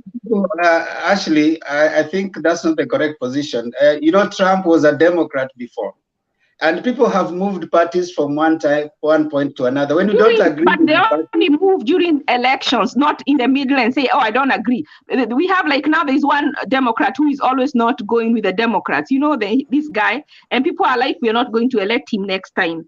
But it is not like now you have to step down, you have to go to the other side. The only time people are asked to step down is when they have a crime, something that they did wrong, but not because they did not agree on ideology. No, when you start reasoning like that, that it is expensive, then you don't put it in the constitution. Once you have a constitution that is prescribing certain things, then you need to implement your constitution. But remember, even though you stand with a party, you are representative of your people. So you have to speak what your people are speaking. Even though you're maybe a Democrat and your people want a certain thing that is maybe most of the Democrats are not supporting, you remember that it is the people who elected you. You are representative of your people through the party. So you have to speak for your party. I mean, for your people, the people that pay you. The party doesn't pay you. What makes you, you hold a position not because of the people, because of the constitution. The constitution gives you the power through the people to represent them. The same constitution. Yeah, but you know, you don't make the decisions for them. They tell you what they want, and then you take it forward. It's okay to listen. Demba, let me ask a question. Let me finish. You know, you guys, you are moving to United States. Then you are confusing us.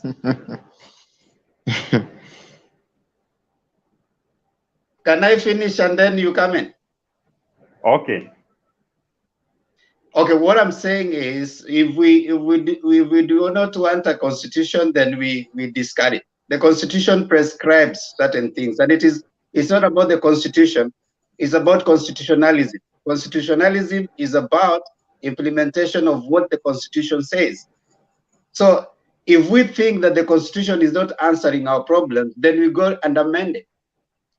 Some of the questions we want to ask, some of the things we want to do, we need to make sure that in each and every person's side, even the person in the village, they understand what the constitution says. But when you have a latest perspective, we say that some things are expensive or what, then we'll have leaders who we do not bring. You see, right now the problem we're having with Jubilee, indiscipline. So when you have indiscipline in your politics, is because maybe we are not conscious, we do not have constitutionality. Can you give us what discipline there is? Actually, you are heckling. No, sorry. I meant to ask, can you give us, outline a list of the indiscipline or an example of the indiscipline you're talking about? Actually, you're not heckling as somebody's saying. I think the difference, you people are more or less saying the same thing. Once you are in parliament, parliament is an independent institution. You can debate on any way you want, in any way that will benefit your constituents. The party might have their stand on an issue, but you as a parliamentarian representing a constituency, and it has happened in this parliament, you can argue the way you think your constituents wants you to argue. But outside parliament, you can always support your party, drum support for your party. That's why parliament is an independent institution. There are so many times that a member of parliament has gone against the party stand, and they're not chased away as actually you're saying. No, they're not. They may be reprimanded, but they cannot be chased. Once you're elected, it's only the people that can kick you out, not your party. And that's why we are seeing people in Jubilee and they're in UDA. So this one, it happens. Parliament is an independent institution. You can debate the way you want. So that is their right, and it's within the constitution. So I think Themba and Ashley, you're arguing from different point of view, because what Ashley is saying is not actually what Themba is saying. I think you have sorted that. So I don't know, Ndeto, you wanna ask a question? You wanna comment? Okay, it is a comment. Then I ask a question. You know, before you brought in the issue of constitution, which I have maybe agreed that we have to refine ourselves or restrain ourselves within what is provided in the constitution, maybe about the issues of parties. You know, I'm interested to understand what is this that is making the presidential aspirants to force their way through a single party than a coalition. Maybe it is favoring them in a way to be able, like, you see, like what is happening in Jubilee. Imagine maybe Jubilee was a coalition of URP and even other parties that came together. Maybe these people could have even like disintegrated a long time ago, and the president angekuwa hata hana nguvu. Maybe it's a tool. There is something we are not focusing on magnifying that has made even President Uhuru like to be a bit more strong, because at the end of the day he knows even if whatever happens, you can either come out of Jubilee, but you cannot come out with your party. So in a way, I see the reason why people like Kuria are supporting the agenda on the party, like independent parties coming together to form a coalition. One is party benefit. Like you saw when there was this issue of the bill, the BBI bill. When it was passed, you could see people are like popularized so that they can vote a yes or a no. You can imagine this guy, if he had some MPs or some MCAs, he could influence them. The direction he would like maybe his party to take towards a certain decision. So in a way, he will benefit so much. And also, that can either build the head of state or in a way deconstruct his strategy. Another thing I see with this single party thing than a coalition, the discipline issue among members is not well like conducted. Why? Because you will see there are even no those AGMs, there are no even those kind of discipline procedures or people taken through the same. The only party I've seen disciplining its members is the ODM when they did it to Aisha Juma.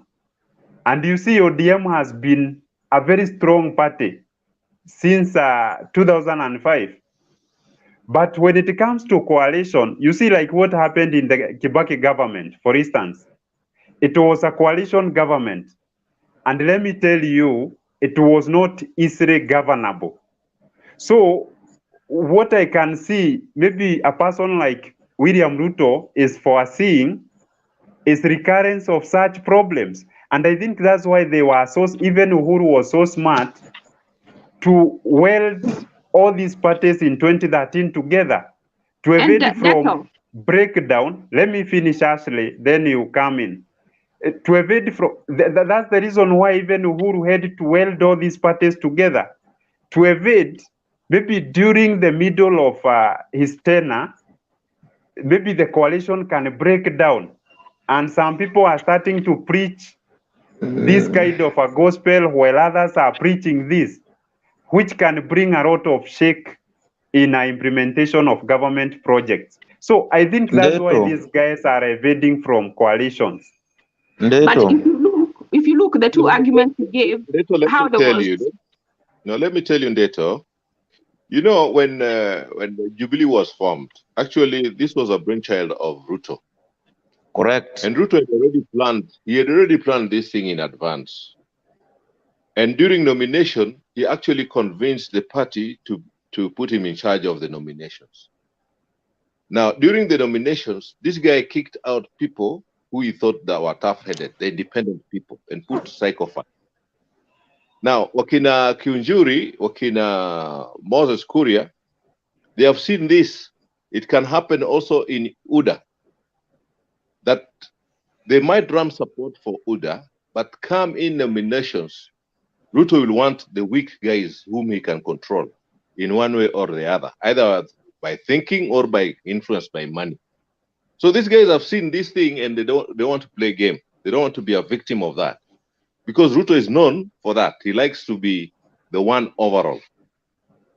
So Wakinakuri have seen this coming, and that's why they want to be in their party. They want to be in UDA. They're saying they're supporting Ruto, but they want their own party so that they can nominate their own people or nominate themselves instead of Ruto, the one taking in charge of the nominations. I think that is the whole thing. And if you look at the two parties, the Kibaki government, you gave an example, and the Jubilee Uhuru Ruto, if you look at the two governments, I believe the Kibaki government performed better. Is it maybe because it was coalition government, so that they were held accountable? So that's where I'm going. For us, for them, it's better when it's united. But for us, is it better when they are united or when they have different parties? To me, I think for the people, it is best when they have many parties. I concur. I concur with you, Ashley. Let me contribute a bit on the Jubilee measure, URP TNA measure. This was firstly, and it has been evidently seen, as it was the mastermind work of William Samoei Ruto.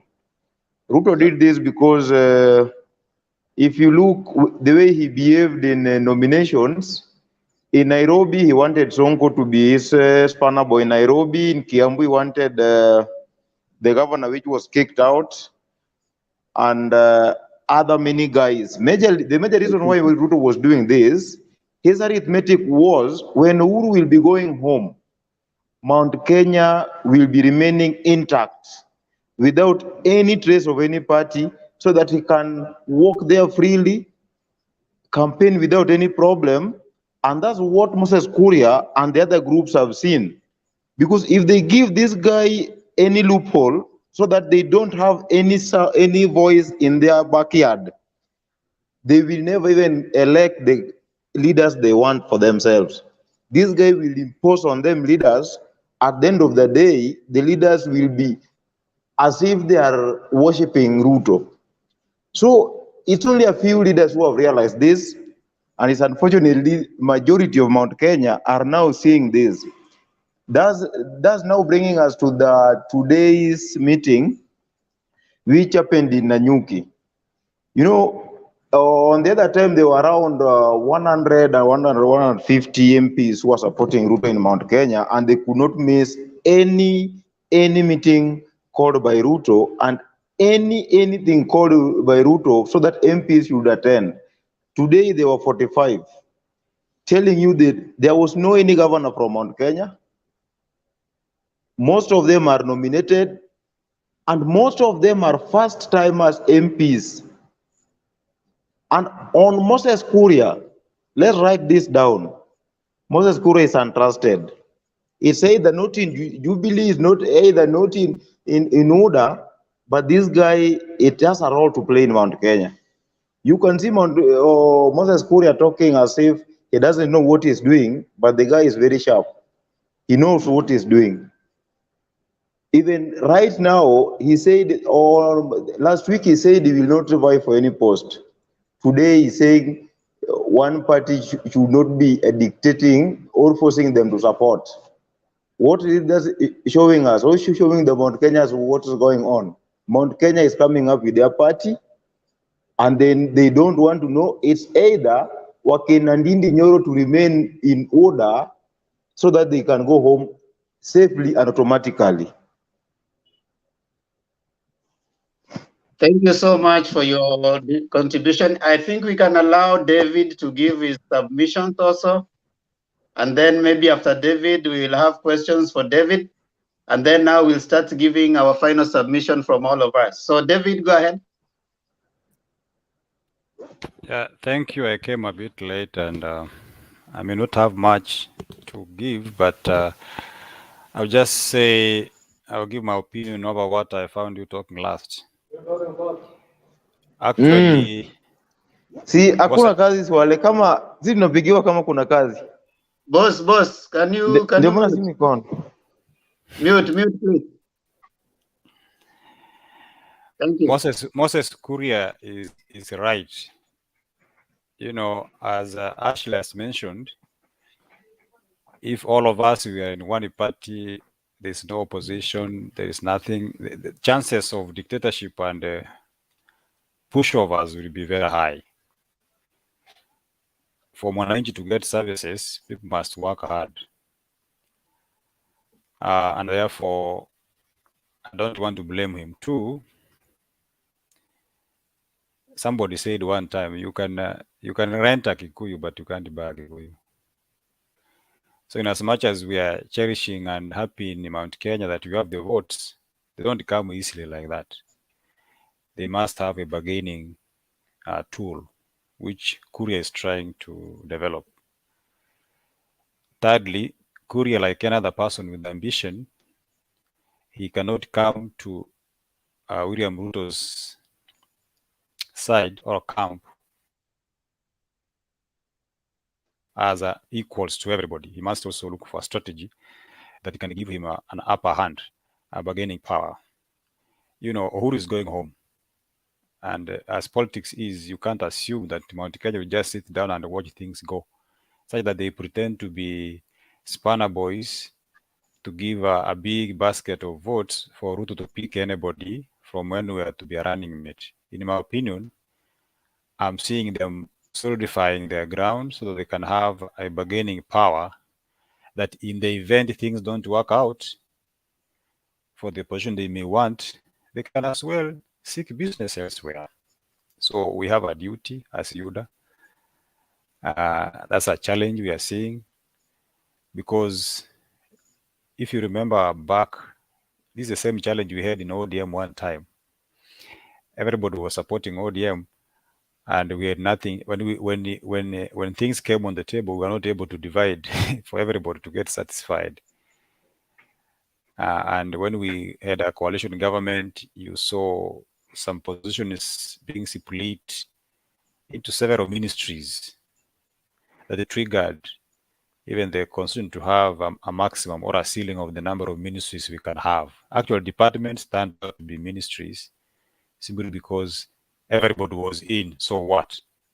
You need your share. So Moses Kuria, in my opinion, he's trying to solidify the central vote so that they can have a bargaining power, you know, to ask for a share in the coming government, which is UDA. I want to stop there. I don't have much because I actually came late. That's my opinion. Okay, thank you, David. Do you have any questions, comment on what David has said? So anybody who has a question? Yeah, I would like to ask David, do you think it's good for the people if UDA solidifies together with Moses or the parties, or is it best if they remain as coalitions?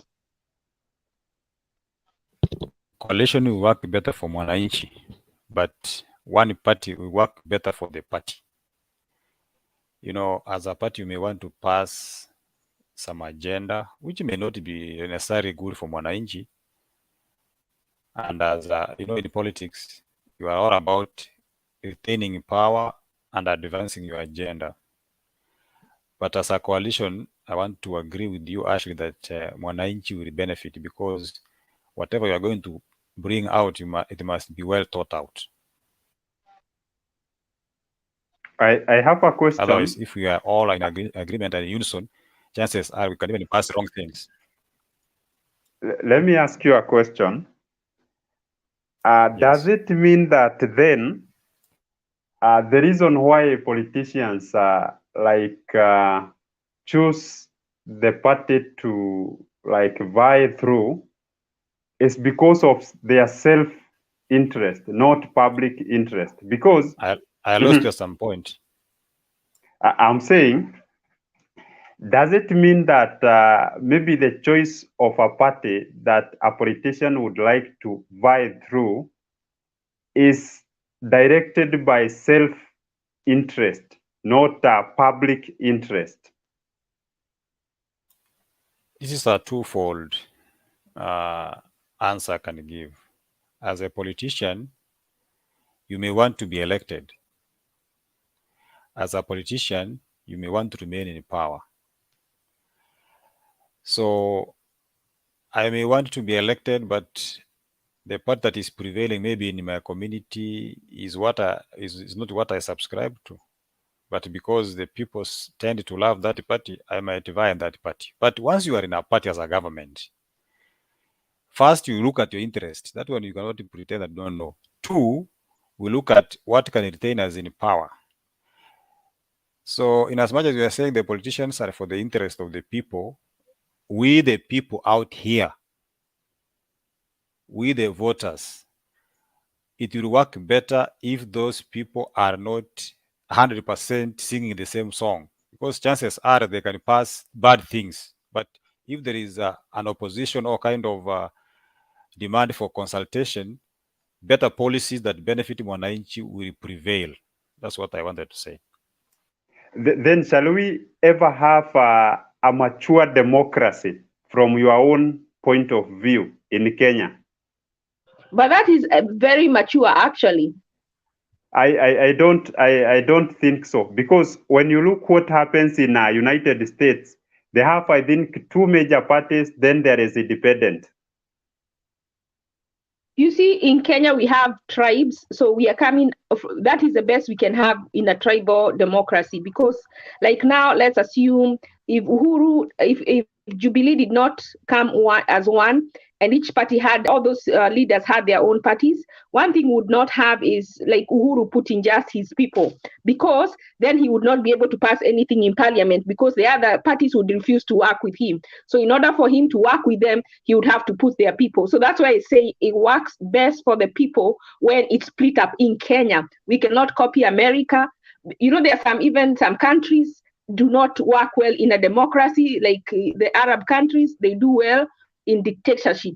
So it's like animals cannot have democracy. In Kenya, we cannot copy America because the dynamic is different. So for me personally, I think that one of them having different parties would work best. We need to put that experiment and see how it works out in the next 5 years. And then maybe we can change to something else. Let me give him another example. Ndeto. Actually, you are calling us animals. No, let me. No. I said like animals. We cannot tell animals to have democracy because I just gave an example. I said like animals we cannot tell them to have democracy. I did not say Kenya. We have a democracy in Kenya, but the democracy we have, we cannot start saying we want to be like the first world country because the dynamics are different and the needs are different. Let me give you Ndeto an example. Ndeto, I'm sorry to use the all Luos. All Luos support Raila Amolo Odinga. When Raila Amolo Odinga goes out to look for votes, he will campaign more outside Luo Nyanza than in Luo itself. Why?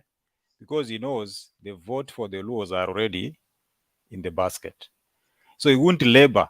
He won't think hard on what to tell them that they can challenge him as an election pledge than he may think when he is going out to look for votes. There is a tendency that when we are all in unison, laxity will come in. But when we know that Moses Kuria will come with a challenge, so and so will come with a challenge, you think harder and build more or think harder to benefit these people than when we all sing the same song. That's what I'm trying to say in Ndeto. If all we are one party and we have what we call party discipline, so whichever the boss says, we can say, okay, because you may not go against your boss at some point, but if we know it's a coalition, you must think hard to convince my area and my part and somebody's part, and then you come out with a well thought out policy. And the good But always. I think democracy is not all about the nation. Even within the party, we have democracy. And if we are not going to stick like to two parties, then disciplining among the key members, then that's why we are having even misappropriation of a lot of public coffers. Okay, I believe if we have multi-party, we will not have that. And if you look at the Bible, when the people were building the Tower of Babel, even God mixed them up in languages so that they were not so united. If you read you say you know how by the Bible. So he split them up so that they were not so united. Because when they are united, I mean, for whatever reason, but I'm saying even God saw the need for them to be split up into different languages so they were not so united. So it is good when they don't have one person telling them what to do, because even when that person tell them to do wrong, they will do wrong even when they know it is wrong, because they do not want to be disciplined. So it is very important for the people, for us, the people who are the subjects, not the subjects, the governed. It is for the benefit of the governed for us to have many parties. Okay. Hebu nifafanue kidogo pia mimi hata nipatie nafasi tafadhali. Ngoja kidogo. Mimi I've been waiting kabisa. Nataka comment what they're saying. Okay, just a second. Just a second. Thank you, David, and welcome, Clinton Jacoredo. We will give George, and then after George, Clinton, you will give us your comment. I think you've just come in right now. I know you have your views on what you're going to say, and then we also you can ask questions as you move on, so that maybe that way we tunaendelea kila mtu ana participate. So George, endelea. Yeah, I just wanted to comment on what the topic is at now about the democracy and all these things.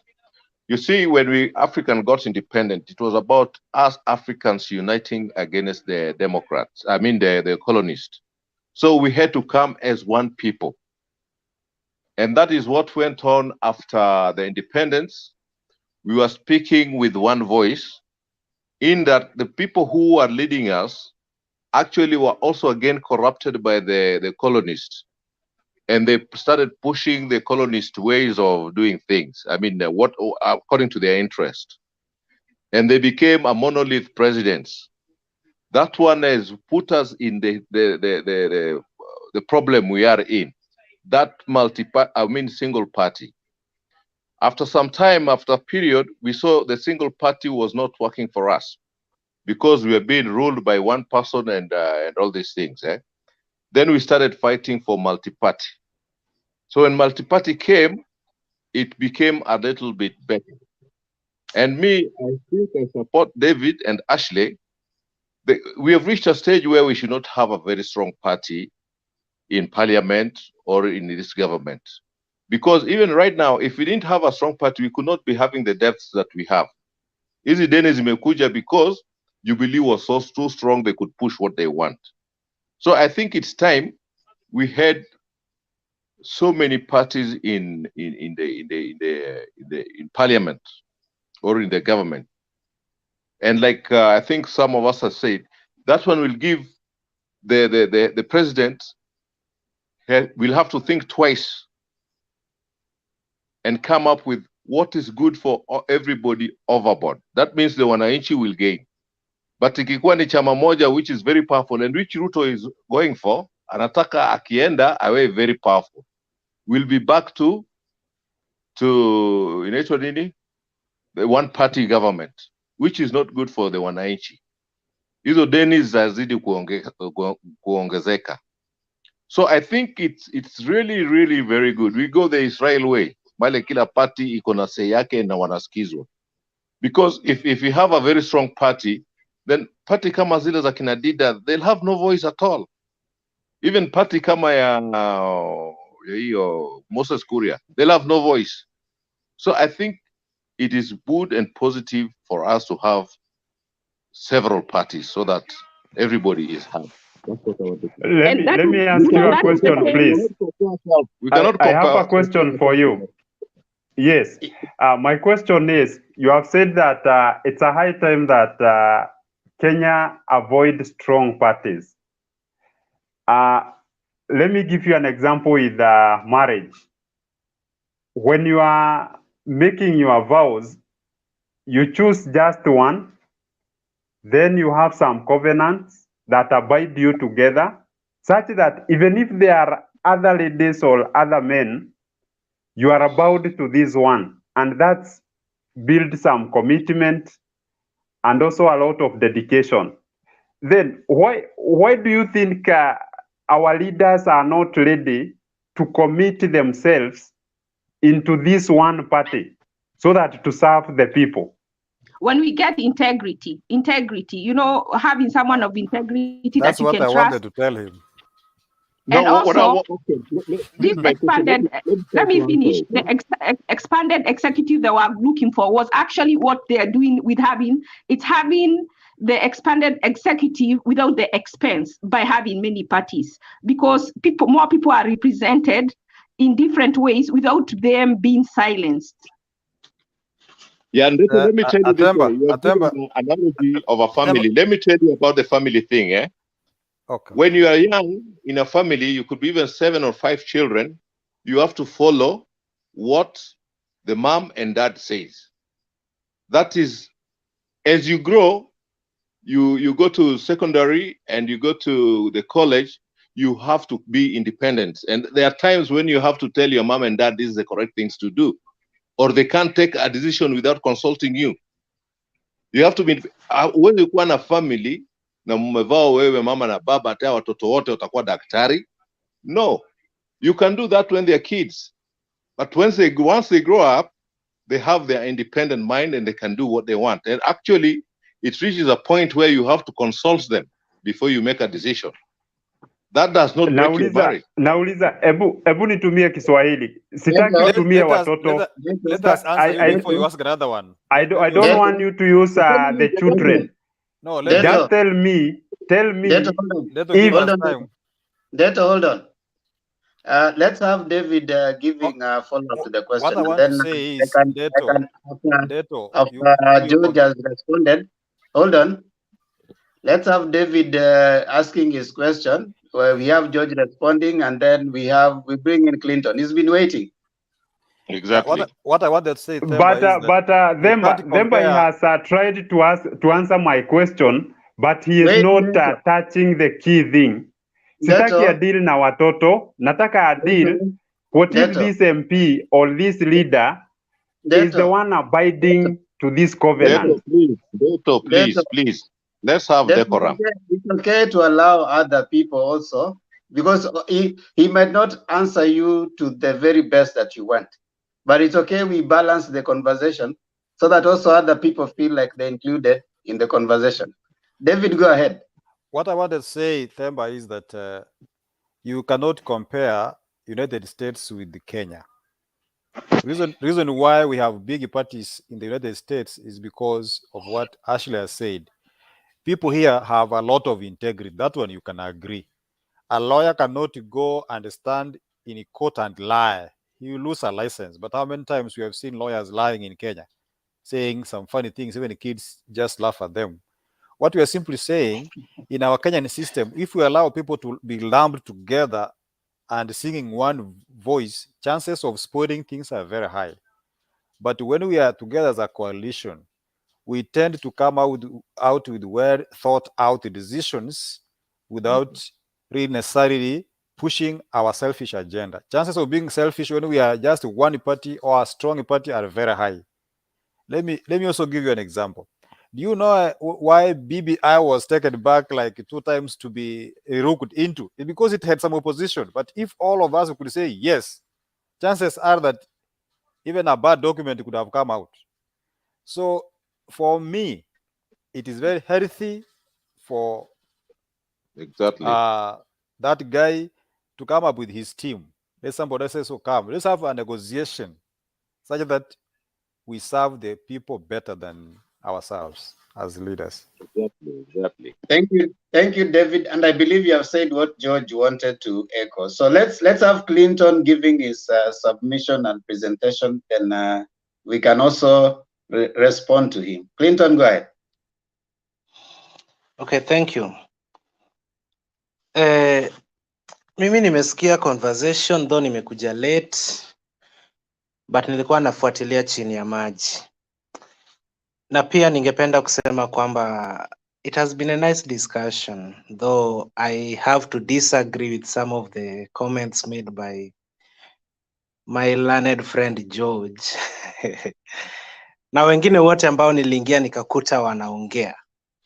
So maybe to go direct to my point, Bwana Themba, nimeona hapa chini Kenya imekuwa na ma vice presidents 9 na DP moja, na wote hakuna mwenye amewahi endosiwa na boss wake. So William also is not an exception. It's either aendosiwe ama asiendosiwe. But I also find it ridiculous watu wakisema kwamba we need a very honest person ndio tukuwe na hizi chama ndogo ndogo mingi, sijui ndio serikali isikope madeni, vitu kama hizo, kuzuia government kutokopa madeni. I find it ridiculous. Juu tulikuwa na these parties, but I don't know who advised Mheshimiwa Rais kuzileta pamoja eti hiyo ndio kuunganisha Kenya, apate uongozi alafu awateme tena, unaelewa? So kuna mtu alisema last week kwa gazeti ya Star kwamba the way Uhuru has treated Ruto, as in kila mtu mwenye anataka kuwa deputy president ameifanya kuwa ngumu ku bargain, you can bargain with the presidential candidate aseme yes kwa kila kitu, lakini mkishapata power akufanye kama Ruto. So nobody is interested in this deputy president seat just because of what President Uhuru did to William. Hata the people from Central Kenya wanasema mwenye anakuja hapa tuambie anatupea nini. Obviously hakuna BBI, tutawapea hiyo deputy president yenye wamefanya haina nguvu completely. That's what they should expect. So I think we need an honest leader venye Ndeto alikuwa anasema, mwenye at least afanye vitu kulingana na katiba, aheshimu ofisi ya mtu. Even if you don't respect the person holding the office, you have to respect the office. But this is a situation whereby we are told that William akitaka kuemploy sijui mwenye anapika chai lazima pigie Francis Mudhaura simu, head of public sijui service. You understand? So this guy is not the first, he's the first deputy president we had, but he won't be the last. So I think we could have treated the office with a lot of decorum. At least mwenye anakuja next pia aonekane ni kama ataheshimiwa na ofisi yake. Then some people always mistake me when on my political stand, Bwana Themba. It is true I used to support William with reasons, a lot of them, like thousands of reasons. Because I don't imagine of a situation whereby mna discuss hapa tukuwe na parties mob, lakini huko kwetu Nyanza tumekaliwa. Ukikuja na chama CODM una associate na Mheshimiwa Rais ama William, wewe ni wa Jubilee. Alafu hapa kwa national stage mnatuambia tukuwe na parties mob, lakini nyumbani tumekaliwa. I also don't imagine of a situation whereby a family rules as a community for over like decades, and then you want to tell us that we should just continue following the family until they get what they want. Kama umekuwa keen, kama we ni Mjaluo kwa hii forum, hujai ona instances za land grabbing in Nyanza, ukitoa Kisii, maybe Nyanza, Luo Nyanza, hakujai kuwa na hizo instances. You maybe some of us hatujapata power, but once we get power, there are so many lands that can be grabbed. You understand? So once we elevate these people to the power that they are maybe looking for, then all the land will have gone. So I think Kenya needs to remove some of the leaders from the positions they hold. Let us go for leaders that we think can make good leadership. Look at waziri wa anaitwa waziri wa mambo za ndani, kama kuna Kiswahili kaa hicho. He was very promising. But look at what he did in parliament the other time. Can you trust such a person with the higher office that people are yearning for? So to me Themba, I think kama tunasema vyama ndogo ndogo tunajidanganya. Tukisema rotational presidency, hata ianzie huko chini kwa community, waseme nimeongoza Wajaluo, nimeongoza Wakisii, nimeongoza Wakikuyu for long. Hata kama napigania rotational presidency ama rotational leadership, let me start by quitting, Wajaluo wapate kiongozi mpya, aende avae huko kuwa president, hivyo na hivyo. Lakini hii kutuambia rotational presidency kwa mdomo, huku chini tumekaliwa, it is only this family, and if not you are a rebel, then bado tunadanganywa tu. So with me, I don't support some people getting into leadership positions. In fact, I would pray that the one holding the positions right now should continue instead of those others getting it. You understand? Because we want to be safe. I have a It is question, this Themba. this leadership they are looking for. Now wakipata tu hivi, I have a ardhi question too. zitaenda. This guy is talking with the two mouths. Yeah, that is what I'm also saying. Themba, you give me George, a Yeah, chance. he's talking with two George, mouths. When he George, talks about Nyanza and he talks George, about George, wait. Themba, you know George comes from that region, so doesn't attack me. So give him time. Give George time to attack me because I understand what I've said. Jacoredo, you are done. Yes, I'm done. I'm done. Okay, George will react and then David will come next. Yeah. Should I go ahead? Yes, go ahead, George. George and then David. You see, Jacoredo, you have told us you have gone up and gone down again, back to zero. When you say you munanyanyaswa because of one family, because you have no alternative. Let's say if you had an alternative, that family haingewanyanyasa. Lakini mnanyanyaswa because you have just one family ambao wamewakalia. That is one. Then on the other side, you're saying we should have a powerful party. We should not have these multi-parties. That means if you have a powerful party, it'll be monolith. So you'll have no alternative but to follow what the powerful party says. So I don't know where your stand is because you are talking with two mouths. This side and this side is different. Hiyo tu ndio ulikuwa nataka kufafanua. So George, you've not understood me well. Hapo kwa many parties nimesema kwamba those people driving the narrative, yeah, are the same people who came up with the narrative last election kwamba hizi parties ndogo ndogo tuziweke pamoja. Walijificha nyuma ya kuunganisha Kenya, venye wamejificha nyuma ya BBI kuunganisha Kenya. Unaelewa? Wakachukua hadi party ya Kalembe, ndile party yenye Kalembe alikuwa anatumia maybe kupata kitu kidogo. Wakameza hiyo chama, wakaacha Kalembe bila chama na bila kazi. So the people driving this narrative, they are not genuine enough. Acha tukue na hizo parties ndogo ndogo, lakini si eti tukue na party moja kubwa, ama mtu ana drive narrative eti tukue na parties ndogo ndogo, lakini huko nyumbani anakotoka insist party ni hii. Kama hauko kwa hii party, then you are not with us, you are a rebel. It happens. I come from that region and I know what I'm talking about, Bwana George.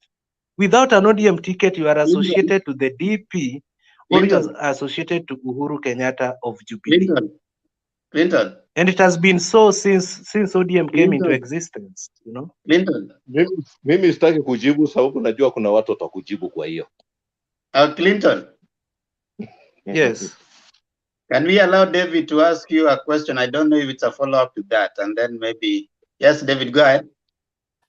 You know, I was having the same concern that George had. Clinton is speaking one thing, concluding the other. He's saying back in Nyanza, kuna kunyanyaswa. I agree with you because I worked in Nyanza for 10 years. If you are not in ODM, as he says, you may not go anywhere. And what has happened there, some people have actually taken a party hostage. Kuna watu wa chama iko na wenyewe. So if you have a divergent opinion, you may not go anywhere, or sometimes you may even be beaten up. But again, you are here telling us we should have one big party. So then I was confused. What are you really talking about? Because as Georgia said, if there was an alternative back there, like the Tuju party and the Engineer Rege party and the Obado party, you know, people could have had an alternative. So let's have many parties so that we don't hold people hostage. We don't have party grabbers, such that when you have your opinion or your agenda, bring it to the people and be elected based on your agenda, not based on the following of a given party or endorsement of a given big party. Okay, you have a very good idea, but the conclusion, sir, is what is mixing me up. Okay, thank you, David. I think what is coming out generally is that we must accept that our political multi-party politics is growing, and either way, whether it is one party or many parties, they all serve the politicians' end game. It's not about the public at all, because even if we are going to say many parties, they are all individual briefcase parties.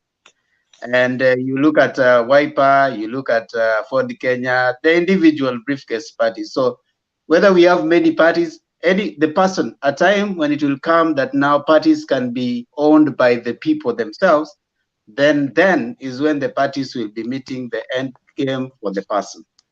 But at the moment, until we get there, until then, we are moving through, our democracy is growing. We hope a time will come where parties will not be about the person who has formed them. Even if there are many, it's just about the individual, and that's the tragedy of our time. I want us now to move ahead to take our final submissions, and we are going to have a round so that at least each one of us. Excuse me, Themba. Let me finish in 1 minute what I was saying. Jacoredo, where I'm not seeing you. I thought you had dropped off. No, Oh, I was just exchanging devices. Yeah, sorry for that. Okay, go ahead. But before you talk, hold on. Before you talk, Jacoredo, maybe you listen to Neto. Neto wanted to say something. Maybe you'll respond to that too as you talk. Okay, thank you so much, Themba. My observation is Jacorendo is very right. And the reason why even we have been having election rigging, it is attributed to these very many parties. Reason being, in the big parties, we have nominations. So if you are nominated, then there is no way you can compete with a person from your very, very same even region. So like Jacoredo has tried to bring out the point on ODM. Mimi, I would like it when we see a Kenya with 2 or 3 parties which are very strong, and we do not have any other small parties, because that will hold these leaders accountable. They will know that there is a repercussion. If you do not maybe subscribe to the policies of what is expected in the party, there is a high likelihood that you will never be given a chance again. So, and this will contribute to our democratic growth, the growth of our democracy. But if we keep on having 50 parties in Mount Kenya, surely those are just cocoons where these political brokers can hide themselves, so that if you are not nominated in UDA, you can get to Chama cha Kazi, and if they do not nominate you, you can go to NAK Kenya. I mean, that way we may not have a screen of the best leaders who can lead our people and whom we can entrust with our resources. But if we have 2 major parties, we will have the most competitive leaders who will bring even a very big impact in our societies. I would like to counter. I would want to counter Neto and say that Kenya is a multi-party. Ashley, hold on. Jacoredo. Yes. Are you there? I'm there as always, bro. David said something and Neto said something. Want to respond to those before Ashley counters? I think it depends, maybe Ashley pia kuna swali kwangu, so aseme hiyo kitu kabla hajasahau, alafu mimi sasa unipe 2 minutes, 1 minute ya kumalizia na 1 minute ya kusema my final submission. Ile sasa unataka nianze na wewe? Okay, Ashley wanted to counter Neto, so Ashley, go ahead. What I wanted to say is that since Kenya is a multi-partyism and we are not children, I don't think we should be subjected to being limited to 2 parties. We are not bi-party, we are multi-party. So however many parties are there, even though there are 20, what we need and has been repeated on this forum and that needs to be implemented is civic education. Because even though there are 20 parties and people have understood their rights, they will choose, there might be 2 strong parties by whatever ideologies they are selling, that will be, like even in the US when they have other parties down here, but they only get like 1%, 0.1%, 2%. The Democrats and the Republicans get the majority. So you give people the freedom. We are all adults over 18. You give them the freedom to form as many parties as they want. But the people, if they're educated, they will choose the party that represents their needs. So the bottom line is our people needs to be educated on the civic education, on voting, on choosing their leaders, and the rest will take care of itself. Okay, Clinton, thank you, Ashley. Clinton, you do have now your 2 minutes. You wanna start by first of all responding and then making your final remarks as we take around. Yeah, I think there is no much to respond because Ndeto just said his thoughts. Yeah, it was not a question that directly. So mimi nikimalizia, George Tundi amedisagree na mimi kwamba I talk on 2 mouths, maybe kama kuna English ka hiyo which is not true. Hapo nasema amenionea, you understand, but mimi I will always stand with the truth. Temba, one day take a walk down the lakeside city of Kisumu.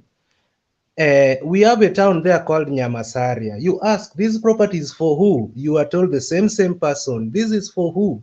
The same person. If one person can manage to hold such to possess that thing that looks like a city, then given power, then it is very, very possible to have Kisumu city as a private property. You understand?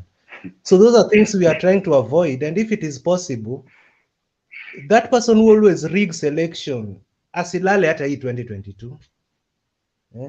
Atusaidie sisi wenye to believe kwa hii ni nyingine. Tusaidiwe tu na hii kitu imekuwa ikiring. Wewe Clinton unakunywa bangi bichi.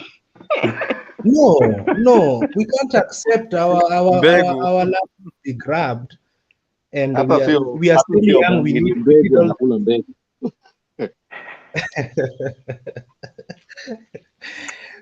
Mimi ni Mjaluo, always support Baba, yeah? Not because Baba is good, because we support him because he's ours, yeah?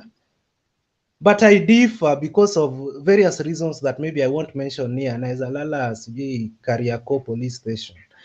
So kitu iko bwana chairman Temba, I disagree on party issues. Baba haezi kuwa uko national politics, we want rotational presidency, tumemaliza na Wakikuyu na Wakale, lakini hapa kwa ground hataki kutuambia anatuachia lini pia tukuwe na rotational leadership hapa kwa community level.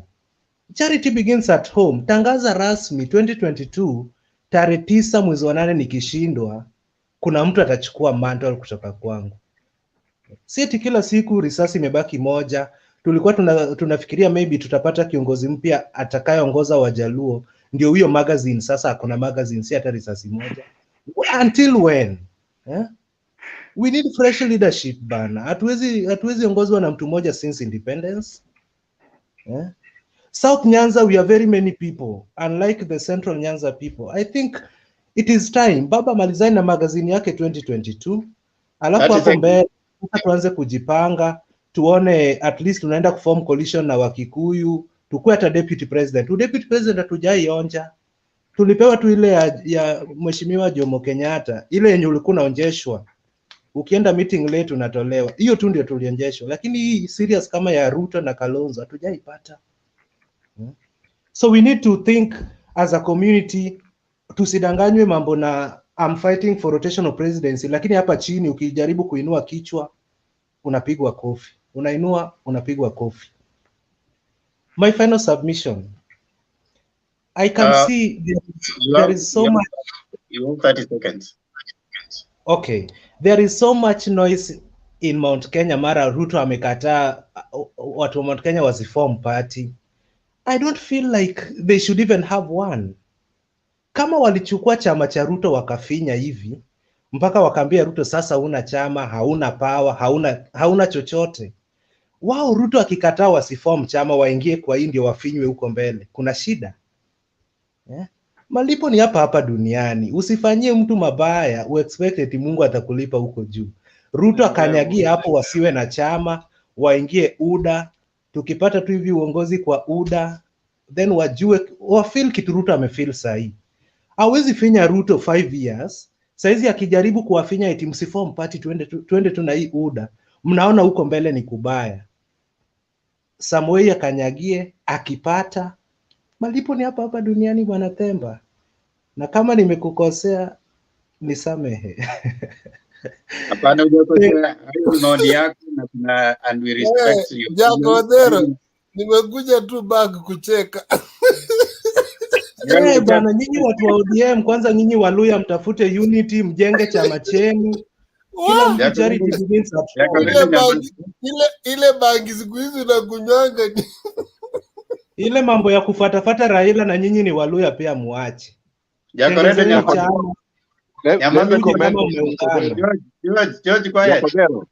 Jakodero, let me tell you one thing. George, let me tell you one thing to me, alafu sitakwambia kitu ingine tena.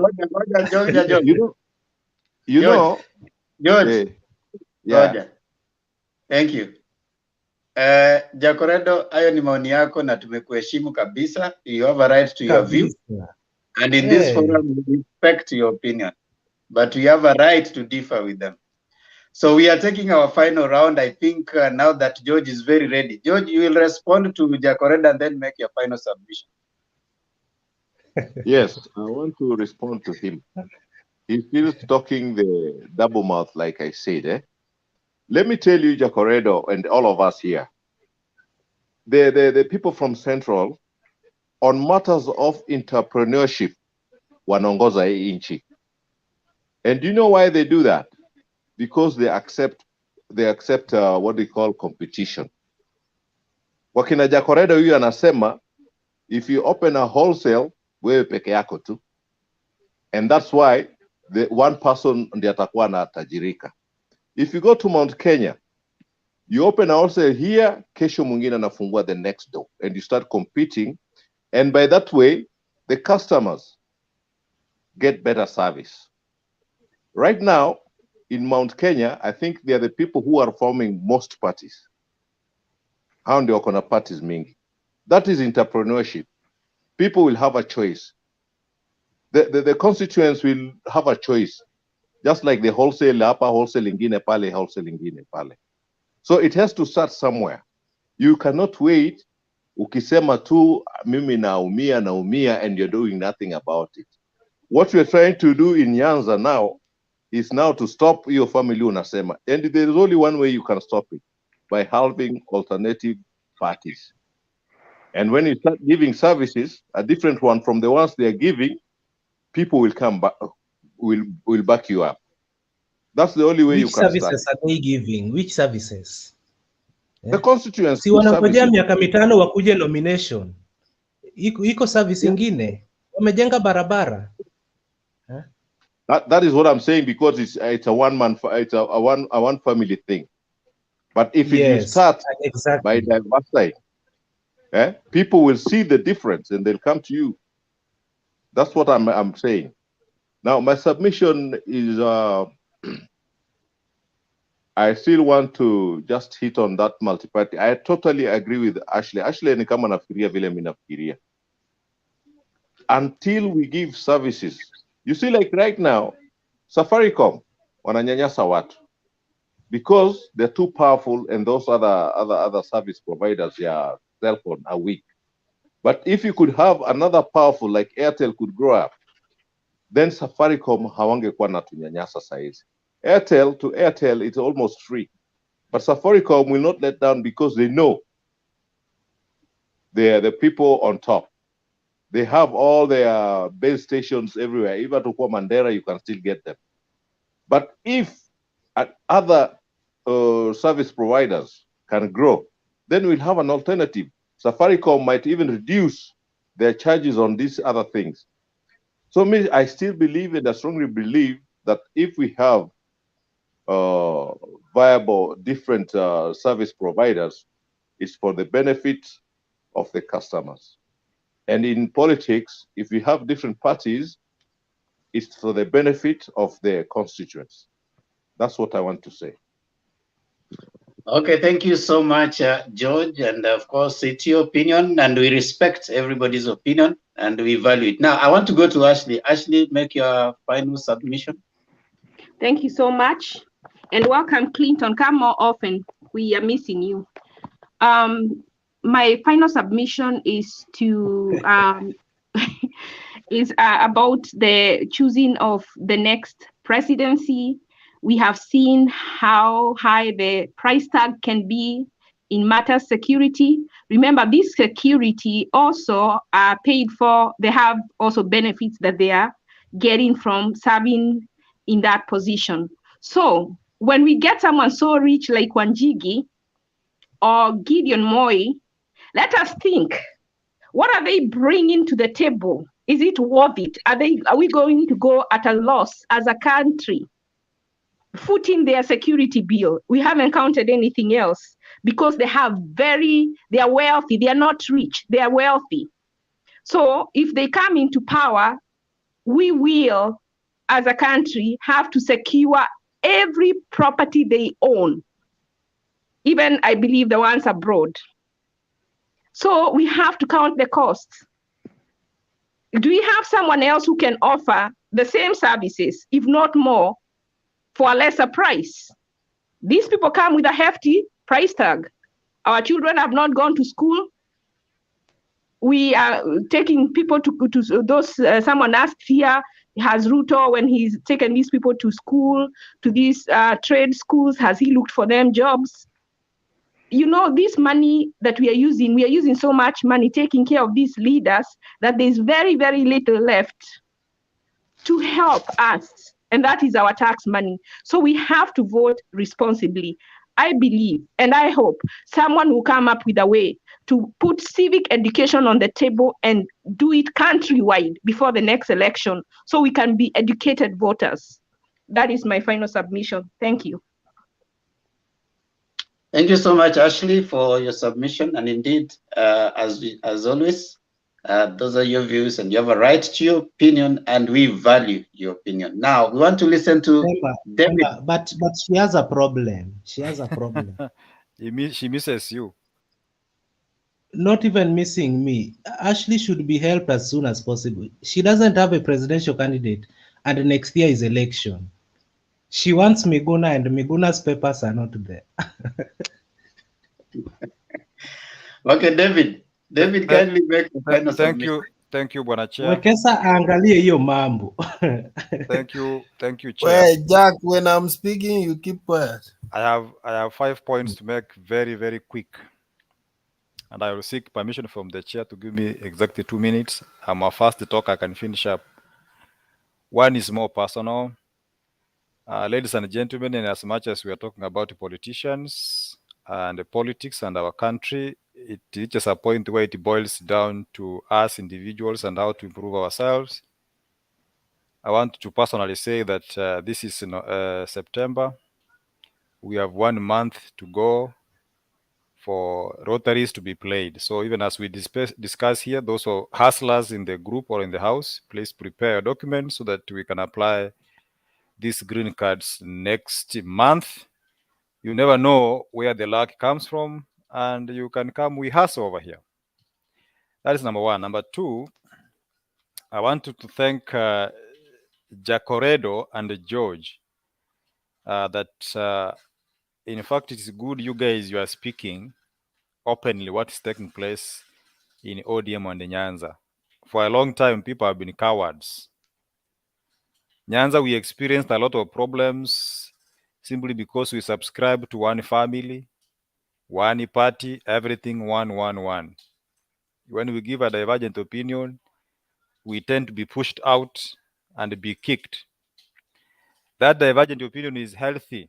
It can open up other minds. I know some guys have tried, like Engineer Rega tried, and the current Jubilee secretary tried, but the environment was not very, very conducive. Let's keep on voicing. We have seen guys like in Kisii and Luya, they have tried being in different parties and they have benefited so much. In fact, let me tell you, I don't imagine which government the Kisiis have been out. Just go and do your simple research because they don't vote in one debe. That way, it helps those people down there. In as much as we are saying, okay, we have a bargaining power politically, it boils down to individuals. Number three, I am in UDA, but I also want to give food for thought for UDA people. You know, when you read down there, you are saying Kenya has had 10 vice presidents, one DP, majority have not been endorsed, and whatever. Nowhere in the world such a thing happens. Even here in the United States, we have had 45 presidents, but only 9 have ascended to power to be presidents. Just last election, but one or last year, Hillary Clinton was endorsed by the party to be a presidential candidate, yet we had a vice president who was Joe, who is now the current president. So sometimes let the party be owned by the people. And even when we are being vice presidents, we are in the presidency.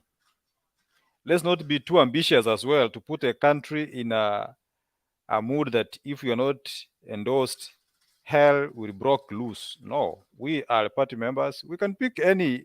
We are all able, but we have been given that opportunity to serve as the vice president.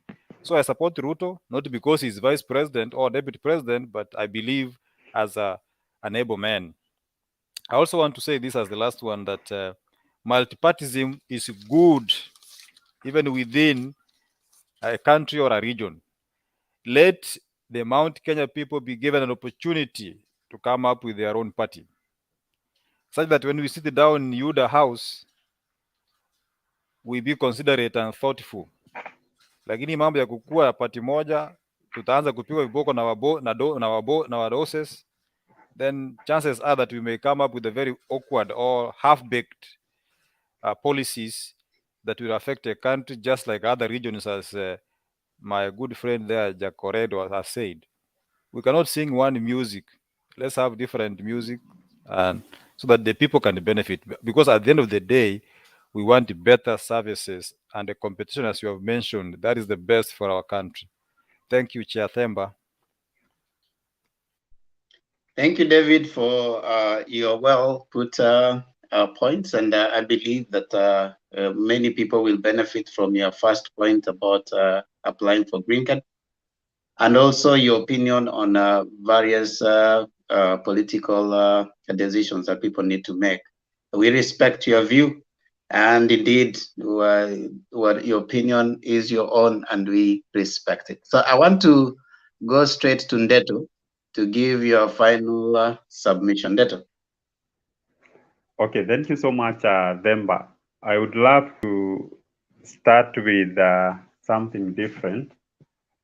I requested yesterday, I'm running a certain program to improve education from my backyard, where I come from. So, and I believe you are my first line friends. So what I am in deficit are paper rims. So if in a way you can help me out with 2 paper rims or 3, so that I can be able to photocopy revision materials and take it to those underprivileged schools, I will highly appreciate. So let me get to my final conclusion. I would say this issue of like reducing the number of parties to 3 or 4 in the whole nation, to me, it would serve better than having 50 parties, which are encouraging a lot of maybe disorganizations. One, the benefit of this, number one, is it will discourage party hopping, and leaders who are jokers will be discouraged. Number two, party democracy will also improve. Number three, the issue of preservatism, like someone has quoted, some families are still leading us.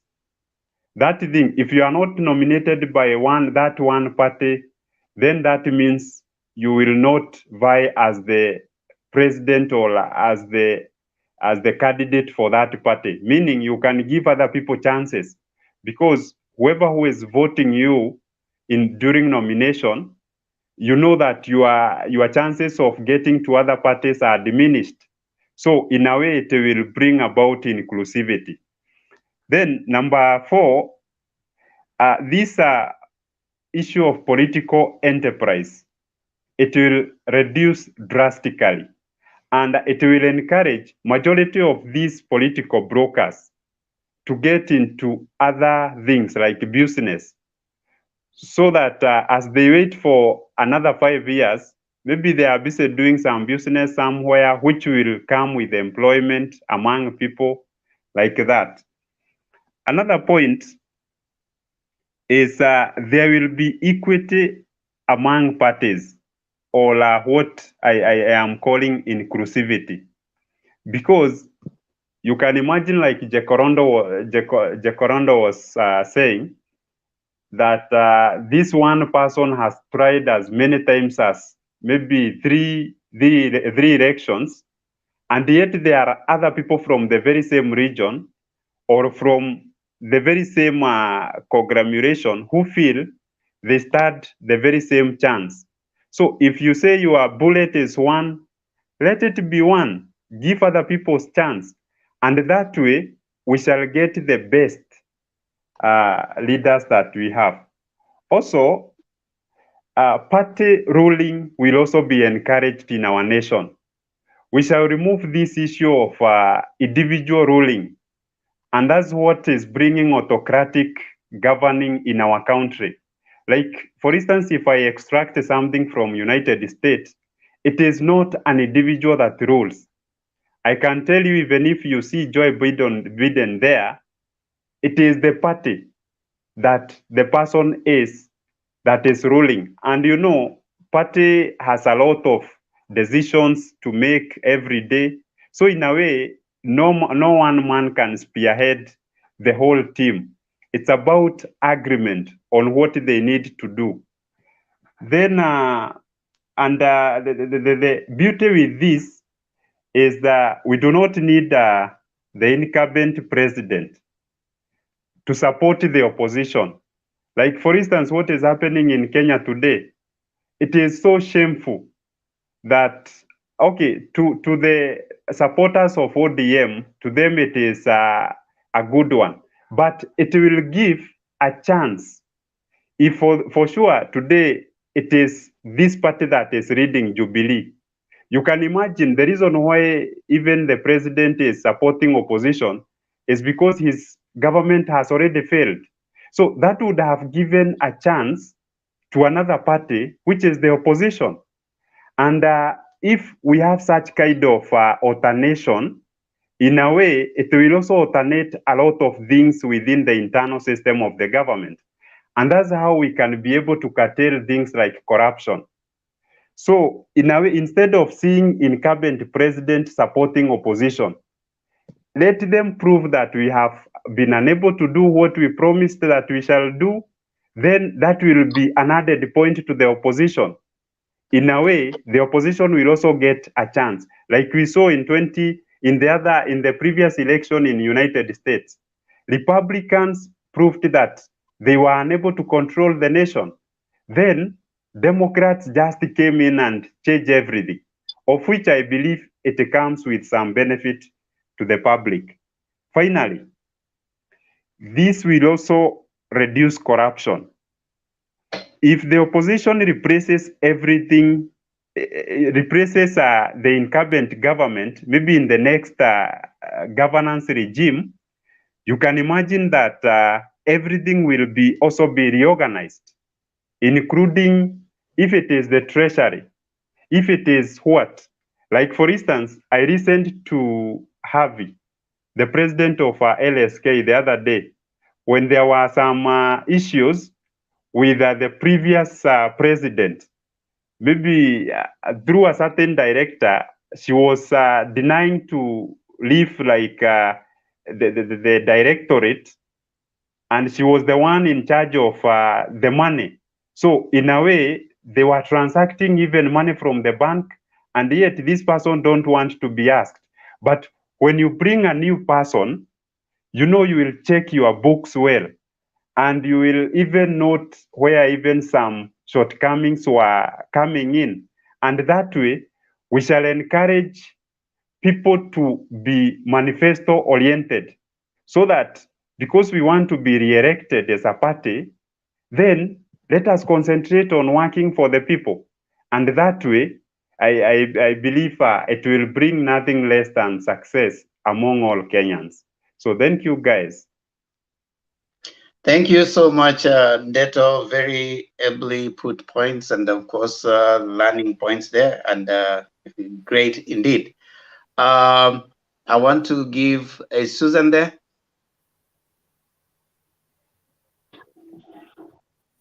Because she's Susan. not there. Can I say something to Ndeto? Just, oh, sorry. Okay, Susan, are you there? If Susan is not there, Ashley, you want to just say something? Just very short, and I hope we can have a discussion on this next time. Ndeto he wants to quote something about the US, and at the same time, you want to if you want to take up the system and copy the US, you have to do it all the way. They don't limit how many parties are there. It's only that the people decide. So even though there are 20 parties, if people only choose 2 parties every time, even those people who are having parties will decide to fold up. So it boils down to the people. We cannot dictate to the people. They are high school children. We are not in school. We are adults. So if we have a multi-party, we can't say we'll only have 3. We have people, and they are adults, and they can make up their minds. We need to teach our people civic education. Second, you said there's something about Kenya thinking that the fact that we have opposition, they're not even opposition, they're just the minority and the majority.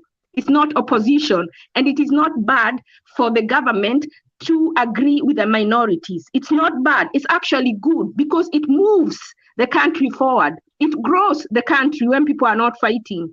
But when they are moving in accord towards where they're not helping people, that's where it's bad. But what Uhuru is doing and Raila is not bad. It's only bad because there is a fight with RUTO. Actually, here in the US, before Obama was chosen, there were so many times they worked together, and now they're calling it broken because now they're always fighting. They're in opposition. The fact that ODM is a minority and Jubilee is a majority doesn't mean they're in opposition. In order for our house, Kenya, to grow, we have to work together. I think we need to remove the word opposition from it, because how can, if the wife and the husband are not in agreement, are we breaking down or are we building our country? So it is a majority of Jubilee, it is a minority of ODM, and they don't always have to check the government, because if the government is behaving, then there is no need to check. If they can work together on policies that they agree, then the president is not wrong to agree. We don't have to be on each other's heads. That's something I keep hearing about the opposition. They are working with the government. It is not bad. Actually, it is good. Themba, I think because Actually, leo uko juu sana. Because she has touched my point. No, Themba, yes, it's yes, okay. Because she has touched one of my points. I think. Hold on, Ndeto. Thank you.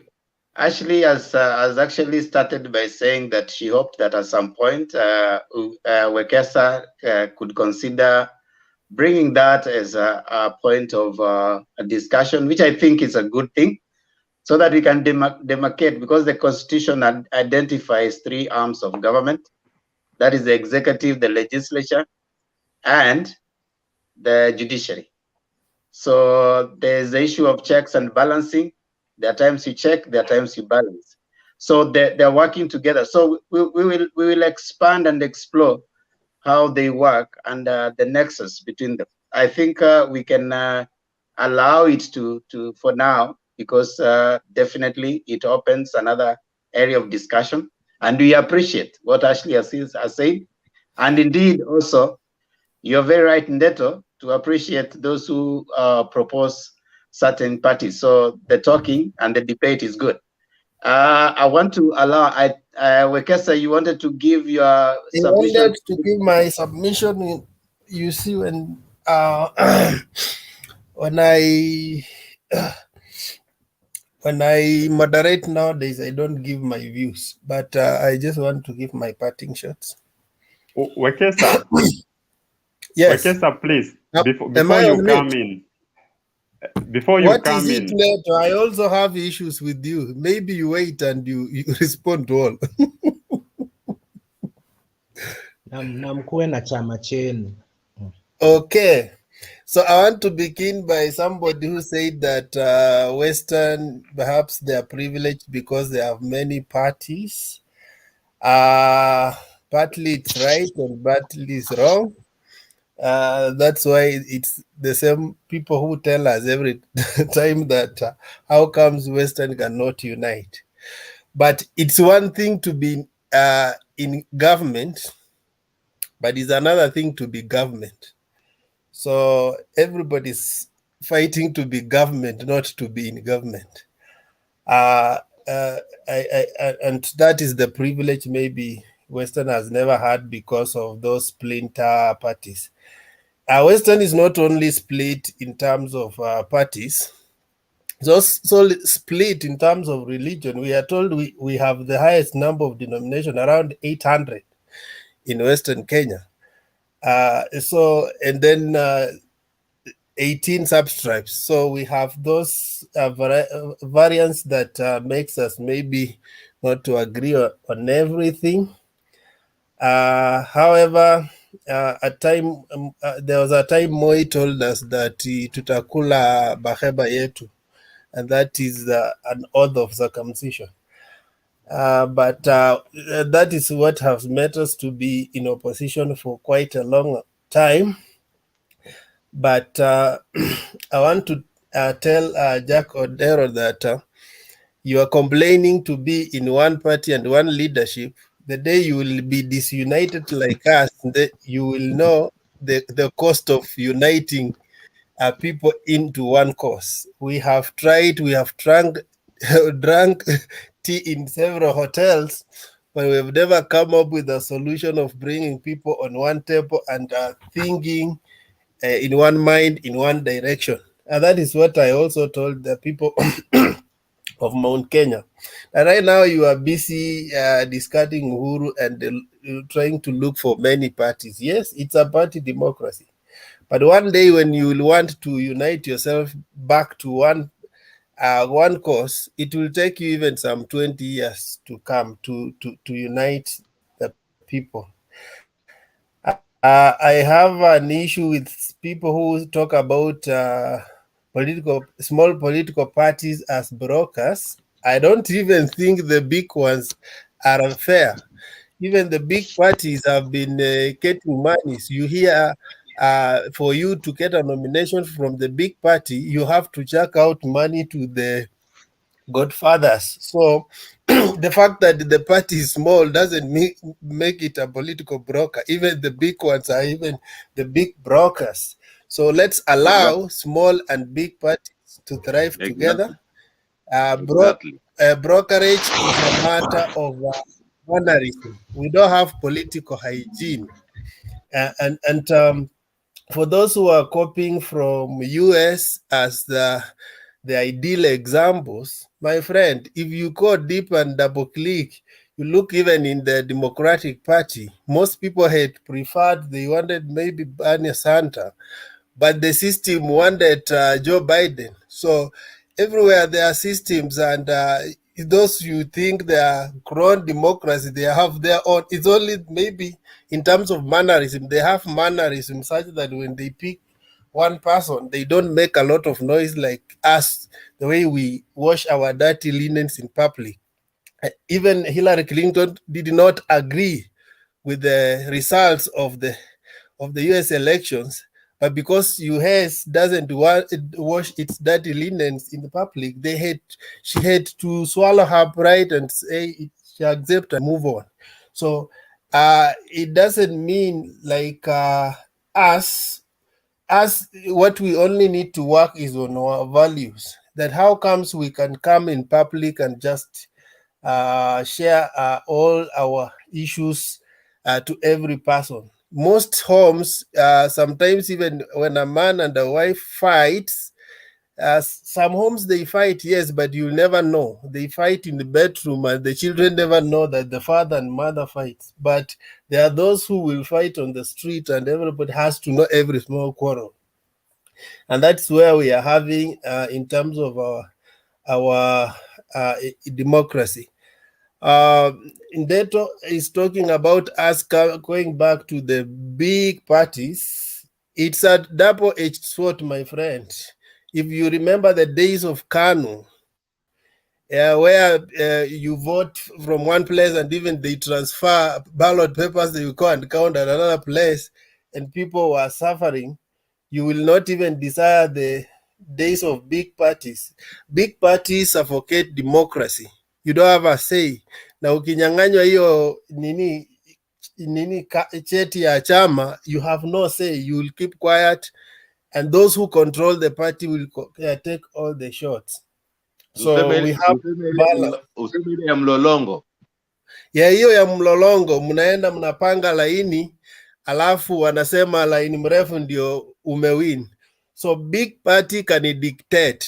And by the way, you have seen a lot of vice presidents, but only 4 presidents. It's because in that one party ya chama ya baba na mama, there was always an automatic president, but now vice president can be changed and like that. So big parties suffocate. That's why you hear most parties, we are discussing about people who will be governors, senators, what, but we're not discussing the who will be the flag bearer, because the owners of the party are automatic flag bearers. That's how big parties dictate.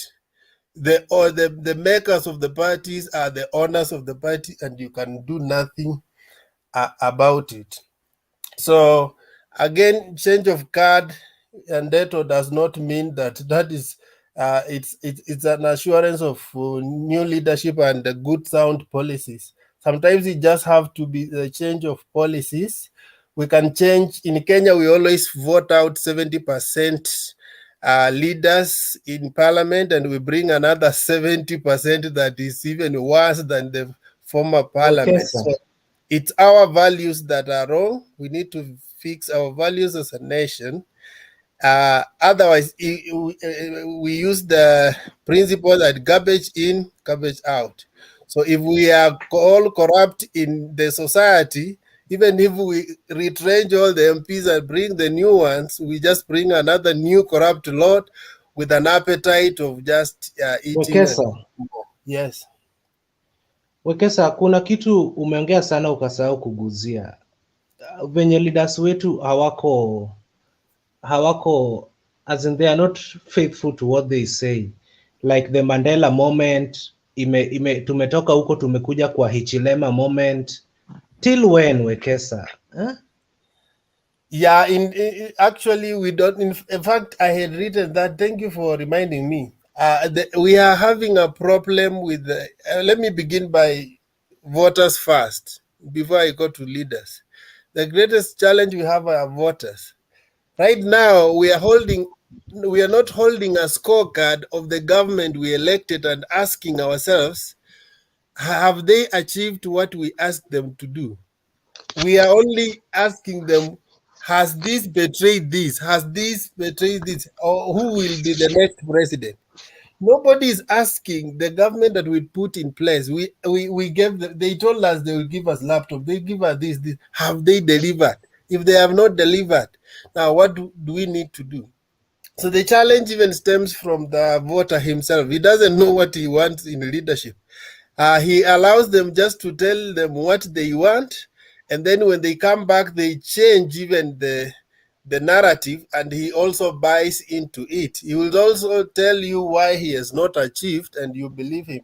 So the voter must change, like actually who said about civic education. The voter must decide and must understand the issues of democracy and know how to put the leaders on how to demand services from their leaders.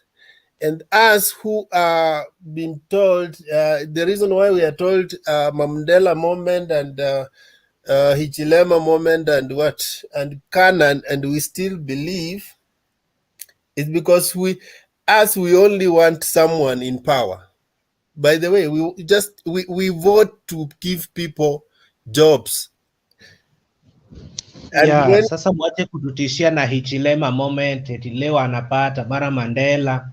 We are tired of those things. Yeah, so we need to vote on policies, and we need to take our leaders accountable of what they told us. And we should not be recruited into their wars. Wekesa, Yes. are you not confusing us? Because the issue of accountability, like for instance, if you check what is happening in Jubilee, you see if Raila refused to be swallowed, and even after handshake, if he remained independent, and maybe he kept on like oversighting what the government is not doing or is doing, I think 2022 he could have entered without opposition. Every person could have voted for him with no even doubt, even myself. Lakini saa hii, some of the drawbacks of Jubilee, to some extent unasikia watu wengi, they are also attributing it to ODM.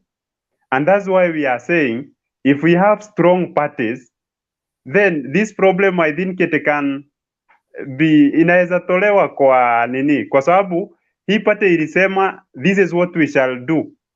Then the opposition will be very keen to see what they are not doing.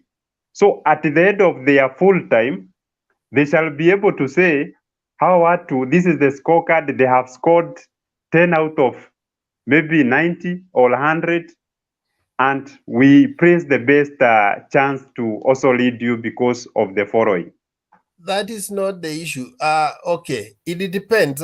There are many ways of running a government. Sometimes we have post-election coalitions or agreements or corporations. So if you want to gauge Jubilee on their promises, you can gauge. If you want to gauge handshake on their cooperation, you can still gauge. When they came together, they gave us the 9 pillars. So we need to ask them, when they came together as handshake, they told us this is what they want to deliver. Have they delivered? Because it doesn't have to be like a rift or an enmity when you have lost an election. Then going to a government becomes like a taboo. But the question is, when you came together and agreed, okay, you agreed to deliver the 9 points. Have you delivered even one? So that is the scorecard I'm talking about. Okay, thank you, Wekesa, for your submissions, and I believe Jacoredo, you have been well responded to. Let's hear Mugambi give us his final submissions. Thank you so much, the convener, stroke the chair, for this chance. I think as we move towards 2022, things are now settling down, and people are using their minds to think. And my wish and prayer is that one day Kenya will rise to a point whereby we elect leaders not from the parties that they come from, but for the principles that they stand for. And I have heard some submissions being made, and some of us have a thinking that the political parties have dominated some people or some regions, and they feel so much sidelined from participating in the leadership.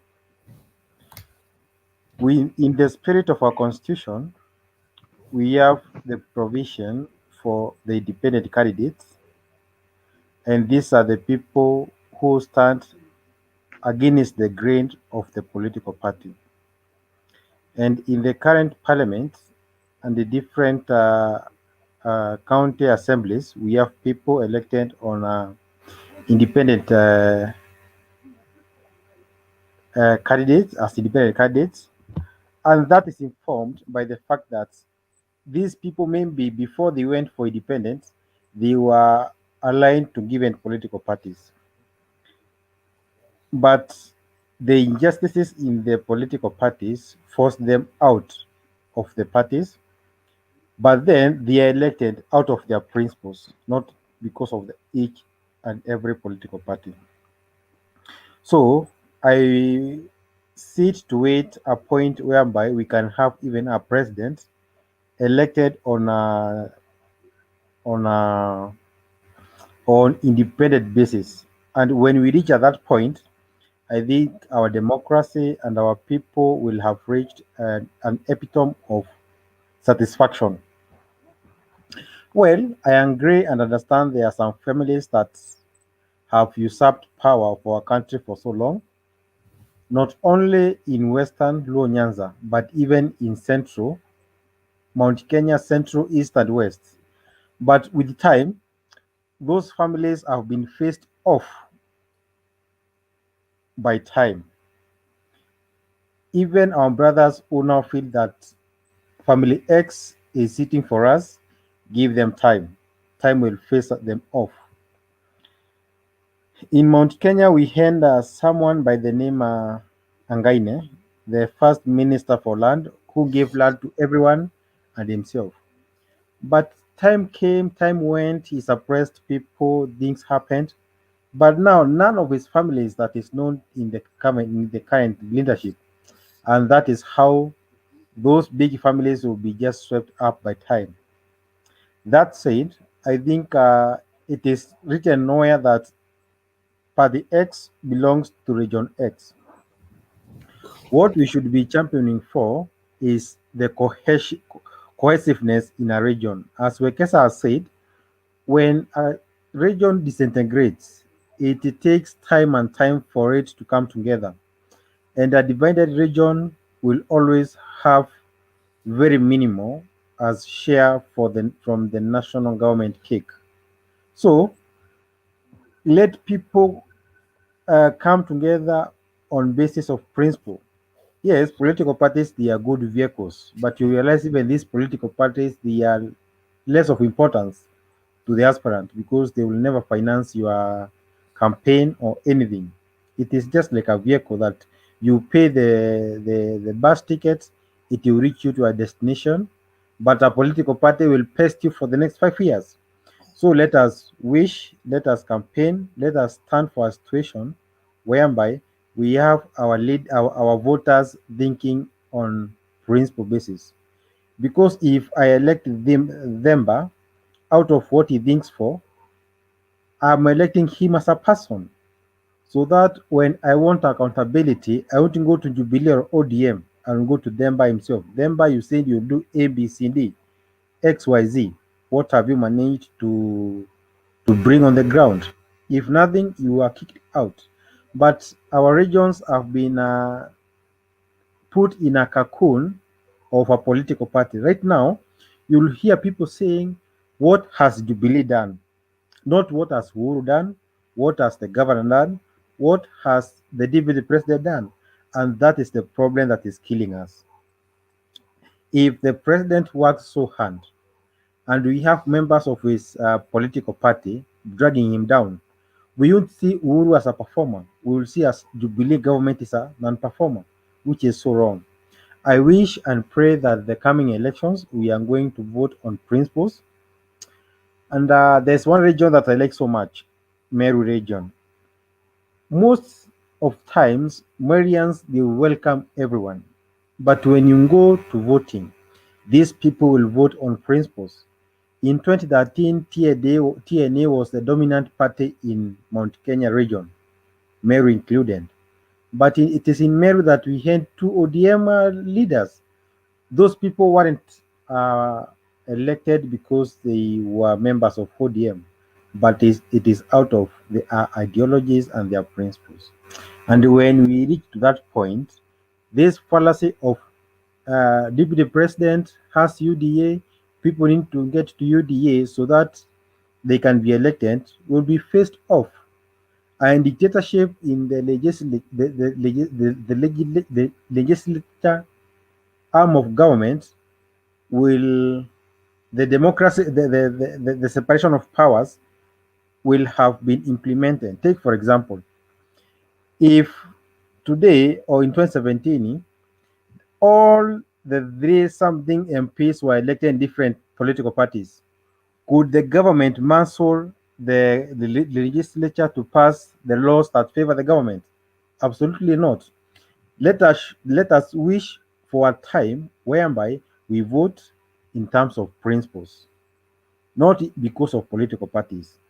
Or let us wish a point whereby we have a president elected on an independent ticket. If any president is elected in an independent ticket, it means he is going to work as a person, not to work to please his MPs and vice versa. So let us welcome all the parties that are being formed. Let us welcome the people with different ideologies who think differently and who are liberal. Let us put them in that parliament. And when we put them in that parliament, we will witness a radical change on how these three arms relate. And if these three arms relate differently but independently, we will have a cohesive Kenya. We will have a Kenya that everybody would love to get associated with. Our difference, let our difference in opinion and principles be our strength in working for our people.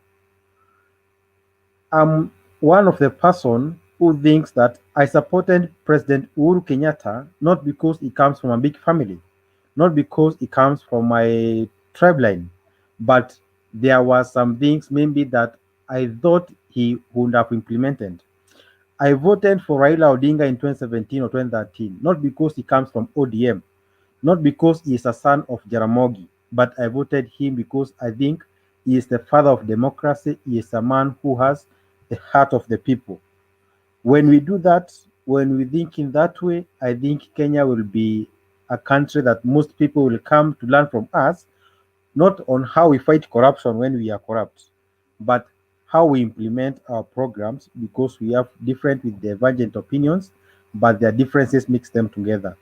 That is what I can say. That is what I believe in. Lastly, but not the least, let us try to see how we can handle this president and his deputy tickets. Because if these people they are conjoined together, in that the president cannot fire the deputy president, then let these people work together, finish their term, and leave. Or let us give the boss powers to fire his deputy. And if we do that, in the executive arm, we shall have a president who works according to his principles, but not through blackmailing or the rogue deputy president as we have seen. That's it and done. Let us live in peace. Let us support ideas. Let us not be sycophants because psychopathy is the killer of a democracy. Let us always welcome the divergent opinion. When I hear Wekesa speak, let me not see Wekesa with the tag of his tribe. When I hear Themba, let me not hear Themba and say Themba maybe he comes from Bukusu. No, let us work as Kenyans. Let Kenya remain united. Let us work hard to kick out leaders whom we think they don't have the interest of common mwananchi in office. And that said and done, Kenya will be a great country. Thank you. Thank you so much. And before I invite Ndeto to give us the final prayer, I want to just say this. Three things. One, we need to be fair to the leaders who are popular right now without distorting history. Raila has worked hard to be where he is right now. If it was about his family, then he would be having Ford Kenya, which was a party run by the father. You remember he had to work so hard to create NDP, LDP, and worked to where he is today. So we need to appreciate leadership is not given, it's taken. If there's anybody who wants to move and take the position, they need to work hard for it. RUTO has worked hard to be where he is today. He left KANU, worked hard, he started UDM, came back, URP, and he's really worked hard to be the RUTO that we see today. Towards the end of Moi's regime, he cut himself off. He was a rebel in the Rift Valley. And of course, he managed to carry the mantle that he has today. So leadership is not given, it's taken. We can't blame people who are leaders for being there. We must, as a matter of urgency, decide someone needs to come up so that that position can now be given, can be taken by someone else. But we can't just keep blaming people who have worked to be where they are. So let's appreciate the hard work that they are putting to be the people they are, and respect the fact that they were not given. RUTO was not given to be the RUTO. He worked hard to be there, and he's working hard to be where he is. The same to other people. Now on democracy, and first of all, of political parties. Political parties, as is in a developing democracy like ours, they are there, of course, started by people, their own interest. So we need to appreciate that for until we reach such a point where now political parties start responding to people's needs, we are still gonna do with that for as long as we have the political parties. Democracy generally, as Winston Churchill once said, that democracy is the worst form of government, except of others. A better one is yet to be found. So as it is, democracy has been criticized as it is. In fact, one writer called James Bovard, in Lost Rights, The Destruction of American Liberty, says this, that democracy must be something more than two wolves and a sheep voting on what to have for dinner. So the people, they are coming to vote, two wolves are voting with the one particular sheep on what to have for dinner. Definitely, the sheep is being eaten. So the people, as much as we talk, it will be about the leaders voting on who is going to eat the most. So we must, first of all, appreciate that our democracy is still young, it's growing. Political parties, however much we say we need to have many political parties, one political party, it is still about the people at the top. It is still about the rank, not the file. The file will never as much benefit. But we hope that this discourse that we are having, the awesome ideas and the great brains we are having, will help and shape our democracy to reach a point where people on the ground will be making informed choices to elect leaders based on integrity, based on what they deliver for us, based on how they respond to our needs, as opposed to who gives us the most at that particular point in time. Because we vote with our mouths mostly, not with what we think is going to benefit not only us, but generations to come. This has been an awesome discussion. Thank you, everyone. Thank you, Mongambi. Thank you, Ekesa. Thank you, Susan Jacoredo, David, and Ndeto, all our viewers. The opinions expressed in this channel are not necessarily Mutembei's TV's opinion. They are their own personal opinion. We appreciate you. Kindly remember to click, share, subscribe to the channel so that we can grow and you can reach more people. There are people who come here to learn. We appreciate you, the questions you ask, This is very important for this discourse to continue, because they say when we stop talking, we start fighting. Now, to close us off, I want to bring in Ndeto to give us the final prayer. Ndeto? Okay, Just thank you 1 so minute much. before you pray.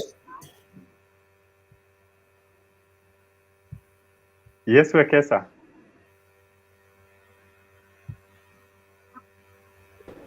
When the nation is more important than an individual.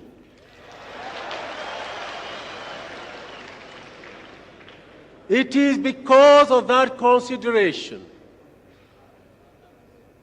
and in consultation that I say I shall not offer myself for any as a candidate for any position.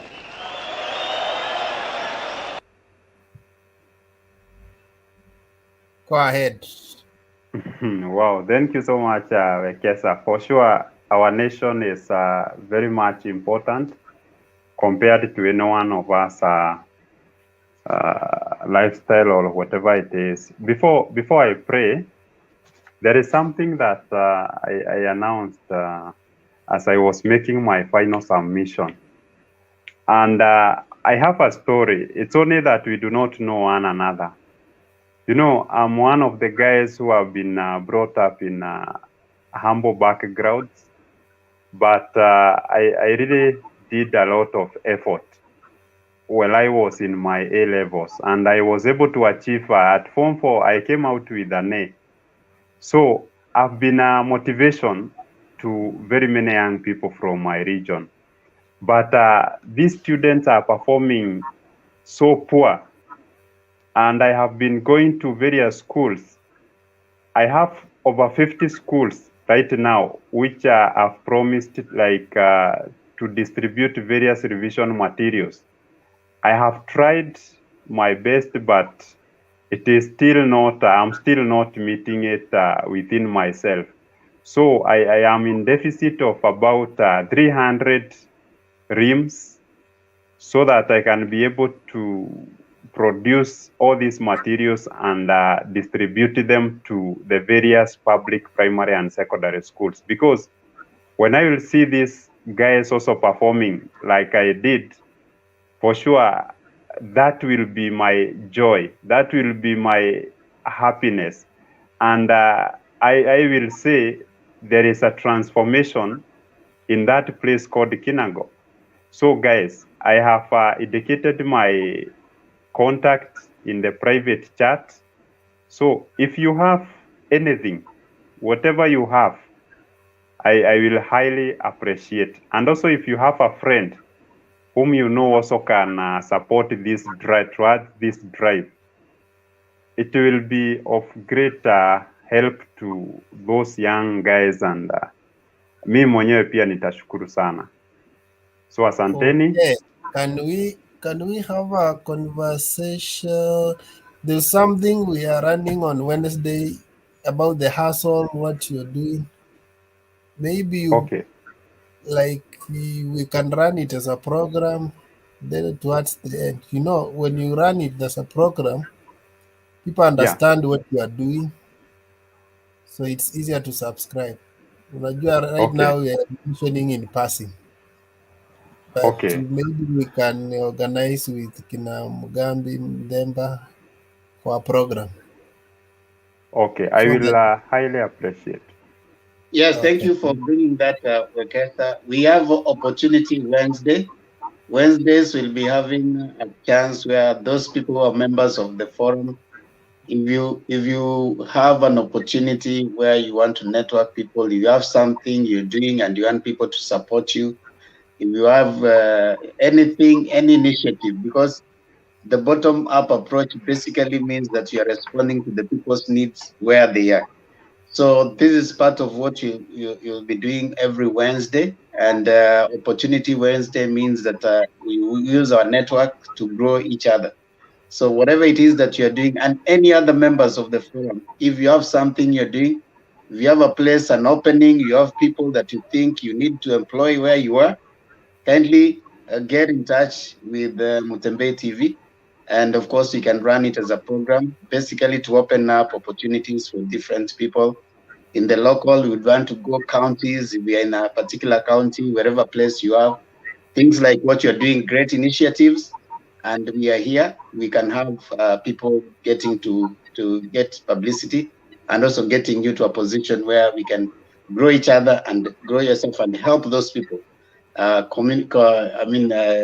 Social responsibility, where you are making people, learn from what you're doing. So yes, as Wekesa said, kindly get in touch with you can inbox Wekesa, you can inbox Mutembeti. If we can have you as a program, so that we listen to what you're doing, what kind of help you need, what is it that will happen.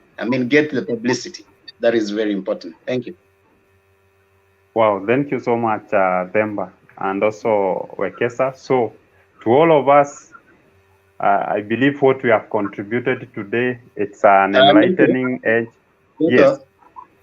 There's someone asking on the chat, is Sagio Wa is asking how much per rim? It costs something to do with 450 shillings. So 450 shillings per rim, okay. Yes. And you said you need how many rims? Like 300. So it's at 450 shillings per rim. He needs 300 rims. So we'll run this program. Even on Wednesday, hopefully we'll be there so that we have as many people coming in for it. Thank you. Okay, thank you so much. Let us pray. Everlasting God, we do have become before you this morning. We are so grateful of what we have discussed today. For sure, the reason we are at this platform up to this hour is because we all love our nation.